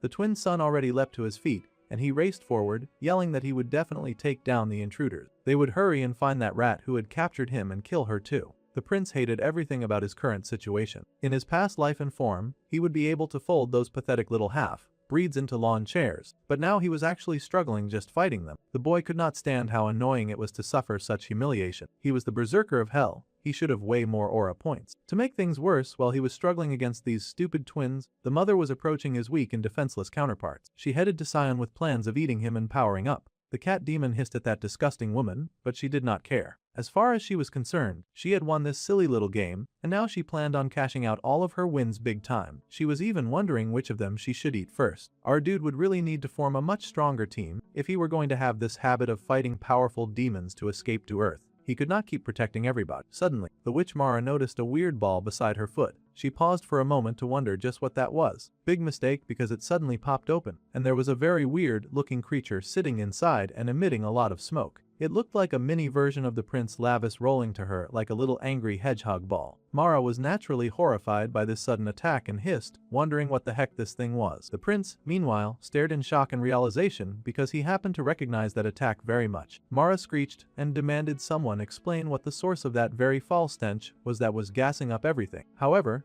the someone in question was already running full force at her. The person moved fast enough to yank out the iron spikes from the cat girl, and she screamed in pain, but they did not have time to nurse wound. When she glanced down, she noticed claw gauntlets being added to her artillery. Street was shocked by the upgrade, but the person giving her the tech did not even take the time to explain. She just told the cat to use those claws and took off. The girl was surprised and stared, asking if the mysterious girl was Jin Jae-hee. The nerd who was stuck to the floor was suddenly freed, too, the goo around him being cut to ribbons. Finally, after having to struggle by himself for so long, the dark-haired boy had backup. The nerd was given a weapon that he was supposed to use to help their brother. Of course, the nerd was a little taken aback after all, Lavis' latest cheerleader was wearing the face of the girl who used to beat and bully him. However, the lady did not stick around to chat, she just left him with a gun and disappeared. A gun was a pretty easy to use instrument for a kid with not a lot of muscle. Meanwhile, Street was checking out her modified weapon with demon realm power. It was amazing high-tech gear, and she wondered how on earth that fraudulent drug-selling tattoo artist had even been able to get her hands on such a thing. The boy also stared in awe at the gun that he had been given. He had not even gotten the decency of an explanation of how it worked. However, the most important thing right now was that both Shion and Street were finally armed with weapons from the demon realm. They had no idea why their former enemy would be willing to give them these weapons, but this was not the time to stand around asking stupid questions. The nerd checked out the gun and suddenly felt an intense flood of demon power flooding through. Suddenly his heart felt weird, and the boy shook from head to toe, gritting his teeth and growling as the force of the transformation hit him. His heart felt like it was beating like crazy as well. His eyes widened as the little nerd fought against the impulses of his body. He felt so dizzy that it was like he could not breathe. This overwhelming sensation coursing through his soul was so intense. Meanwhile, Mara was still coughing from the smokescreen that filled the room, asking where her enemies had even gotten something stupid like this. It was an eyesore, and she growled, asking them what they were plotting. Well, she was about to find out because the first person to attack her was the street monitoring cat. That blue-haired little devil was out for blood and vengeance for what that sick and twisted demon had dared to do to the body of her precious prince. The former 12-seat demon scoffed that she was not going to be scared of the cat, just because she had picked up some extra claw weaponry. Wearing something like that would not change the outcome of the fight, no matter what. Well, she could go on clinging to those beliefs, but Street was also going to go ahead and try her best to take her down. It was only an ineffective toy if she failed, and Street had no plans to fail. Of course, her opponent was not crazy about failing either, and screamed that the result in this fight was going to be so obvious, like the outcome had already been sketched in the stars. She had no intentions of losing to an abandoned low-class demon beast. The said lower beast scoffed with hatred at the woman with the wretched heart. The cat refused to take that scolding seriously when it was coming from someone who threw themselves away because of greed. The battle between the two was as fierce as a cat fight, blows being thrown and blocked at the same time. As they fought, Mara smirked, insisting that the claws that the cat wore were no more than just simple toys. In fact, she just had to eat it all and everything along with it. Her sticky, ugly and disgusting gooey arm stretched out to grab the cat girl, but fortunately, Street had the sense to dodge. She was not about to stand around like a fool and get hurt by the other lady. Those tentacles were getting thicker the more they fought, and they just would not cut. No matter how much she dragged her fancy new claws against, Street needed to re-strategize somehow. Plus, even worse, Mara had started adapting to the body that she had possessed. If they let this battle go on for too long, the longer they would delay, and everything would get so much worse for. Meanwhile, the evil witch was still happily fighting with all of her might and chuckling over her new and nice fresh batch of lively and fresh demon beast. She wondered what that would taste like as she attacked with relentless and reckless abandon. Suddenly, the blue-haired kitten noticed the existence of the umbilical cord that was connected to the vessel. This reminded Street that the Lady Minna was just an ordinary human. This meant that she could not accept everything of Mara at once. Realizing this, the blue-haired cat jumped back, her attention deviating from the human in front of her to the fermented corpse that was now lying in the center of the magic circle. So, this was what the old woman had been distracting them from as she fought them. She had put up a good distraction, but it was not enough. The crazy witch had no intentions of letting them find an opening to attack her body. Her attacks became wider and faster against the street cat, chasing her away from the hidden corpse. Still, the Blueanette had figured it out. They had to sever the umbilical cord connected to the vessel's corpse. If only they could break the magic circle somehow, just so that they could do that. Meanwhile, someone noticed that his breathing was stabilizing. The short, gay-haired kid could not help but spare a moment or two as he stared down at the gun in his hand, wondering what on earth he was supposed to do with that. Suddenly, he noticed the umbilical cord leading out of the barrier and the decaying body sealed inside. Finally, the little nerd was putting a few things together, and his gaze shot to the person fighting the cat girl. The wicked witch had her back to him. She did not notice him, nor would she notice if he struck. He also realized that these tentacles coming from her were connected to the vessel's corpse. If that was the case, then the boy's glowing eyes spoke to him that this disgusting creature had not yet fully transferred to Mina yet. And if that was the case, then they could still save her. The magic circle was meant to protect the original body until the transfer was complete. There was still a chance to save their human friend and Minno's little sister. If they could get rid of that magic circle, then everything would finally change. Bright, big eyes sensed a strong energy, and the understanding of it flooded his being. Suddenly, the little guy's eyes widened as he realized what he was looking at. He could see the structure of the magic circle in front of him. So a magic circle in the end was just some kind of geometry. If magic were maths in some kind of way, then that meant the boy could easily pin down its weak point somehow. Geometry was all about shapes, and shapes could be converted into formula. In the end, A magic circle was just a structure calculated with numbers. That magic circle was maintaining the connection between the vessel's corpse and Minna. The human's eyes lit up as he studied the formula in front of him, checking every crack as he pieced this picture together. He had to solve the formula of the magic circle and find its weakness. Carefully, the boy carved out some numbers on the screen before him, checking the barrier equation. He could see that the center was a cubic polynomial. The flow of mana was in an S-curve form as well. The core of the seal was hidden in the extremum. If that was the case, then the boy just had to differentiate. The cat girl looked up in surprise to see the boy decoding the magic formula. It seemed that the little scion was actually solving the magic circle in that moment. However, she did not have the time to be wowed and distracted. She was facing a real pain right now, and she could not afford to lose to that witch. She figured that the human boy was able to do this because of the weapon that Jin Jae-hee had given him, but now the human nerd could analyze magic too. That was a pretty fancy boost in power. Of course, the witch did not feel like celebrating anyone's upgrade in power, and she hissed, growling that the cat should hurry and submit to her power. This fight had dragged on, and she wanted to consume the troublesome lower demon once and for all. The cat hissed, knowing that while San was busy solving the magic circle, she had to buy as much time as she had, just like before. The difference was that she could put up a bit more of a fight, and she would not be backing down so easily. Meanwhile, the gray-haired boy focused on the task before him. He wanted to convert the structure of the magic circle into a matrix form. The main diagonal of the mana vector was a symmetric matrix. Now he was grinning as more things started to unravel before him. If he found the eigenvalue, there would be only one weakness. Finally, he had found the variable that he had been looking for that would undo the whole circle. The nerd had hit the jackpot, and he grinned like a little devil as the critical point of the circle was finally exposed. Now that he had found the magic circle's local minimum, he raised his gun and ignited the circle's destruction. His gaze was downright demonic as he focused all of his attention on the puzzle before him and let loose an explosive pink ball that shot right at the center of the barrier, keeping them away from their goal. Finally, our bro's backup players had leveled up enough to actually render assistance. The targeted point in the shield was hit with enough force to shake the shield, and with the force of power directed right at it, the shield shattered. Mara turned in horror to see her former body exposed, and the nerd fell back, overwhelmed from making just one shot. All he had done so far was bring down the shield. He had to stand up and sever the bond between the body and the evil witch. Naturally evil, with Quaz not taking any of this progress very well, and she screeched like a sick and twisted banshee of hate. Just outright hating with all of her might. She screamed and asked how the heck the boy had been able to do that to her magic circle. The nerd boy was busy giggling on the floor as he chuckled to himself. He had calculated, and the formula was proven. He had even been decent enough to explain how he did his work. According to his formula, the magic circle had collapsed, but it had taken a lot from his fragile human body for him to make that shot. The boy's eyes closed, and he groaned, resting for a bit after such a strong attack. Well, wickedness did not rest, and Mara was on the move, ganging up on these uncivilized teenagers for getting in her way. Her entire body had not crossed over yet. She did not want to admit it, but the cat had been right earlier. Now that the gray-haired nerd had done his part, the rest could be handled by the cat girl, who leapt forward. Street raced ahead, and the evil witch asked the cat what she was trying to do. Without any hesitation or explanation, the cat raised her claws and slashed the body before her. That was a woman of action who was not waiting around for the villain to win or fight back. Mara screamed in pain and turned her arms into weapons to attack Street.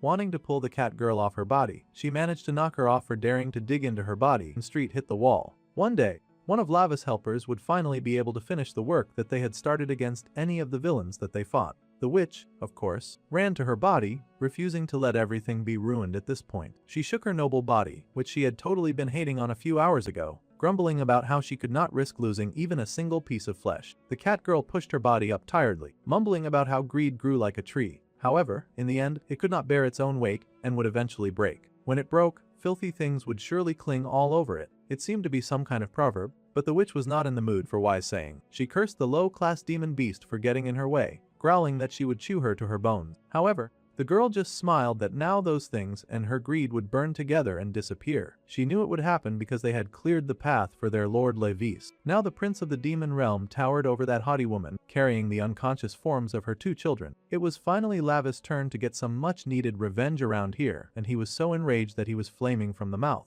Mara froze in horror when she realized that the prince had reached in such a vulnerable state. Hansu used the last of his strength to apologize to their sick mother. Unfortunately, their opponent had absorbed some of that red smoke, and he had suddenly gotten stronger. The evil witch's eyes widened in both horror and realization when she saw her children just hanging from his hold. That smoke from earlier had been the trigger somehow for the defeat of her kids. Meanwhile, the being possessing Taehee's body was still happily gushing over our dude. Bound in the demon realm, the lovesick maniac was overjoyed. thinking that it was such a good thing that she had drawn some blood from her brother's body. She had planned to keep such a precious little charm piece forever, but she had no choice but to use it up now. After all, Lord Bambi had told her something very important about the prince before she entered her new body. The blonde had told her that in her new body, they had implanted a special demon blood stone into the prince. So, if the prince absorbed his main body's blood, then he would surely regain part of his original power. More and more pieces of our dude's original strength kept finding their way back to him, and this girl had now happily gifted him some of his power, encouraging the crazy prince to go wild just like he had done before. This freshness rolling through his body. It had been so long since the prince had felt a sensation so divine. The witch Mara was not so pleased about how things were unfolding, of course. First, she took the time to scold her children and call them trash, yelling that they could not even handle this one thing that she had asked them to. Suddenly, Hansu gasped and Hanyang gasped as well. It seemed their mother had connected her weird and slimy tentacles to their necks, and they screamed as their eyes glowed and something strange began to happen to their bodies. With an explosion, suddenly the male twin was up again, on his feet, and swinging his weapon around. Of course, his twin sister was right by his side and ready to go another round with the overpower prince. The kids thanked their mother for the power boost, swearing to kill the human in front of them this time. Once again, the no-kill rule that Lavis had to suffer under was truly such an amazing pain. The twins kept standing up after he had already beaten them, and he could not just eliminate them, or his soul would perish. It was a really troublesome situation. However, the boy stood his ground and Thurs able to deflect the two instruments at the same time. Now Mara was extra heated, and she yelled at the jerk who called himself the prince of the demon realm. The crazy woman had to ask at this point why the boy was risking so much of his life for a mere human woman. She was not even his real little sighter. Yes, well, that much was true. However, the boy smiled as a fond memory stood out the most in his mind. In truth, the risk he was fighting so hard and doing so much as risking his life was because his sister's baking was just that good. The opponent was not having it, of course. Anyone would be heated if they realized that they were getting beat for such a stupid reason. Unfortunately for her, the prince doubled down on his nonsense. The cake that his sister had fed him was not a taste from the human world. It had basically been food from the heavenly realm. At this point, he was just saying anything, but truly Lavis felt that his sister had invented a new form of divine baking. Hansu could not believe that he had a stupid reason like that for fighting them. A demon should not care about food from the heavenly realm. This made the boy scoffed as he asked the siblings if they had ever even fed each other cake. They spent their whole life competing for their mother's love. It was likely that they had never tasted such sweetness before in their life. The twins did not seem to care and were extra annoyed that he was taking such a thing so seriously. In fact, Hanyang yelled that she would only make cake to throw it at her brother's face. They were very clearly lacking in the brotherly and sisterly love department for sure. The prince sighed at them and cut the angry girl's neck, a clean slice bringing her down. His face was emotionless as he looked upon these pitiful siblings, who did not even show love to each other. But the taste of his enemies' blood sure was sweet. Their blood immediately filled him with strength, and the boy's eyes widened at the flood of power that ran through his veins. It was not just power that flooded through him, he also got an immediate taste of their memories. He recalled the little girl Hanyang showing off her test results to her mother. She had gotten 100 points in school. Hansu also happily said that he had cleaned up the house perfectly. Those poor kids were reduced to doing housework at such a young age, doing everything to please their ungrateful maternal figure, but she did not care either way. She yelled at them that they should just drink some water if they were that hungry. She called them useless and often left them at home by themselves when they were little. The twins had grown up unloved and unrecognized no matter how hard they worked. They were a pitiful duo that had been starved for love since the day their mother's body got taken over. Studying, cleaning, no matter what they did, it was not enough to earn their mother's praise, and it made the two feel very depressed about their life. At some point at the Café Lala, the mother had watched some videos of women getting picked up by all sorts of handsome men, and she complained that her stupid children were ruining her chance of having men flock all over her and shower her with pays. She was even hating on an innocent couple that was just showing love in the same cafe. She complained to her daughter that she hated the woman being showered with love, and the daughter stared at the happy lady in the corner. If that was the case, the little girl leapt up from her seat and ran to meet that lady who was bothering their mum. Running as fast as she could, the little girl suddenly shoved the lady so hard that she spilt her drink. The poor innocent lady screamed out in pain, yelling because the drink was hot. She had no idea why she had gotten attacked out of nowhere, and of course the mother came rushing to retrieve her child. The angry woman cursed and yelled because her perfect white clothes had been ruined now. The mother sighed and apologized, saying that she could go and buy something that the other lady could go and change into. She quickly took her kids away from the cafe after ruining that poor woman's day. The evil Mara sighed and asked what she should do. Now that they had ruined that lady's day, she could not stop smiling. She held her daughter close and tight. saying that her daughter was so cute and special that she could collapse form how cute the baby was. The mother had been so excited to see that lady's day get ruined. It served her right for acting so pretty. It was the first time that any of the children had gotten praised by their mother. Of course they remembered it. The son was immediately eager to get in on this kind of behavior. He yelled that he wanted to do it next time. He could also fight people for his mother's sake. Mara laughed and said that next time she would let her son try,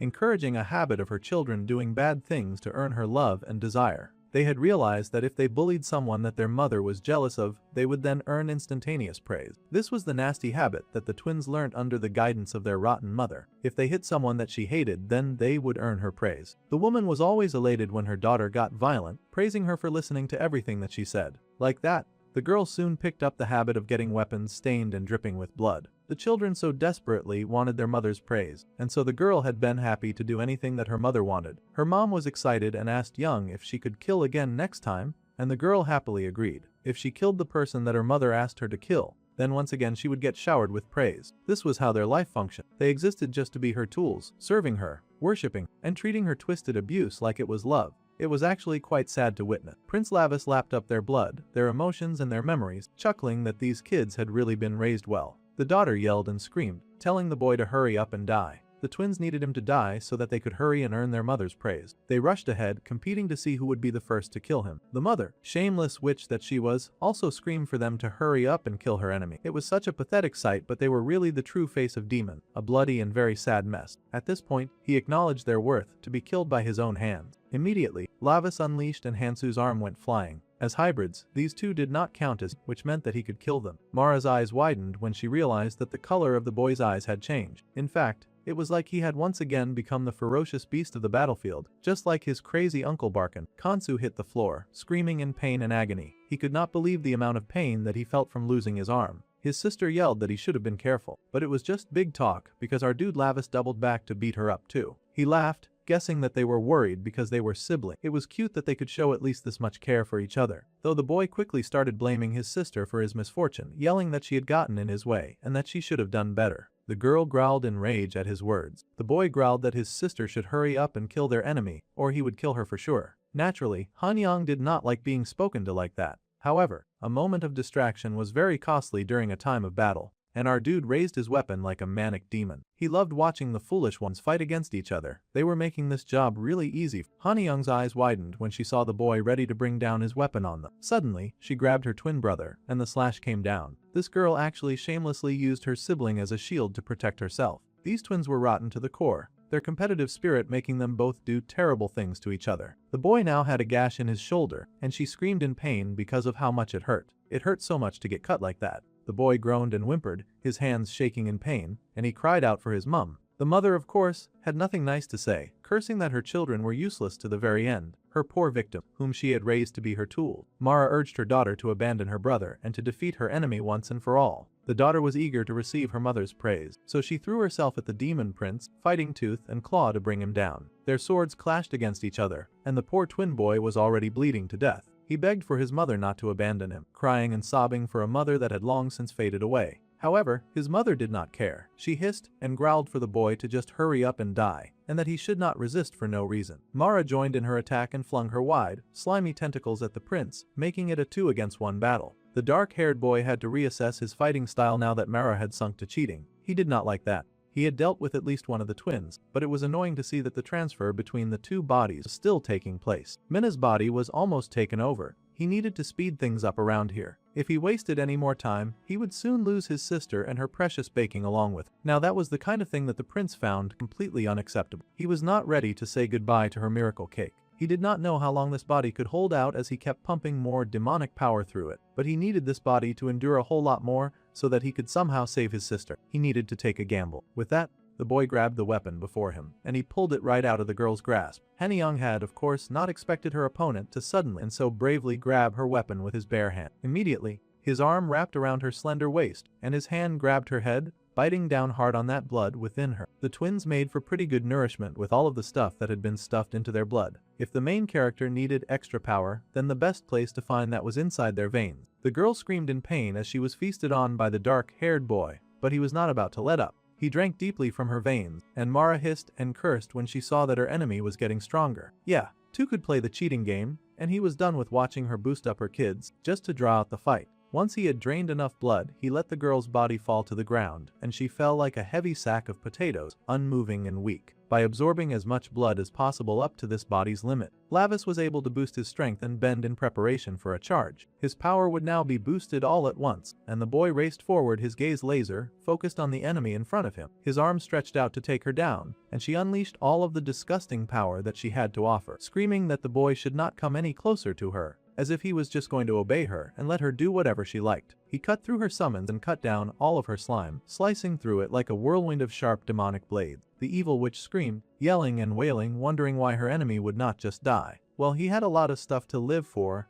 and that included the heaven-sent cake that his little sister could make. It did not matter how much disgusting slime that she could summon, the boy raced forward and fought the demon in front of him with a growl deep inside his throat. His whole body felt like it was breaking apart from all of the power that he had forced it. However, this body had to endure until the enemy was defeated. This feeling, it felt like he would die while being completely crushed. However, the expression on his face was a totally different story. He almost seemed elated with mad glee as he charged at the enemy in front of him. He had longed for a feeling like this, and now he could completely revel in it while tearing his enemies to shreds. How he loved how much fun he was having right now. Of course, his enemy was not having any fun at all. She was having the worst time of her life, in fact. She tried to fight back against the boy soaring towards her, but she had expended a good deal of her power just powering up the twins, plus he would never let her take a second opening again. With a burst of speed, he served the connection between the decaying body and his sister, and Mara screeched, cursing the boy who had gotten in her way. She yelled that he was ruining everything at the last moment. However, he was not even done yet, and those demonic eyes blazed sharp and red. In seconds, he had knocked down the body of his sister, strangling Mara, who still dwelt within her. She yelled for the prince to let go of her at once, and that trash like him had no right to touch her. No matter how much she screamed and wailed and made a fuss out of everything, it was all over for her now. Her foul-smelling lifeline had been cut.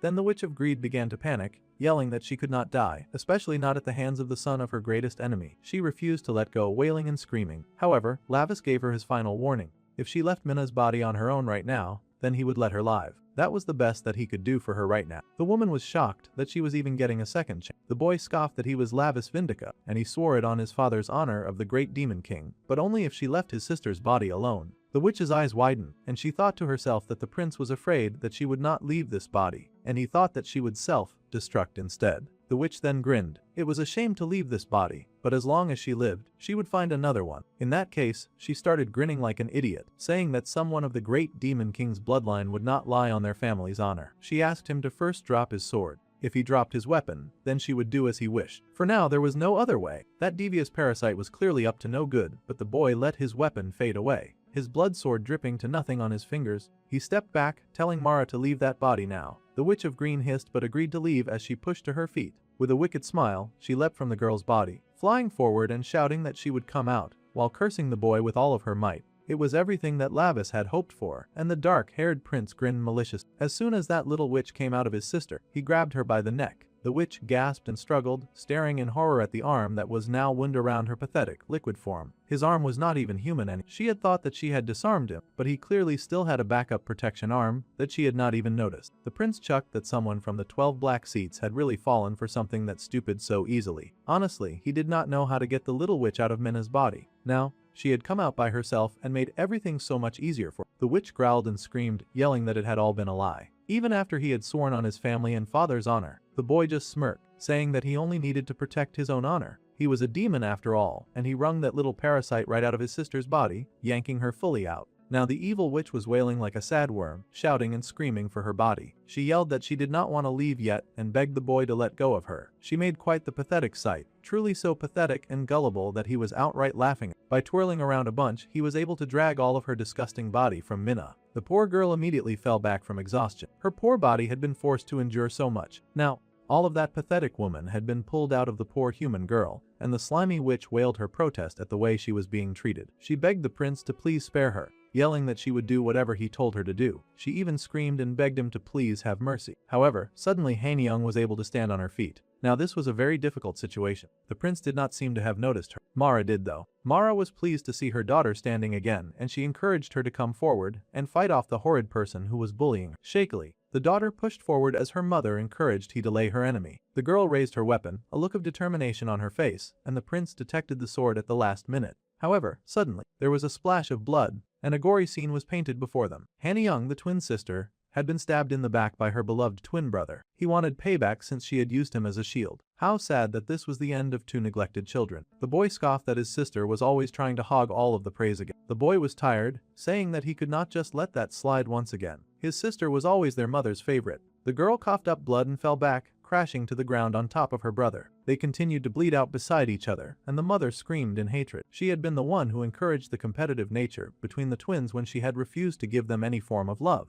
The woman yelled that they had blown their last chance to impress her just like that. Meanwhile, Lavis was sick of hearing it. He had to hear those kids idolize their mother over and over again, but the entire time their mother was trash though. She was a pathetic worm that would die like a joke, just like her two children. The demoness begged for her life, screaming and pleading. She promised to leave this girl alone and move to someone else. She begged in the name of the fact that she had once been like a sister to his mother. That was rich considering that she had tried to kill him earlier. She laughed that it might be hard to believe, but it was true, and he could ask Aeneas to confirm it. She used to be someone precious to his mother. In fact, she used to talk to her like she was an older sister. However, it was time for the old witch to face the music. Her children were dead, but even in this moment, she was thinking only of herself. It was so unfortunate that those two had died for a selfish thing like her. The greedy witch did not care. She figured that she could always have more brats who would do her bidding. She begged for the prince to listen to him, but he was done hearing her talk. One slash through her neck was all that it took. The woman gasped in pain and shock, horrified that all of her begging had come to nothing. She had honestly been too much of a threat to just let live, and now she faded away to nothing. The prince though tit was such a waste for someone who had once been in the 12 black seats. The demon coughed and screamed as her head fell to the floor. She, of course, used her last breath to curse Lavis Vindica, hating him for humiliating her like this. Now she would die at the hand of Aeneas, brat of all people. She hated that the most of all. She yelled that she would never accept this and swore to kill the boy. However,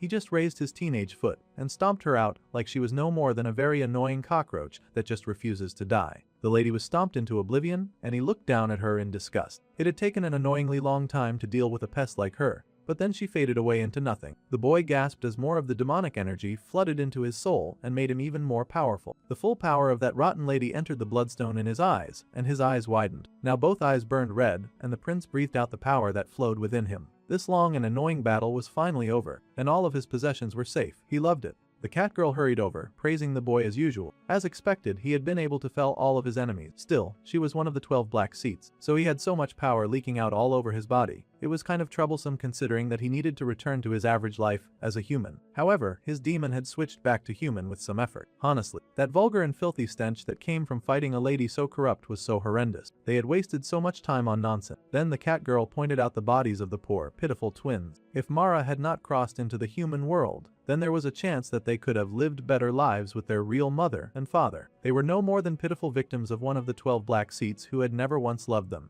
There was no knowing what would happen in their lives if their mother had never died. Even if parents were not demons, there was no telling how kids would end up. Children could still die because of their parents' greed, just like how poor Minha had almost died today because of their father's action. Meanwhile, Taehee's body was still watching everything unfold like a happy fangirl, giggling and blushing over the situation. Now that the battle was over, it was time for her to get out of here. However, the prince told her to halt immediately. He had noticed her presence, and he had a bunch of questions to ask. The girl was horrified and squeaked, hiding at once. It was kinda too late to try and do that when he had already noticed her presence. They had already seen her, and she had seen his demonic energy, so she should hurry up and come out. The girl cried and yelled that she had not seen anything, but it was too late to pretend. Besides, the prince already knew who was possessing the girl's body. It was a demoness named Beltia. The Bluenet gasped, recognizing the name of the famous weapon maker for the demon realm. Yeah, she was also the youngest daughter of House Murtano, who had been showered with every bit of affection and love, and rumored as the first weapons-making prodigy born in 3,000 years. It was indeed that Beltia, and the prince immediately demanded that she explain just why she had followed him all the way there. The weapons master wailed that Bambi had asked her to. In fact, she was the prince's present. Surprise was over, so now she was going to run away. The girl suddenly leaped out of the window just like that.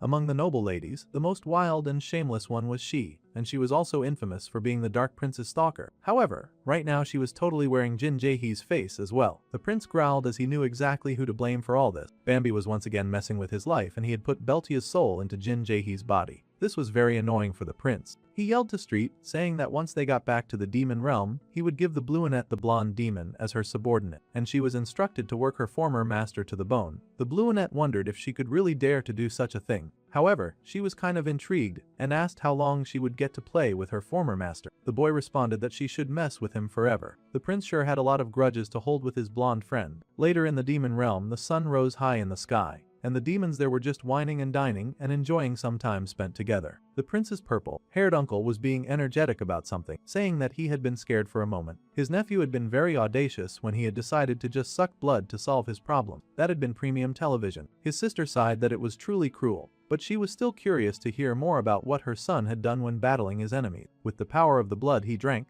the brother informed his sister that her son had then cut through Mara's tentacle and stomped on her head. It was so brutal, and his uncle groaned that he could not say any more, even though he was clearly enjoying himself. The demon queen giggled about how unfortunate her former hater was. Her brother sighed that if his sister was going to be happy about it, then she should quit pretending to be polite. It was not like she was hanging out with strangers, so she should not be smirking with only her lips. The queen protested that she was not happy, and she scolded her brother for using Lavis like a plaything. She wanted him to stop now. He had executed Mara, who had escaped to the human world, so that was enough. She could not have a single day of peace because of that boy in the human world. The uncle pointed out that the tea that she was drinking right now was that very rare delicacy sent by the House Roydeds, and she had been sipping that beverage this entire time. The lady sighed that her drinking this tea had nothing to do with it. The uncle sighed and then said that he was just joking anyway. Now that Lavis could use his true power, the sister did not have to worry. She should relax and keep drinking her tea. The queen paused to glare, calling the names of her brother, his little blonde servant, and her husband. She had the feeling that the three of them were definitely plotting something. But the uncle insisted that the great demon king was not aware of his fooling around. Still, the demon queen pointed out that there was no way the blonde could slip a blood stone into her son's body without his father noticing. He was a king, and he had not become king by being an idiot. Well, she had a point, and her eyes widened when she wondered if her son was being used to catch Morgoth. Her brother beamed and gave her the okay sign of a perfect score. The queen was horrified by this admission and immediately tried to strangle her brother. How dare they use her son so recklessly as bait for such a powerful monster? The purple-haired demon wheezed, saying that the prince had wanted to catch that guy too.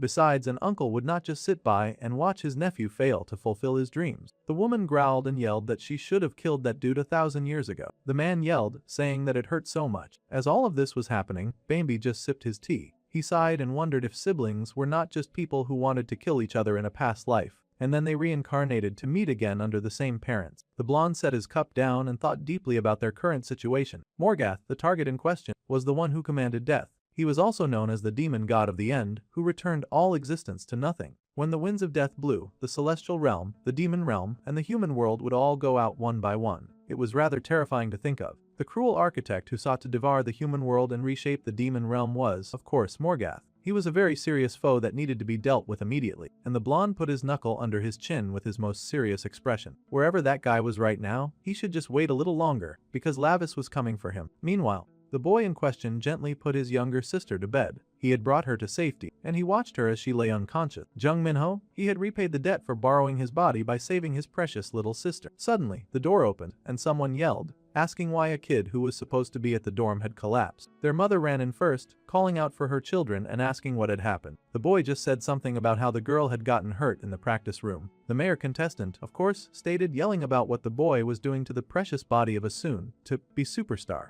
He yelled and asked if Minho was the one who hurt his sister. In fact, he yelled and asked if the siblings had planned this together to ruin him. The mother was horrified by such an accusation, asking how they could say something like that. The man yelled that they had both opposed Minha becoming an idol, and every time Minha posted online, her comments were filled with praise for him. Yeah, well, it was about time that he stopped taking credit for work that he had never put in the first place. The man yelled that they were all doing this because they hated seeing him succeed. He was going to just keep yelling, and he told his secretary to take pictures of his unconscious daughter, deciding to spread a scandal that she had been stalked, and that was why she was now unconscious. Then they would get even more attention and sympathy votes, and he could finally win the election. Well, this was the height of demonic behavior, and Lavis was just about done with his fake father's nonsense. It was one thing for the man to act like a demon. It was another for this guy to take all the credit for all of the prince's hard work. It was time for that pathetic mortal to know his place. The boy was about to speak, but before he could, his mother spoke up. She yelled, telling her husband to stop. He could not even see the state that her child was in. The man asked what she was talking about, but she yelled that she had believed that he would be a good parent. But as soon as her father died,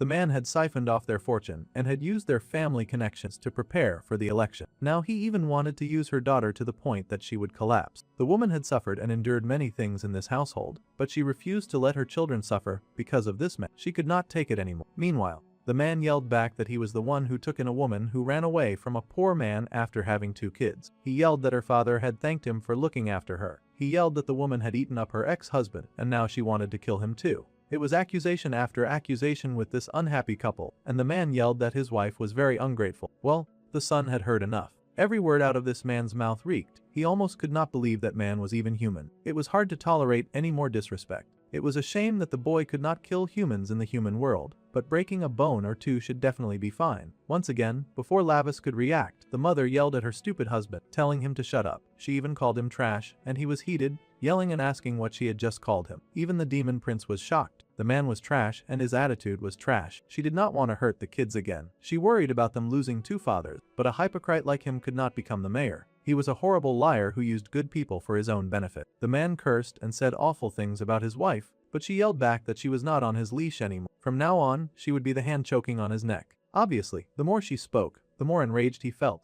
The prince had thought their mother was no more than a weak human. However, in this moment, she almost reminded him of his own mother. She was fierce and determined, and she would not let this man hurt her children anymore. The wicked man continued to get angry. He called them brats and asked how dare they do this to him. Suddenly, he screamed in great rage, like a child throwing a tantrum. In the Middle East, at a US military facility, Fort Vulture, someone seemed to have raided the base and was trying to figure out which button to press. There were too many buttons, so it was really hard to decide. The man in the base begged the person not to press the launch button on the missile, and the person asked why. The man explained that if it were launched, then thousands of innocent civilians would die. The stranger's hand hovered over the button, and for a moment they went silent. Suddenly, the person said that was exactly what the machine was made for. If they did not want civilians to die, then they would not have built it. The wicked stranger pushed the button, and the missile launch sequence was initiated. The man yelled and asked why this person was doing this, and he asked what he was. The hooded stranger replied that he was a demon. It was hard for the military man to believe, but he turned demon, saying that he would let his men live, so that he could go up there and tell his bosses that Morgoth had done this. It was a bright and sunny day over the city, and everything looked pretty calm and peaceful. The red light clicked on, and a little boy happily pointed at the traffic light for some reason, as he had never seen a light before. Everyone was having the best time of their lives until a bomb suddenly dropped on them. It really felt like some kind of targeted racism, because there was no reason for the bomb to drop on a Muslim country, of all places. The officer shook with pain at the reckless carnage that this guy just caused. That thoughtless demon had just ruined a bunch of lives with no regret, because that was the kind of soulless monster that he was. The demon was very unbothered, and then he called for his minion, Shua, to bring in the fragment. The assistant appeared briefly, agreed to do as commanded, and then left pretty fast. Then the demon sighed,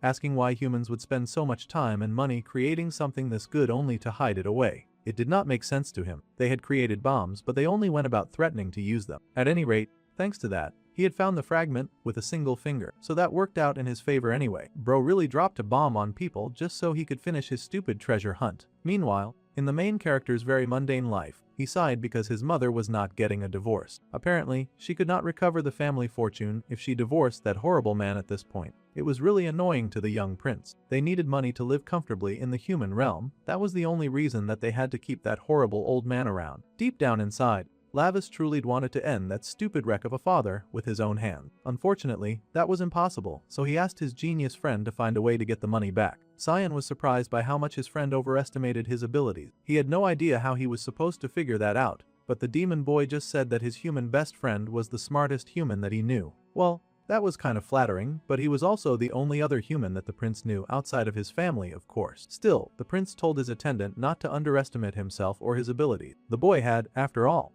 developed the app responsible for that terrible drug distribution. It was at this point that Lim Xion had to shut up his friend immediately. It was not like he wanted information going around that he was mixed up in that crazy, messed up incident. The prince should not go about sharing that information in public, though he was more offended that his friend would dare to manhandle him. Maybe he would be manhandled less if he understood the principle of time and place. At any rate, the boy asked how long they had to keep drinking this stuff, and they should get going now. The boy insisted that they had to finish the drink before they could leave. Someone was hanging around dressed in a teddy bear costume, and she flinched to hear the prince raise his voice. Just as he had suspected, she was Belita, and he was not so pleased to see her. The prince growled and yelled at her to hurry and go back to the demon world. He was tired of his stalker following him everywhere. The girl skipped away and hurried to serve other customers. Pretending that she had not heard him, she encouraged the new customers to stop by and to have an Americano so cold that it would freeze even their hearts. San figured that the girl could not hear the origin, but the dark-haired boy muttered that the girl did not even look at him when she talked most of the time. The genius weapon maker, Belzia, was the new character they were focusing on. Truly, the human boy was curious about his friend's relationship with a girl like that. Their history dates back a long time ago, back when the little girl had still been in the womb, because she could somehow remember a time like that. The great demon king gifted her father an unquenchable flame. Borin was in the casting room when the girl was burned by the flame before he could even open his eyes. The baby had, of course, screamed from that very unsavory experience. Some mad demons had shouted and chanted that the baby should burn in the flame granted by the great demon king, saying that the flame would guide the girl on the path that she must take. The fire had burned the girl's flesh and the whole world turned red around the poor, screaming child. It had, of course, been very hot. Anyone would expect that much from a figure. Then the great demon king Gamodare was consulted and the masterpiece that had been promised was finally complete. He was given the mouth of Cocytus, and it held the power to absorb the false oaths of traitors, and it would also deliver punishment by returning them as shards of ice. It was a work that transformed the piano into art. A masterpiece born from the genius of the Murtano family. Count Valdir had clearly come to the great demon king to boast about his youngest daughter, and the praises that he sang could fill the entire demon palace. Now that the king had seen the work, he could see that the praise was well deserved. This mouth of Cocytus would remain a masterpiece in the demon realm for ages. This young demon's skill was truly second to none. The little girl took the praise with barely an expression on her face. She was cold as most demons often. The king sighed that he had to envy Lord Valdero for having such a genius in his family line. Meanwhile, he had birthed a little menace that only gave him headache. The man bowed, saying that hearing the king speak weighed heavily on his heart. The king sighed that it was merely the grumbling of an old king. The lord did not have to pay it any mind. He would accept the gift with gratitude. The future of the weapon development in the demon realm would now rest in the hands of the Murtano family, so the king was counting on them. Later that day in the demon palace, all the windows shone bright with light, and the Lord Valdir escorted his daughter out of the palace, asking if she had heard the praise from the king himself. The noble great demon king had loved her work and her father beamed with pride, but still the daughter remained cold with barely a smile on her face. She was really the greatest masterpiece that their family had ever made. Suddenly, they paused when they heard a sound coming from the hallway. There was grumbling and arguing between two people, someone complaining of pain and another saying "I told you so." It seemed the queen was wrestling with her son and yelling that things would be difficult if the future great demon king turned the nobles' territories into a sea of blood every time he got into an argument. He could not just kill every demon in the demon realm, he had to learn the brilliant skill of negotiation for goodness sake. A king was supposed to be a figure of forgiveness and generosity. The prince yelled that this was hogwash. Forgiveness and generosity sounded like the kind of nonsense that would tarnish the dignity of the great demon king. That spoilt brat yelled that a great demon king should have no mercy. The queen could not believe the nonsense that her child was spouting, and she threatened to take him to his merciless uncle so that he would uselessly beg for forgiveness where he would find none. The boy yelled that he hated his uncle so much. It was a display lacking nobility, poise or grace, very disgraceful indeed. However, that was exactly the moment when the young Belcha had noticed Prince Lavis for the first time. She stared at that boy being choked out by his mother and instantly fell in love. Many nights later, at a different castle, the young girl was hard at work. She had on her big black smith gloves as she looked through her work. Her father had called her a masterpiece, and the flame led her to become an alchemist. Through lots of hard work and diligence, for 300 years, the girl had handled fire in the casting room, and she had crafted all sorts of magic weaponry, creating items through study and alchemical research. However, someone mentioned to the Lady Belzia that it was so unfair. Corsi ate 3 whole demonic fruits that the count had granted us this time, but she had eaten it all by herself. She sent the ginger away, saying that she had to clean the stables, and then that greedy pig went and ate all of their gains by herself. Corsi, of course, was not going to take such slander without defending herself. She growled that she had not done it on purpose. It was an accident. She really thought that she had to clean the stables. The dark-haired lesser demon had thought that if she did not clean up, then the Lord Teton would curl her tail and hang her from the ceiling. However,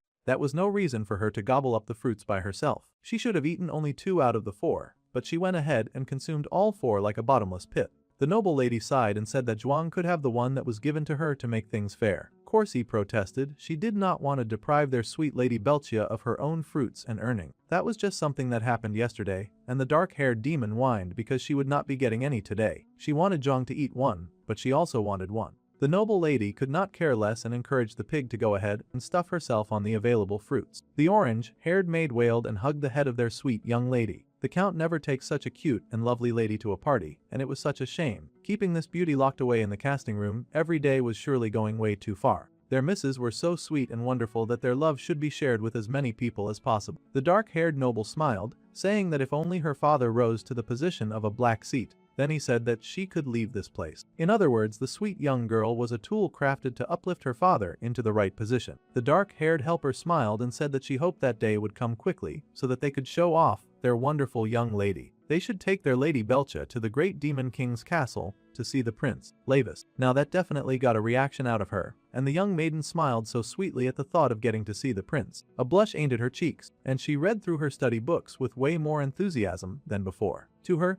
living in the casting room and listening to the stories of the maids' lives, their jealousy and their friendship, and their love stories, all of that was something that made the sheltered little girl feel somewhat alive. That was, of course, until the day the pain came like a scorching pink fire burning away her joy. Born in the foundry, the young noble daughter lived locked inside the foundry. As time passed, she mostly spent her time creating weapons and new items. Of course, her knowledge of the demon realm's alchemy accumulated, and her powers grew stronger with each passing day. At some point, the young girl lost control of her own alchemy. The girl screamed as her eyes suddenly lit up, and the fire that had lived within her, guiding her all this time, suddenly started to consume her. The girl full-on wailed and yelled out her pain and agony. She was suffering from this torture that came from inside her. Her two maids were distraught, and they called out her name, not knowing how to help her. The girl cried out to Zhuang and Kazri, stretching out her faltering hand to them, but she warned them not to come close, already being able to predict the disaster that action would bring. The burning did not stop, and unfortunately, her just reaching for them was enough to roast her poor two friends on the spot.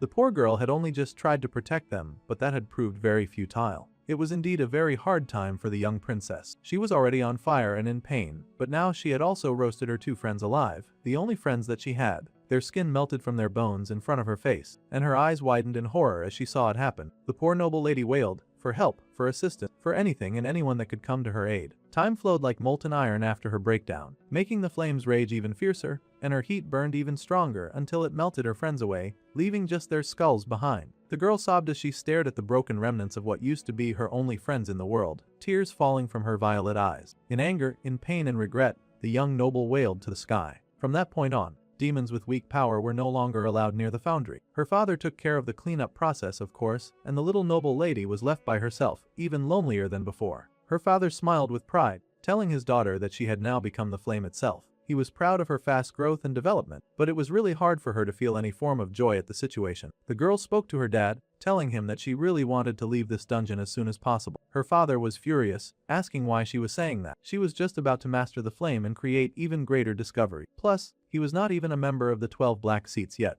Until his goal had been fulfilled, he had no desire for his daughter to leave the foundry. That place was to be her home. If someone were to steal her away, the family would surely collapse, so this was also for her protection. Their family had finally just risen to one of the 12 black seats, so the goal had been completed. But her greedy father still planned on keeping her locked away and out of sight. That was so not fair. The man even insisted that his daughter could not leave, guilt-tripping her that she would kill even more innocent demons like Kazri and Zhuang if she ever left the foundry. That warning definitely scared her straight, and the little girl was too terrified to hurt anyone like that again. Her two friends had meant so much to her, but they were gone because of her. Immediately, she rejected her own plea, saying that she would never go out, never. If leaving meant hurting people, then she would stay. This was all that her wicked and selfish father wanted to hear. It seemed a lot of children were just a means to an end with demons, not really treated like people. The poor girl shook as the father left her to her thoughts. That was when the noble lady became completely alone and shrouded in nothing but darkness. Time passed, the night came, the sun rose, and the rains fell, but nothing changed in her life. For decades after that,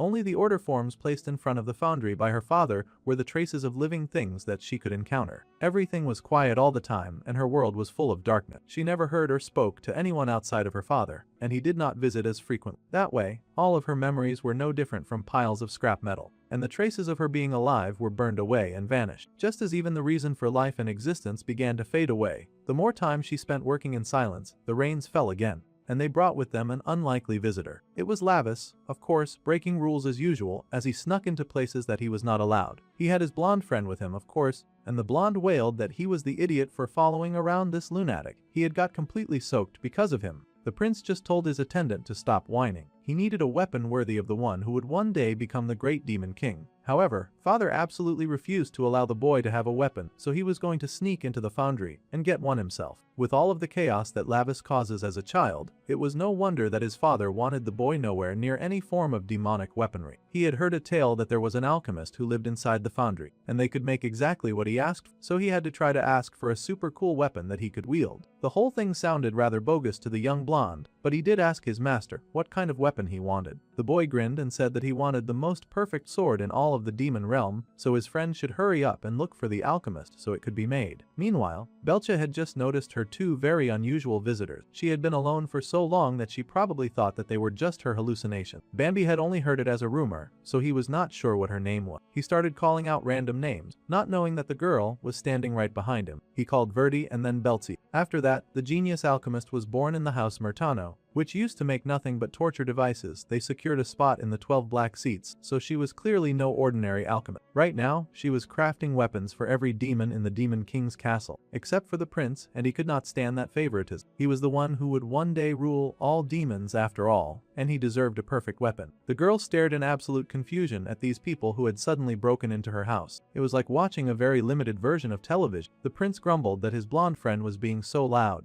and he was also annoyed that there was so much stuff here, which was making it hard for him to find the weapon that he was looking for. He had to see what that person looked like, no matter what. The two boys were so busy being loud and searching that they had not even noticed the quiet little girl standing behind them. It was so hot in the foundry, and the prince hissed, wanting the alchemist to hurry up and show herself. The more Belchia stared at the rude intruder, the more she recognized her crush, the Prince Lavis. She could not believe it, and he had come all this way just looking for her. It was like a fairy tale fantasy for the little girl. She was the genius alchemist of House Murtano after all, so they had definitely come for her. The girl blushed and wanted them to hurry and look over here at her. She had not spoken to others in years, so her communication skills were very rusty. She could not just call out to them, she wanted them to see her. The alchemist they were looking for was right in front of them. Suddenly, the prince turned and noticed the little girl, asking who she was and how long she had been standing there like an idiot. The girl flinched and he asked if she had seen the genius alchemist around here by any chance. The girl blushed with excitement, happy that Prince Levis had called out to her. The blonde was starting to worry now that they had been seen, and he wanted to run away. If someone found out that they had broken into the foundry, they would be in big trouble after all.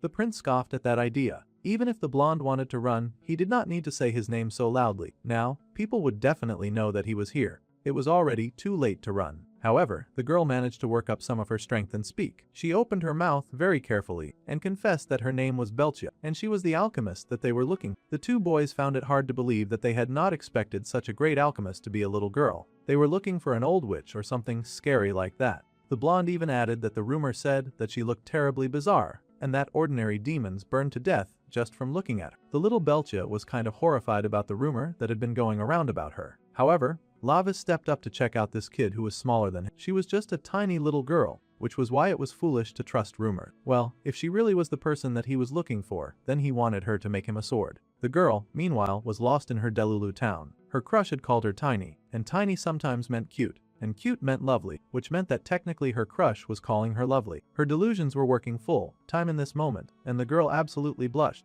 Thinking the prince was somehow giving her a compliment, she was absolutely delighted about this development, gushing and nodding that she could definitely make a srod. Well, this was great news to Lavis. He did not even need to apply any pressure. Excited, he asked her what she needed to make it. Well, she needed to melt the matter in the flame, so she kind of needed his soul. Well, that was a bit direct. The boy blinked. If he understood correctly, she was saying that she had to burn his soul. Sure, he wanted a weapon, but he did not want one that badly. The girl explained that was not what she meant. He just had to show himself to her, then she could see it. His soul, his power, and his path. This was all very confusing to the boy, and he had to ask how she could even see something like that. Well, the girl explained that if she just kept watching him, she would be able to figure it out. She looked so intense when she said that too. For Lavis, who was the first to ever look at him as something lovely, she really wanted to try after all. She made you her kin to use every bit of her knowledge to forge him a sword. From that day on, in order to observe the prince and make him a nice new weapon, the girl had gathered up her courage, and she walked out of the foundry on her own 2 feet. The door that she had never crossed open, and overcoming all of her fear, she did it all for her crush, whom she admired so much. It sounded like a really strong and noble goal, but she had also just sort of transformed into an A-class stalker. She could see it more as she looked at him, and her eyes widened as she stared at him, watching the boy closely. The more she stared, She saw his sexy jawline and the hollow of his collarbone that looked like a person could fall right into it. She saw everything, and he squealed and gushed to himself with love and joy. She had been watching her senior's soul for a very long time. So long that the boy started to have the feeling that someone was watching him. It had started for a noble cause, but she really went and escalated it because it was her crush whom she adored so much. To forge a soul worthy of her crush's soul, she had dedicated all of her time to the forge. After a very long time had passed, the girl finally had formed it. It was an amazingly large blood sword, and it was perfect. The perfect weapon that could not become one with her crush's soul, and it was called the Damra blade. Finally,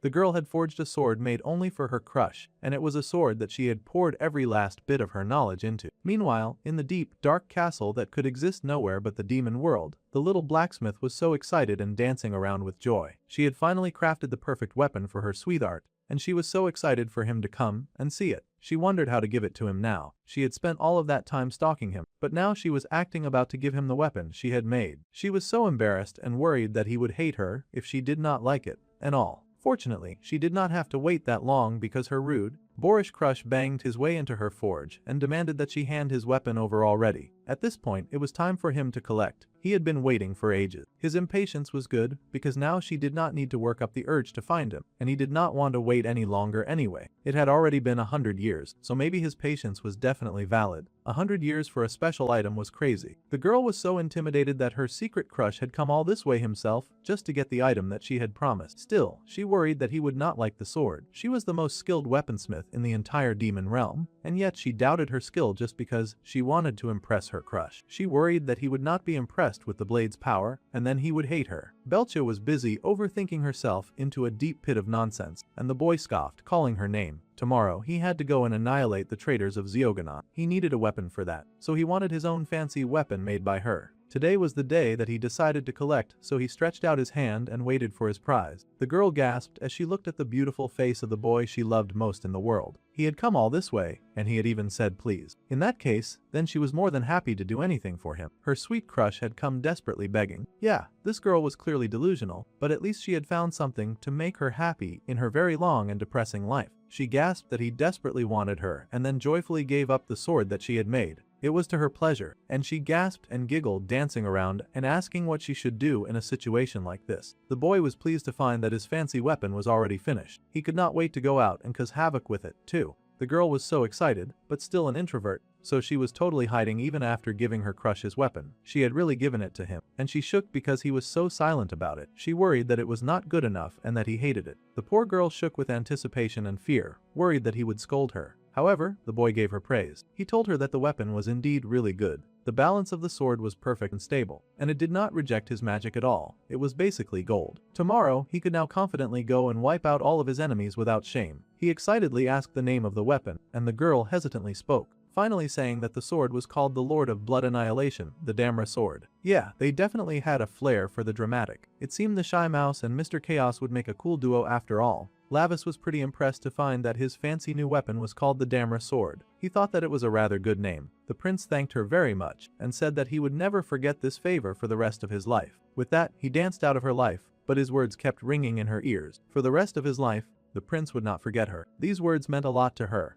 But of course, her delusional mind then twisted them to mean something entirely different, acting like it was a love pledge and the boy promised to look at only her for the rest of his life. That was not what he said, but unfortunately, people in love would always hear what they preferred to hear. Common sense stood no chance against people like that. The girl was brilliantly overjoyed. At that moment, the girl felt it for the first time in her life. For the first time, it felt like it was a good thing that she was burned into the flames, and the path that she had found in those scorching hot flames had led her right to her crush, and she desperately wished for her flames to only be used for him. The picture of the prince in her mind was of a dashing young man, and he continued to grow. As he grew, she remained his ever faithful cheerleader, pledging to only look at him for her entire life as well. She wanted to be together with that dude forever, their love bound in the heat of the flames. However, no touching was allowed after all. She did not want to hurt the man that she loved with these flames that consistently burned around and within her. Belcha would not be able to stand it if the lover of her life got burned away in her fire. She had already lost way too much to the heat of the flames. Well, her pining continued, and time passed, and now they were in the human world, continuing this nonsense stalking dance. The human boy sighed when he understood the kind of past that his best friend used to have. The prince sighed that there were some distortions here and there, but most of it was accurate. Then, The prince asked why the human boy could not look at Beltia, and Cyan groaned that Jin Jae's body triggered his post-traumatic stress disorder. She was using the body of his former enemy after all. The demon, however, was now just hanging around at their table and gushing over how close she was to her lovely brother. The girl could endure it since it was not her face, but it was still embarrassing hanging around him like this. The prince then reminded Saan that he had said he had something to ask, so he should hurry up and ask. The human boy sighed and then spoke to the lady Beltia about something that he was curious about. After he had fired the gun back then, his body had started feeling really strange. It was a weapon that he made, so he was hoping for some answer from her. At the time, the boy had been so excited that he felt like he was going crazy. However, he was not the kind of person to fall to that kind of madness. After that, his heart pounded at random times, and his vision blurred from time to time, too. He would break into a cold sweat, and he found it hard to breathe. It was really making him feel very anxious. The girl then confessed that he knew what it was. The boy asked immediately, asking what the probe was, and if it had been controlled by magic power. However, Belcha just explained that it sounded like a panic disorder. This was shocking to the boy. Well, the girl explained that she felt like the human was just having some panic attack. The symptoms were the same after all. Also, Sion should probably know this, but he has a split personality now. The boy groaned and asked if it was because he had a body that could handle demon realm weapons, and his body was currently synchronizing with a demon right now. He was frankly handling this news rather well, but that was not the situation at all. The dark-haired lady said that a panic disorder patient should just go to the hospital and take some medicine instead of doing anything crazy or extreme. The prince then laughed at his human friend for underestimating himself. Then he asked if it was because of his fancy new split personality. The poor boy groaned. He had hoped that it was something different, but at least he knew there was a cure. All soul in the world possessed their own unique energy. Their energy, celestials, humans, and demons each had a different energy. If the body that held the energy was to disappear, then the remaining soul would, of course, vanish with. The little human was impressed that she could see all of that. The weaponsmith admitted that she could indeed see that, and the soul of the one who ordered a weapon. She found what kind of energy the soul needed, and then created a weapon suited to it. However, he could only adjust a weapon to fit the soul. She could not change or create the soul's energy. That was why it was really important for her to accurately understand the soul of the one who ordered the weapon that she was making. Then the human asked if it meant that he got excited after receiving the gun, because it was a weapon suited to his split personality. That seemed to be the case. The girl had matched the weapon to the energy of this other person, whom he had not recognized until it burst out.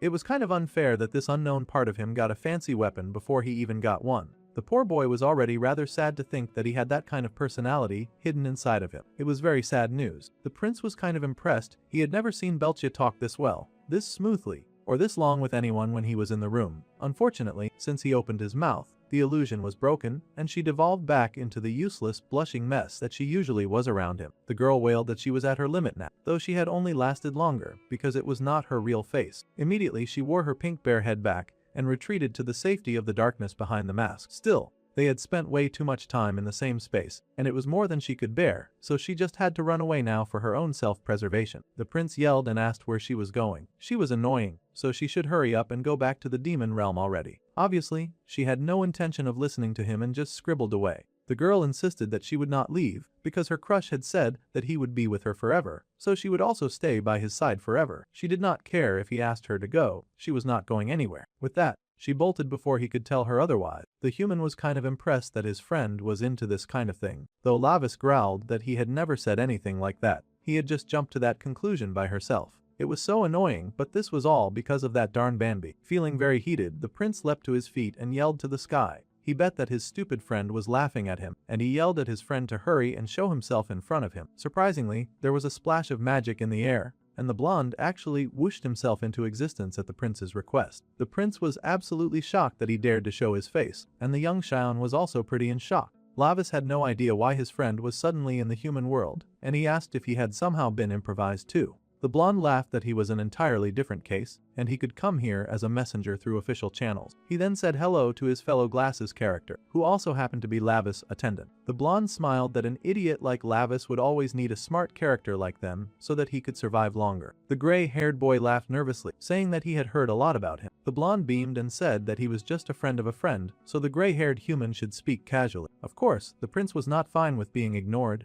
and he demanded that the blonde explain why he was here. Bambi sighed that his prince still did not get it. He had not even considered why he had come to the human world. The dark-haired boy yelled that it was because he was a criminal. He would obviously not choose to be tapped in such a miserable place after all. Then the blonde asked why he had gotten the demonic bloodstone, and the foolish dark-haired boy remarked that it was because he was the great demon king's son, and the blonde wanted to get on his god side. Lavis was kind of slow, but sometimes that was because he was pretty arrogant and thought very highly of himself. The blonde wondered if the boy ever thought deeply about anything, but clearly, he felt that his words echoed fact. The blonde sighed and told his stupid prince to keep thinking that way, and he would eventually die in that stupid human body. Lavis was not taking the insult, so he demanded that the blonde explain the scheme that was going on. Morgus, who had been imprisoned in the human world long ago, had now started moving. So, the Morgus plot arc was about to begin. The demon prince remembered that guy well, and his eyes widened. Reverse created circle. Morgus was trying to carry that out and to annihilate the heavenly realm, the demon realm, and the human world.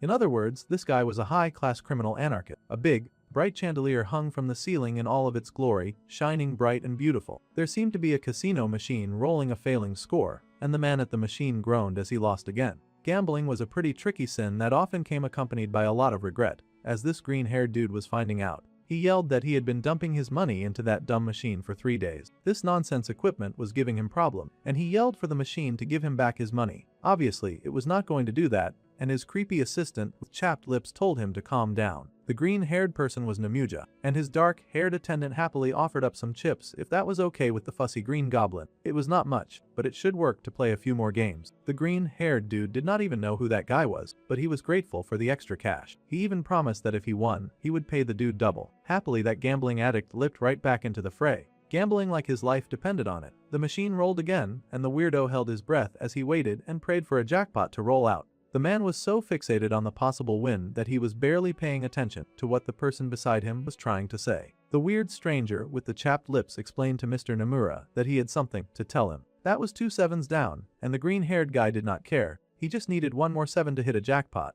and he was praying for some kind of win. All he had to do was match 3 symbols to win, and he would cash out. Someone else was yelling that it was so close and they had won a jackpot. All of their joy and celebration was, of course, ticking Nomura off, but he stayed with his machine, he prayed for success, he bet everything on getting what he wanted, while cursing the other guy for winning, of course. However, the dark-haired man informed the green-haired person that Lavis had appeared in the human world as a prisoner. So that was the reason the green-haired guy looked so demonic. It seemed that he used to be some kind of demon in the past as well. The demon paused when he heard this news, and now he turned his attention to the dark-haired guy hovering around him. This was dangerous and very important news. Suddenly, the green-haired guy pointed at the happy winner and yelled out the word pop. It sounded like an absolutely stupid gesture until the betting machine in front of that poor winner suddenly blew up in front of him. The man screamed and yelled, wondering what the heck had happened. The poor guy was now on fire, and he rolled around on the floor. The green-haired guy had come so close to a jackpot, but he did not even care anymore. He just stood up and walked out with his dark-haired attendant following closely behind him. The Prince of Hell showing up was kinda something that ruined his whole mood, and he didn't even care that the casino was panicking while they rushed and tried to put out the fire on the poor man, who was in pain. The green-haired demon groaned, muttering that the jackpot never worked out for him, so he was kind of sick of those machines. Now, he wanted this dark-haired stranger to tell him a bit more about the Prince of the Underworld suddenly showing up in the human world. He wanted to know where that guy was being held. The dark-haired guy jumped to answer immediately. It seemed to be the pathetic lord of the Hilt clan. That guy had escaped with his life, and now he was going about causing even more trouble. The prince had told the demon to spread word that he was here, so the evil villain was happily telling as many demons as he could, hoping that he would find a powerful one to end the prince's life once and for all. Right, he had passed on the news to Mr. Namuja, just like the boy had asked him. Meanwhile, in a nice and quaint corner of the neighborhood, the boy was sitting and having a bit of a drink while gossiping with his blonde friend, with whom he had a love-hate relationship. Apparently his father, uncle and the blonde had all teamed up to find a way to banish the prince to the human world, but it was all a ploy so that they could handle the threats that were bubbling in this dimension, especially Morgath. However, the prince was not satisfied at all. If he was the one supposed to stop Morgath, then why did his enemy still retain all of the powers he had in his original body? There was no way a demon imprisoned in a weak, lowly human body could be able to stop someone like that. The blonde chuckled and said that their opponent was not exactly a normal demon anymore, either. It had already been a few hundred years since he had been imprisoned, but in that time, it looked like the man had managed to remodel his body into a human-demon hybrid, kind of like the twins that they had fought before. So now the demon Morgath could use both demonic power and human energy a bit more freely. It was a very interesting situation. That was why Minho was also being remodeled with a bloodstone like Morgath. Exactly, Bambi was so proud of Cyan for easily figuring that out, and he ruffled his hair with a smile. Then the prince groaned and asked why it had to be him. The blonde attendant explained that the dark-haired troublemaker was the only one in the demon realm who could stop Morgath. The prince found that hard to believe, considering both his parents were considerably stronger and older than him. However, the attendant explained that if a child of the great demon king came down to the human world through official means, it would give the Celestials a pretext for war, which was why they had added the prisoner restriction. The Celestials would not think that a war was starting, and they would stay within their own lane while they cleaned up the Morgath situation. It all felt very nice and easy. This was their way of implying that this had nothing to do with the celestial realm, and it was just demon business. Still, the prince was not satisfied, and he asked why no one had told him from the start. Well, Lavis was hardly the most subtle person. If he had known that all he had to do was deal with Morgath, then he would have acted way too suspiciously when they were sending him away. Plus, Bambi bet that their Lord Highness would never agree to come down to Earth in a human body. The prince would throw a fit, refuse, and probably find a way to sneak off and deal with the issue using his own rules. The boy was annoyed because his friend was right. So, if he was understanding correctly, they wanted him, as some half-finished experiment, to stop Morgath and save the human world, while preventing a war between the celestial and demon realms. It all sounded very complicated, but that was the basic idea. If the demon realm troops descended to the human world, the Celestials would treat that as a war and rush in, so the boy would basically be getting no extra reinforcements either. The whole situation felt like rubbish. The blonde was so proud of the prince for somehow being able to understand the situation. He congratulated his usual idiot for being pretty smart this time. The blonde was lucky that Lavis did not just wipe that stupid smile off his face. At any rate, the main character was currently the first blood stone test subject, but the blonde had also made sure that he would be better than the opponent that they were going to fight, so the prince did not have to worry too much. Lavis scoffed and asked how he was supposed to trust that when he had struggled so much in his last battle against a stupid witch and her stupid babies. The attendant just continued to gas the prince up, saying that the boy had absorbed all of Mara's powers too, and he now had extra fighters to help him out. The human boy was not so enthusiastic about getting involved in a fight between demons, especially now that he had found that he had another personality. Still, the prince needed to know if his father had thrown him away, or if his uncle was sick of him now. This mission was like a suicide endeavor, so he wanted to know if his friend had betrayed him to take the demon king's throne in his place. None of the current situation made any sense to the dark-haired boy, and he yelled, asking how he was supposed to kill Morgath, the most feared demon from their realm, in a body as useless as this one. The blonde protested, saying that he had sent adequate backup in the form of Beltia, and then goaded the prince, asking if he was scared or something. Yeah. Lavis was temperamental, but he was not stupid. It turned out he was kind of stupid because he did end up falling for that rage bait of being called the scaredy cat. As soon as Bambi knew that he had Lavis on the hook, he kept milking in the rage bait, laughing and pointing and calling the boy a scared brat. The boy fumed, growling in rage at the audacity of his friend. He knew that the other boy was just trying to provoke him with that cheap language, and then he yelled that, of course, he could beat Morgath. He would kill that stupid criminal with his own two hands. The rage bait had been absolutely successful, and the blonde beamed, pointing at the boy and grinning, telling him to be this life on it and give it a shot. That wicked Bambi was truly setting up his own prince for failure. The worst part is that the boy was totally falling for that stupid bait too. San could not believe just how simple his friend truly was. It was almost sad to see. Suddenly, the main character growled and asked how Beltia was supposed to be any form of backup troops. She was just a weapon master after all, and she was kind of annoying, so he urged the blonde to just take her back with him while he was at it. The blonde insisted that being by her side was the safest place for the young demoness at the moment. Now the prince got serious and asked what that was supposed to mean. The blonde asked if the prince remembered what kind of family House Murtano was. Then the prince's eyes widened in shock. A letter that appeared from thin air, covered in ominous purple smoke. It landed on the table before the gray-haired boy, and he stared, wondering what he was looking at. It looked like a Joker card, and it said that to the one qualified to support the nameless, they were invited as a very important person. The invitation was sent by Mr. Namuja. The prince paused that discussion, recognizing the name of that one dude who broke out of prison. The blonde chuckled that the escapee had walked right into their hands. Alright,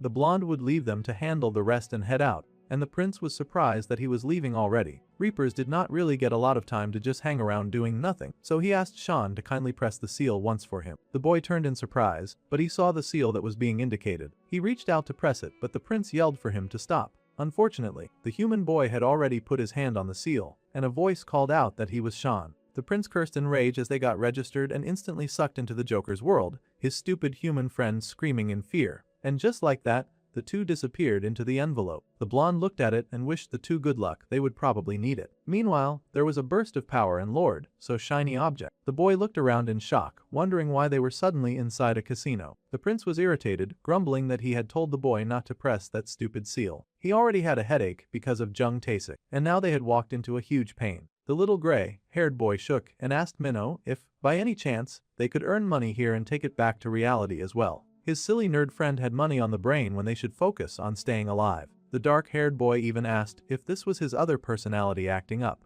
They did not have time for money right now. This was a gambling den where people bet their lives, and they had to get their heads straight. He told the little human boy to stay by his side at all times too, because one chip could cost their life. While all of that madness was going on, our kitten was busy with her very important secret, an undercover mission, as she worked very hard at spying through the vents. The little demon that was now disguised as a rat took her job as a warden of the human world very seriously. She watched over sinful demons with strict reporting and control, and lived with pride that she would not let them escape her grasp. However, after meeting Lord Lavis, the girl had not been able to properly monitor all of the prisoners roaming around the earth. After Mara, that guy was definitely the next person that her gracious prince had asked her to watch. That was right, the fearless warden of the demon prisoners currently had all of her attention focused on a human of all things. She was watching Minho's evil adopted dad. The man seemed to be very deep in thought as he considered the options available to him. Whether it was a bank password or a password for a safe, the young prince had instructed his little attendant to steal any information for him. One way or another, he planned on breaking his family out of the bondage of that household. Still, it was kind of sad that a warden of the human world was reduced to such pathetic chores. The poor girl had to sneak off with a phone twice her size, waiting for the dumb man to enter the password, just so that she could access it. Meanwhile, the man was pondering out loud. In a week, he would be called the mayor's wife of Unchan, and he cursed, hating that his wife was now holding him on a leash. He thought she was rather insolent for attempting to do anything like that. He wondered if the woman had some kind of dirt on him or something. Suddenly, his assistant burst into the office and yelled to tell his boss that the latest poll results had flipped. The man yelled and asked what his assistant meant, grabbing the information and looking at it. He cursed to see that the other candidate was rising in way more support than he was. It seemed the worker accident at their Haemyeong construction site affected the drop in the approval rating. That was to be expected when he refused to take proper care of his staff. The man growled and yelled that the staff had tripped and died on their own, refusing to take responsibility and yelling that there was nothing that he could do about it. He cursed and tossed the gadget to the floor in anger, wondering why all of this was happening at this point. His assistant apologized, saying softly that they were maintaining first place in the polls thanks to Miss Minna. The father gritted his teeth at the mention of his daughter, who was no longer pulling in the winds that he needed to succeed. He wondered if they should just clean everything up at this point. So later that day, at the office building, the man made a call to President Hong, saying that it had been quite a while since he had contacted. He was calling about the Unchen Station Transfer Center site, and if he became the mayor, then he could not exactly have Haemyeong Construction win it. This was why he thought that President Hong was the right person to claim that title. They had to help each other out after all, and there was no need for compensation between them. So, he was working very hard to obtain favor from other influential. If that was the case, then the man smiled and carefully mentioned that he was a bit short of votes and a few sympathy votes would of course be appreciated if the man could help him out a bit. So it seemed this old crook could soften his voice and sound like honey when he wanted something. He laughed with joy as he closed the deal, telling the President Hong that he was counting on. The man then laughed once he hung up the phone, chuckling that the gangster he once knew sure had grown a lot. It was rather profitable for his business. As expected of a construction company president, the man understood things instantly. Then, he yelled to the secretary, asking where Seo Junhee was at the moment. The assistant explained that the wife had just left for the hospital to meet up with her daughter, who was healing. This was perfect timing, and that wicked man told the assistant to find their location and send it to President Hong. This man was ready to risk the safety of the two women just to earn some sympathy votes from the people. The warden of the human realm was absolutely horrified to hear what this man was planning. That dude was even more demonic than most demons in the underworld. She realized that Lady Minha and her mother were in serious danger now. Immediately, the girl took off with the phone that she had stolen, hurrying to find the prince and inform him of this right away. At the other side of town, night had settled over the city, and the reborn demoness Belcha took off her very hot costume. She sighed that everything had felt very hot, and it was much better to make weapons in front of a fire than wear that hot and sweaty costume all day long. Suddenly, the blonde appeared behind the girl, asked what she was doing, just hanging around and lazing about. The girl jumped in surprise, but as soon as she recognized Bainby, she immediately started cursing him out. She was already furious, and now she had caught him. In fact, she grabbed him immediately just to make sure that he could not weasel his way out of this confrontation. The blonde demon mused that people seemed to get really sensitive whenever they came to the human world, and he was wondering why that was. She was the second transferred demon to harass him today,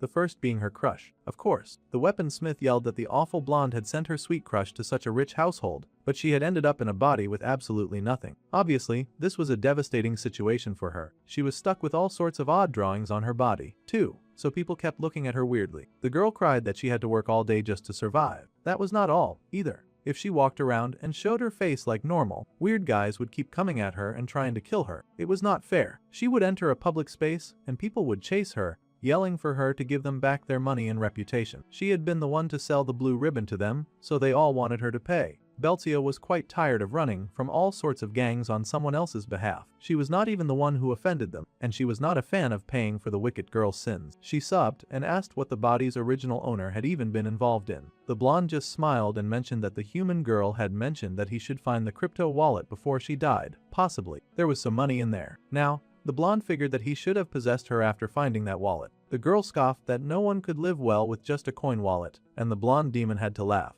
There were things that even the girl did not know, and crypto was more than just a simple coin. At any rate, it was good that Belcia now had the chance to achieve her dream as well. The girl rubbed her eyes, wondering what dream he was referring to. She had always wanted to work for herself and not live as a slave building day and night for the sake of her family. Now she got to do what she wanted to do and eat what she wanted to eat in total freedom. It did sound like a pretty good deal. The girl considered that now, and how she could finally live for herself. The boy smiled and said that now she could only work when she wanted, and in return, she could do what she wanted. It all sounded very sweet and wonderful, if not for the fact that she had to work, or she would be broke and die of starvation. Still, the girl was rather touched by the dude's little speech, and she touched her chest in thought. Her eyes slid, and she looked at the very disgraceful head that she had to wear to work and make money enough for some food. It was still very annoying work. She had been a master weaponsmith back in her old world, but here she was just a fancy version of a clown. There was no way that she would be satisfied living like that. The girl growled and shook the other boy for selling her such a lousy dream. She had almost gotten steamed to death inside a bear right after being reborn. The boy groaned and apologized, explaining that he had been in a hurry to find her a shell. That just so happened to be the best option in that moment. The girl tossed him to the floor and yelled that she did not care. She was truly a different person when the prince was not around. She acted a bit more like a demon with other people. The blonde attendant groaned and rubbed his poor back. He was just getting abused by demons left and right just for saying hi to them. The girl sucked in her lips and curled her hand into a fist and then asked about her body. It seemed that something really extreme had brought the girl to the human world. She asked if her demon body had been crushed as well. The blonde paused and looked at her for a moment. The boy then explained that her body had indeed been completely crushed right down to the last fingernail. He had even confirmed it with his own eyes. The girl mumbled that it must have hurt to get crushed like that. It would have been better if she had been buried, at least she was used to that. The conversation topic had suddenly turned very dark. Bambi called out to Belcia, but before the conversation could go any deeper, the blue-haired cat arrived suddenly, quite surprised to see the blonde in the room. Jinjae was also here. Actually, that was the lady Belcia. The blonde happily said hello to Street and asked how the cat had been doing. This was hardly the time to play catch up. She was here on serious business. This was bad, the password and the hidden camera. She had to tell the prince that his mother was going to die. She was not making a lot of sense though, as she was just shaking the blonde back and forth and info, dumping as fast as she could. The boy laughed, wondering what on earth she was talking about, and he asked her to just explain it from the start. The Blueonette explained that something terrible had happened, and she was watching to find the Jung family's account password. Jung Taesik had said that he had hit Lord Lavis' mother with a car to become mayor. She had heard him talking with a gangster. The Lady Bilia paused, wondering why the man would become the mayor if his wife died. The blonde was horrified though, because she quickly understood the situation. Jung Taesik was trying to kill his own wife for sympathy votes. He would believe it even if he said that he was a demon, not a human. The dark-haired girl wondered how the blonde attendant had even been able to understand that information. The Blueonette explained that she could strongly sense her prince around here, but she could not find him. She needed to inform him quickly. Well, that was going to be rather difficult for the prince because the blonde happened to know where Lavis was, and he knew that the prince was way too occupied. There was no time to wait around for the prince to get back, so Street had to tell them where Lavis' mother was at the moment. If something happened to the prince's mother while he was out, the temperamental berserker might go on a rampage. She was probably near the Lady Minna's hospital by now, so they had to go immediately, and Belcia was told to come along as well. The weaponsmith was surprised, but she came along anyway. Meanwhile, Lavis was stuck facing his own problem. The green-haired demon prisoner had finally shown up, and he greeted the former demon prince. For the noble prince of the demon realm to come to the human world as a criminal, the green-haired monster grinned at the prince and his cowering friend, saying that he would enjoy devouring them very much. So, our dude found himself involved in a really big mess, and now he was confronting some green-haired bully who apparently knew him from his glory days. Honestly, Green Hair was kind of disappointed. The prince was looking different, and he had lost a chunk of dignity since the last time he saw him. He could not believe how scrawny the boy had become. He was basically a high schooler now. This was very hilarious. That was rich coming from someone who looked like leftover celery. He was in human flesh, and he still looked ugly as sin. He should not be talking about people's looks. The prince scoffed at the prisoner, saying that the goat should have reflected and repented during his time in captivity. But of course, demons did not usually swing that way. Escaping was not enough. Now this joker was causing messes like this even in the human world. Then, out popped the pathetic Lord Hilt, who announced that the human-looking boy could somehow use his demonic powers despite being trapped in a human body.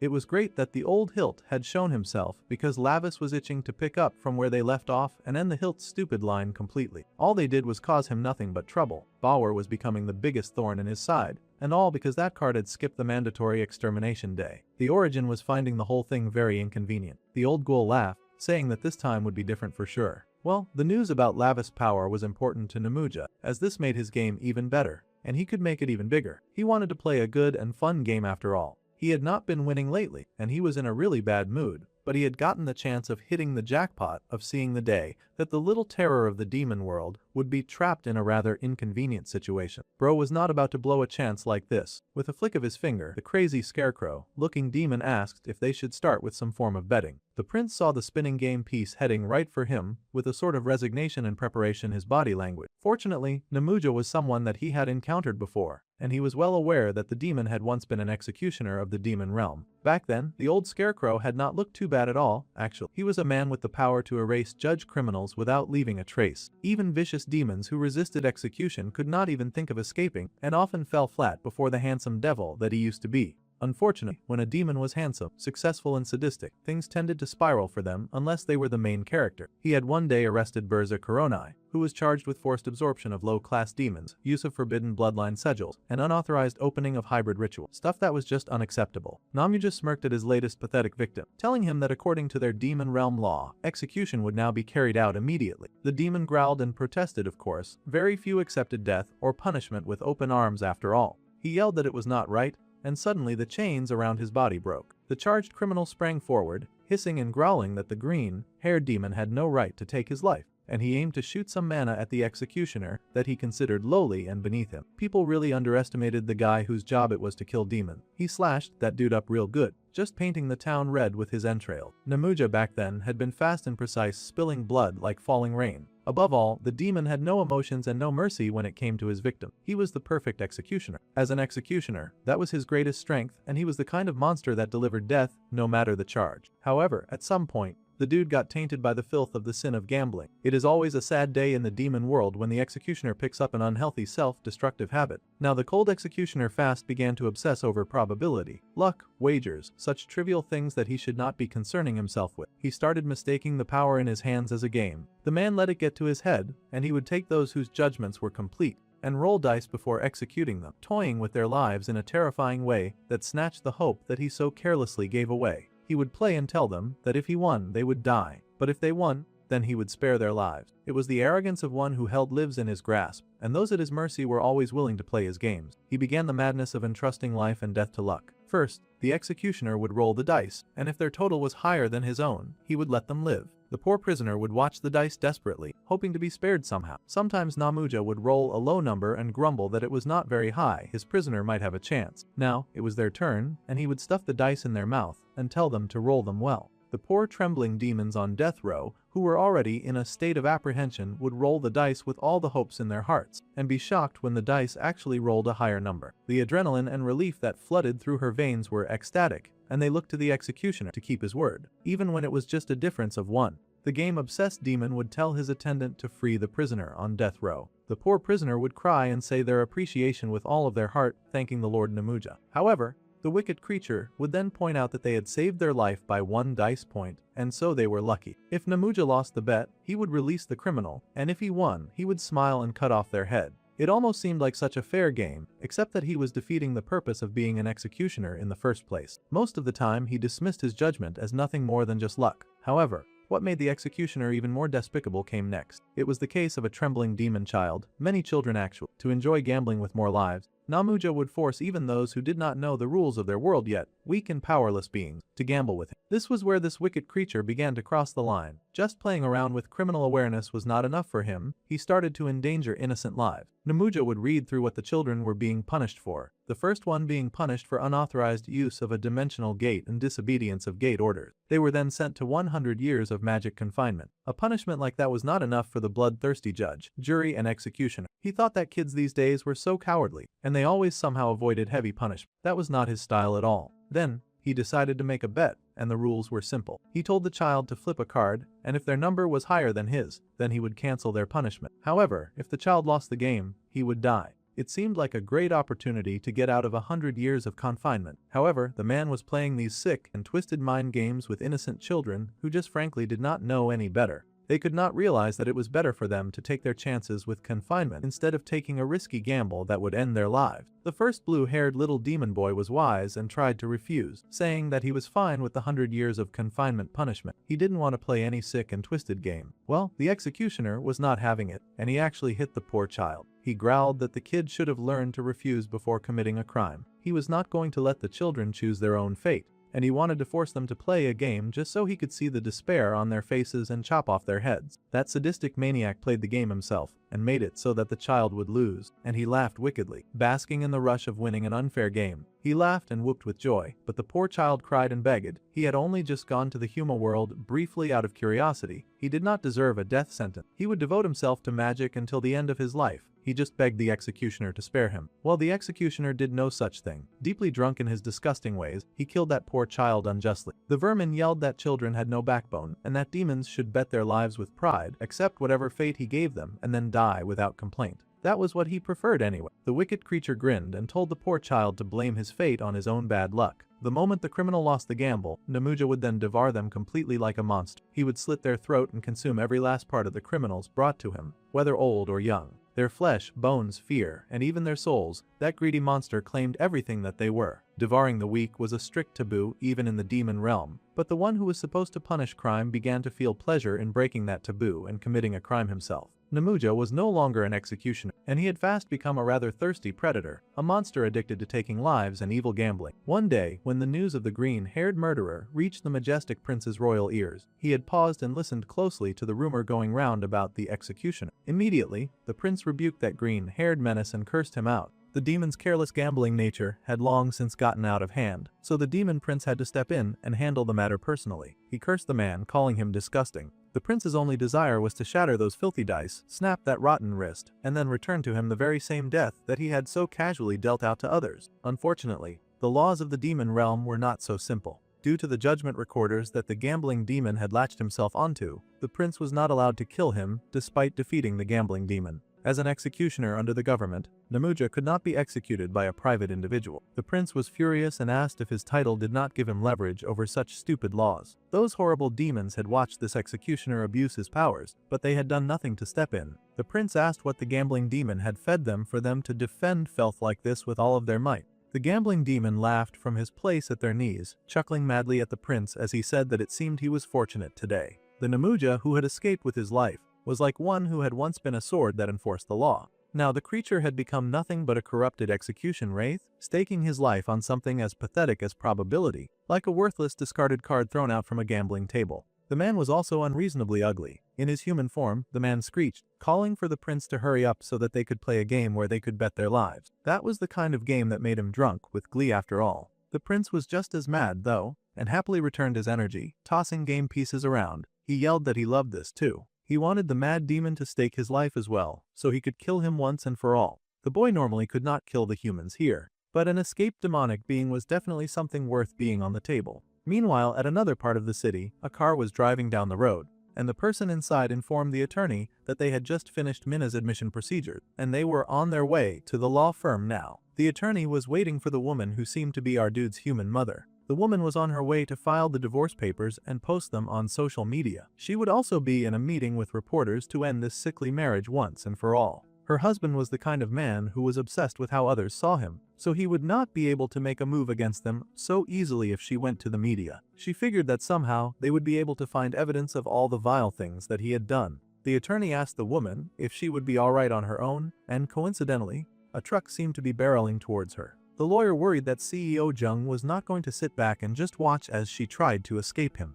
The woman's white car veered into the open road, and a truck was heading right for her direction with clearly nefarious intention. Still, the oblivious woman swore that no matter what it took, she was going to make sure that man could not do anything to their children. However, she had not bargained for her husband targeting her. The lady's eyes flew wide open in shock, and that was about all the warning she got before the truck crashed right into her pristine white car. The blue cat had been hurrying as fast as she could, and she screamed when she realized that she had arrived way too late, and the blonde beside her groaned that he was too late. The car had turned upside down, it was a crumpled mess. No human would have survived such a blatant and terrible collision. The airbag had popped up, so perhaps that was a relief as well, and there was someone standing some distance away, grinning with joy, with the main character's mother in his arms. It was the prince's uncle dressed in human clothes, and he grinned that he had such perfect timing. Any later, and the boy's mother would surely have been crushed. He flew above the rubble, much to the surprise of the other two on the floor. They wondered how on earth the Lord Varkan had even shown up. Even the cat was surprised to see him here. The great purple-haired demon just smiled that he had come all this way to visit his beloved nephew, of course. Meanwhile, his beloved nephew was having a hardcore battle with a lunatic. They threw the dice with such vigor, and it rolled across a purple glowing pentagram, the mad green-haired demon laughing with joy, saying that little Joe's third eye was smiling. He tossed some odd-looking purple balls at his enemy, but the boy sliced through them, making all of the M erupt in blood as he used his sword against them. They both really seemed to be having some kind of wild fun, and the bubbles burst, their red liquid flooding around our dude. It had been 300 years since they had met, and the prince scoffed that the executioner had not improved at all. The other demon just laughed that he'd been nothing but a fool back then. However, now he was very different. As expected, the demon had been able to roll snake eyes, and a large fish-looking serpent head was formed by his long train of bubbles, and they rolled around the prince, seizing him in a vice-like grip. The mad demon laughed, for he now understood that luck was nothing more than a flaw in an imperfect god. Or at least this was what he believed. The demon yelled that he had begun to grasp this thing called probability through the study of statistics. The boy hissed when the snake around him suddenly turned purple, as if it was seconds away from going nuclear. Just as suspected, the snake exploded into a huge purple blast like a bomb eruption. The mad Namuja watched the explosion with glee, and the poor scion called out to Minho in worry and fear.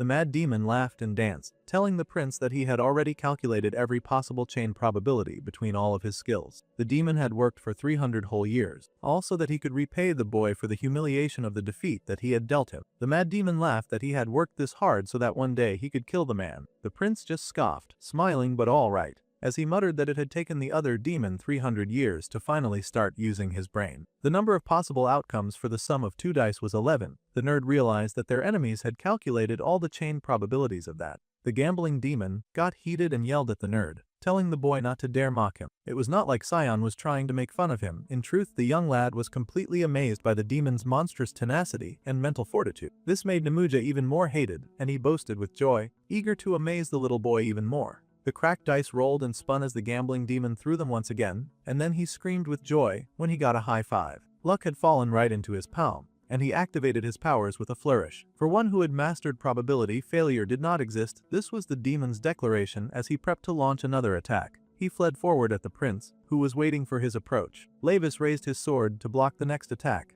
and their swords clashed against each other as they fought harshly. When the gambling demon had heard that the prince had somehow fallen into the human realm, he simply could not contain his joy or excitement. To think that he would finally get a chance to show the skills that he had honed to the annoying menace that had dumped him in this accursed place like this. Namuja was more than happy to welcome the young lad to hell. They fought heavily, purple blasts meeting the red of Labis's sword, each fighting for their life, though Namuja was doing the most and fighting the hardest, because he was insane, and he was drunk on the laws of probability. The prince leapt back, keeping a close eye on his opponent, who chased him like a man gone mad. That attack just now, the prince realized that if he had not absorbed Mara, he would not have been able to endure it. The demon opponent laughed, saying that this much was expected of the great demon king's bloodline. To withstand his attacks even while trapped in the body of a sinner, the demon Namuja was impressed. He laughed and asked the prince if he was excited too. After all, they were having this joyful, fun battle, and he figured it was exciting to wonder just how long they would be able to hold out,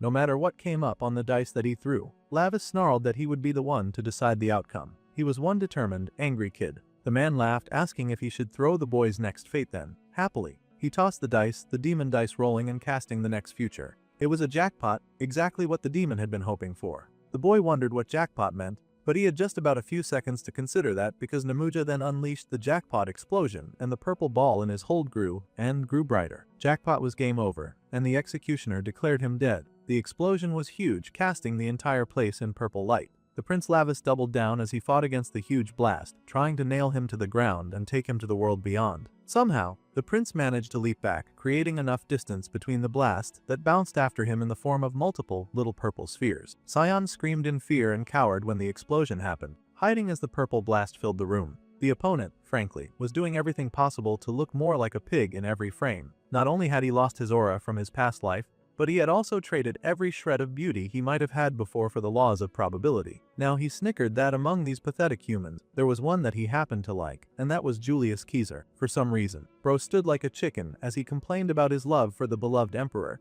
who got killed by his friends because they just could not stand that guy anymore. Namuja said that Caesar was the one who said that the die is cast, and he liked that a lot. He liked a wild human stranger for one stupid line taken out of context. The prince tutted and asked how the little vermin had found a way to get stronger than when he was a demon. The man just laughed and said that he had devoured the lives of those who lost bets with him when he got to the human world. It had all been a very delicious gamble. Now our dude wondered if that method was possible. Perhaps it had happened because the demon had escaped instead of being imprisoned in hell or actually held hostage by this new human form. Honestly, those monitoring guys were so cheap, and they could not even do their jobs correctly if a guy like this was running around the human world, doing whatever he liked. No wonder they had such a huge issue now. Suddenly, the boy's eyes widened as an idea occurred to him. He asked Namuja if he had met Morgus by any chance, and the green-haired crazy dude laughed at the question. As it just so happened, the Lord of Darkness and Depression had come to him while he was escaping after breaking out. The green-haired demon was furious and asked how he had known that Morgus had been the one to release the mana shackles that had been placed around his body. Well, first of all, that idiot had just told him that.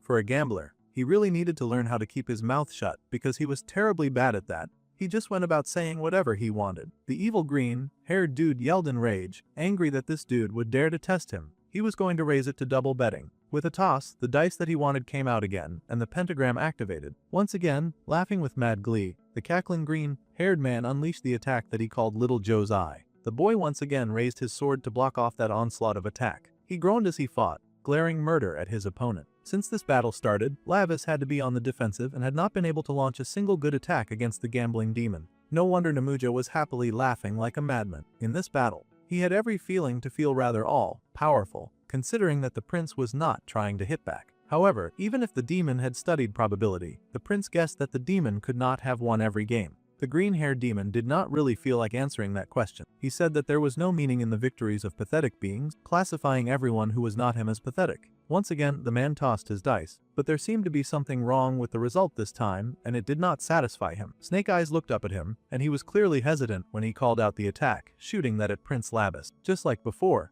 the prince got wrapped in a colorful snake made up of little explosion, and the prince looked up with his bloody face, then asked if this poser had then killed everyone who gambled with him, regardless of whether he won or lost. If that was the case, then he was not even respecting the rules of the game that he had started. However, the demon refused to point-blank answer to that question and just insisted that he was the one to devour them all. That was all that mattered to him. Once again, he tossed his dice and got a 5. It seemed these rolls were really throwing him off compared to his confidence from the last time. Still, the gambler remained as enthusiastic as ever and tossed the high 5 at the prince, slamming into his enemy and producing a large purple blast. However, this time, something went wrong, and the green-haired ugly creature stared at the prince in shock. This time, the prince looked down on the pathetic creature doing battle with him, and he pointed out that the other was surely starting to realize it by now. Something was wrong with this stupid game that he was playing, and things were not working the way that he had planned. The demon hesitated, unable to understand it because he was sure that the dice that just played would give him the upper hand. The dice he had thrown had come out in the exact same pattern twice in a row. That was almost impossible. Statistically, it was messing up his calculation. The prince smirked and then called to his own nerd, asking if such a thing was possible. Sion yelled out from the safety of his corner that when rolling 2 dice, the sequence for 3, 2 and then 5, the probability of getting the exact same numbers of 3, 2 and then 5 again was not very high. He took a moment to do some pretty quick calculation, and the demons were so polite as to pause and wait for them. Finally, the boy reported that it was a 1 out of 5,832 chance, a probability of 0.17%. Lavis smiled because he was so proud of his little nerd, but there they had it. It was almost impossible. The prince grinned that Namuja had heard that clearly, The green-haired fool had just rolled something that was impossible. Now Lavis was looking demonic, which meant the game was about to get very interesting. The former executioner leapt back in confusion, refusing to believe that such a thing could happen. He had understood all the probabilities in the world. That was what he spent 300 years calculating. After living 300 years as a human, the demon must have heard of something called DNA. Now the demon was staring at the boy in confusion,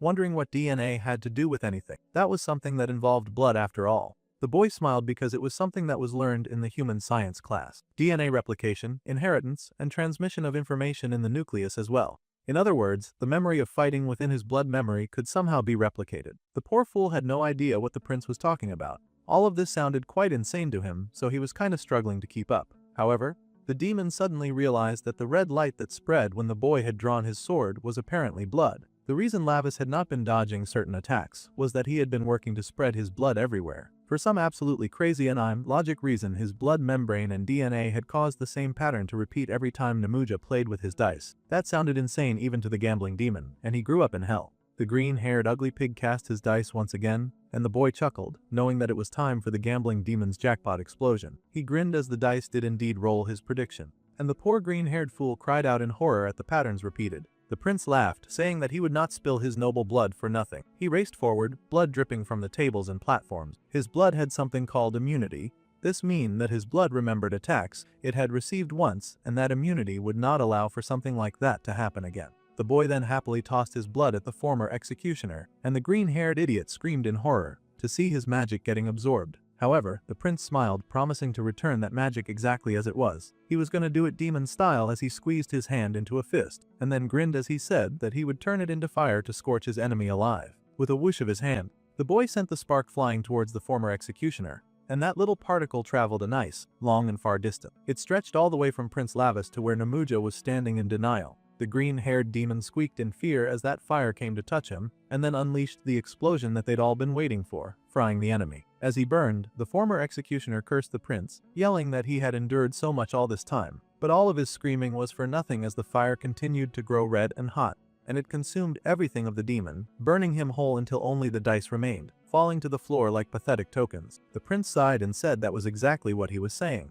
The terrible executioner should just keep living miserably like that, because he had not given that trash bag permission to invite him to a place like this. Now, there was nothing left of him but the dice that he loved so very much. Back with our dude's mum, the other two were still praising the purple-haired demon lord for his great timing. If it were not for him, the lady would have died instantly for sure. They had all gathered in a room after the very eventful evening, and the young prince asked his purple-haired demon uncle why he was dressed like a human. The uncle scowled and asked if he should somehow go around the human realm dressed in demon clothes. He would get arrested immediately. Still, the boy could never remember a time when his uncle wore clothes at all. The dark-haired blacksmith mumbled that the image was gross, and the older demon protested, scolding the girl that he would not go easy on her just because she had a sad story. He even threatened to pull something out so that she could not adapt to her new body. The girl just shamelessly accused him of being the strongest pervert in the demon realm. The man scoffed, saying that the girl called him dirty for not wearing clothes in the demon realm, but he was wearing them now, so they should be satisfied and praise him already. However, the girl still pouted and called the man a dirty pervert,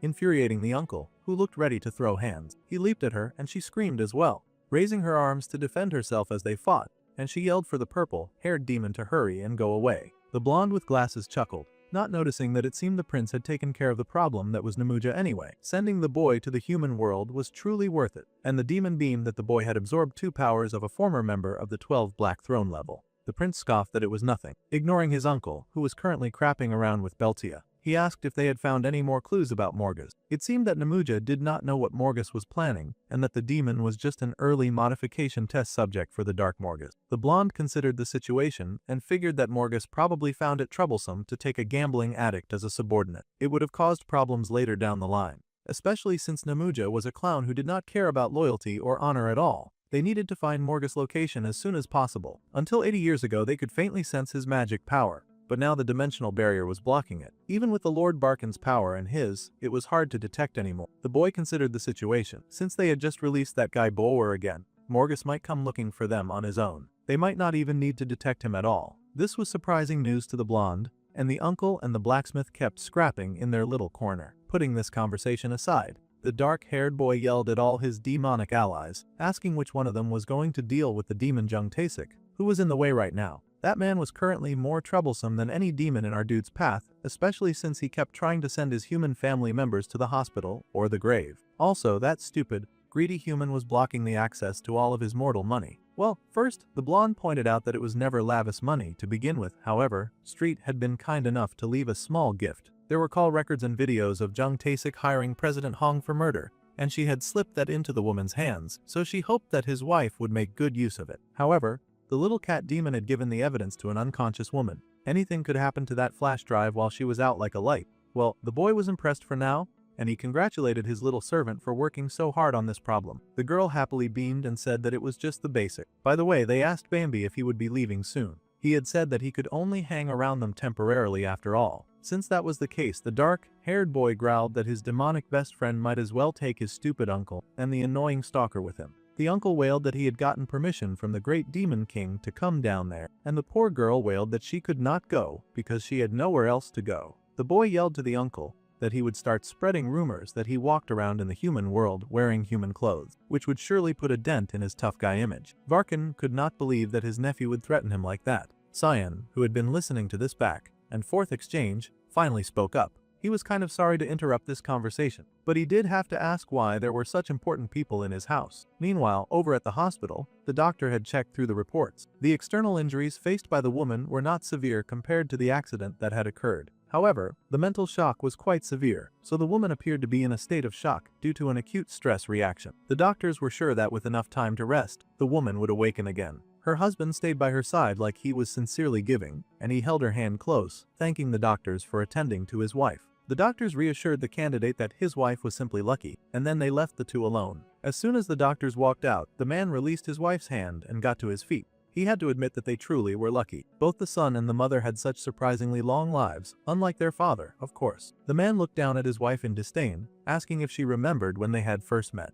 It was really nice back then. It was flashback time, and the story took us to a place where the adults were much younger. Tae-sik was told that no matter if he was the first in the entire school. School was also a small society, where people had to live together with friends. It seemed to be too much to report the entire class. Even if he reported directly to the education office, it would make the homeroom teacher look bad. The boy had written a full report just to complain about his classmates. However, the man insisted that the school should prioritize students' academy achievement, and that it was not a place for socializing. He believed that this was a necessary measure for the good students. The teacher just sighed and told the boy to return to his classroom because he was doing way too much. This did not satisfy the student, of course, and he mentally called his teacher useless and indifferent. The other students jeered when they saw Jung Tae-sik coming out of the office again, and they asked what he had snitched about this time, since this was a running occurrence with him. They asked how many times he had to be beaten just to come to his senses. They even laughed that crazy guys like Tae-sik were probably the kind to stab other people in the back. They could tell just by looking at his face. In fact, the bully thought that the boy looked so annoying that he raised his hand to beat him for having such a sharp gaze. They laughed at how quickly the boy flinched as soon as they raised their hand. They laughed at him for getting scared and trembling before them. They called him hilarious and told him to relax his face. They continued to laugh and jeer at him, and the boy continued to hate them. The boy promised them that once they were out in society, they would not even dare to say a word to him. In fact, the boy was so upset that he started swearing vengeance on the whole school, saying that they were not worthy to attend the same school as him. However, it did not take long for something to catch the angry boy's eyes. He saw someone whom he believed was the only one on the same level as him. It was two girls happily talking to each other. Of course, one of them was Seo Ju-hee. The poor, oblivious woman happened to be the only daughter of Haemyeong Construction's CEO, and she represented Unchin City. She was pretty, and he thought that her looks were good enough. The man glared, saying that the girl should have just stayed quiet and waited back then like a good little doll. Instead, she had gone ahead to get married to someone else. He had quickly heard the news back then that the assistant manager Park had married the boss's daughter. This was unthinkable news to Tae-sik. Apparently, they had been friends in high school, but they were surprised that such a rich woman had married an orphan. The boss opposed the marriage because of the man's background, but they ran away together, and it caused such a huge scene. The gossip continued to talk about how it was a romance, and the more he listened, the more the man continued to growl like a dog. The man growled that he had given up medical school, even though no one had asked him to, and he growled that he had come all this way just to marry her. He was really an entitled dude acting as if the man owed him a favor. He treated her falling in love with someone else as a betrayal, and like that, the lady had abandoned the wicked man and even had a child with that orphan. Actually, she had gone ahead to have 2 happy children. This loser had actually somehow stalked her everywhere, cursing and hating as he watched them together. He swore from that moment on that he would never forgive her. While the woman was living happily with her one true love, the man had done all kinds of dirty things and focused only on getting promoted. No one had asked scum like him to go that far either, but the man had promised President Hong that if he won this contract, the scummy man assured President Hong that no one would look down on him as a gangster anymore. The president sure liked what he was hearing, so he asked team leader Jung just what he had to do to get the contract that was being dangled in his face. He would do anything that the man wanted so that he could finally hold his head high too. The scummy man laughed, saying that he just needed the man to take care of one person for him. The president caught on quickly about what the man was asking, and he asked if he wanted this to be a death thing.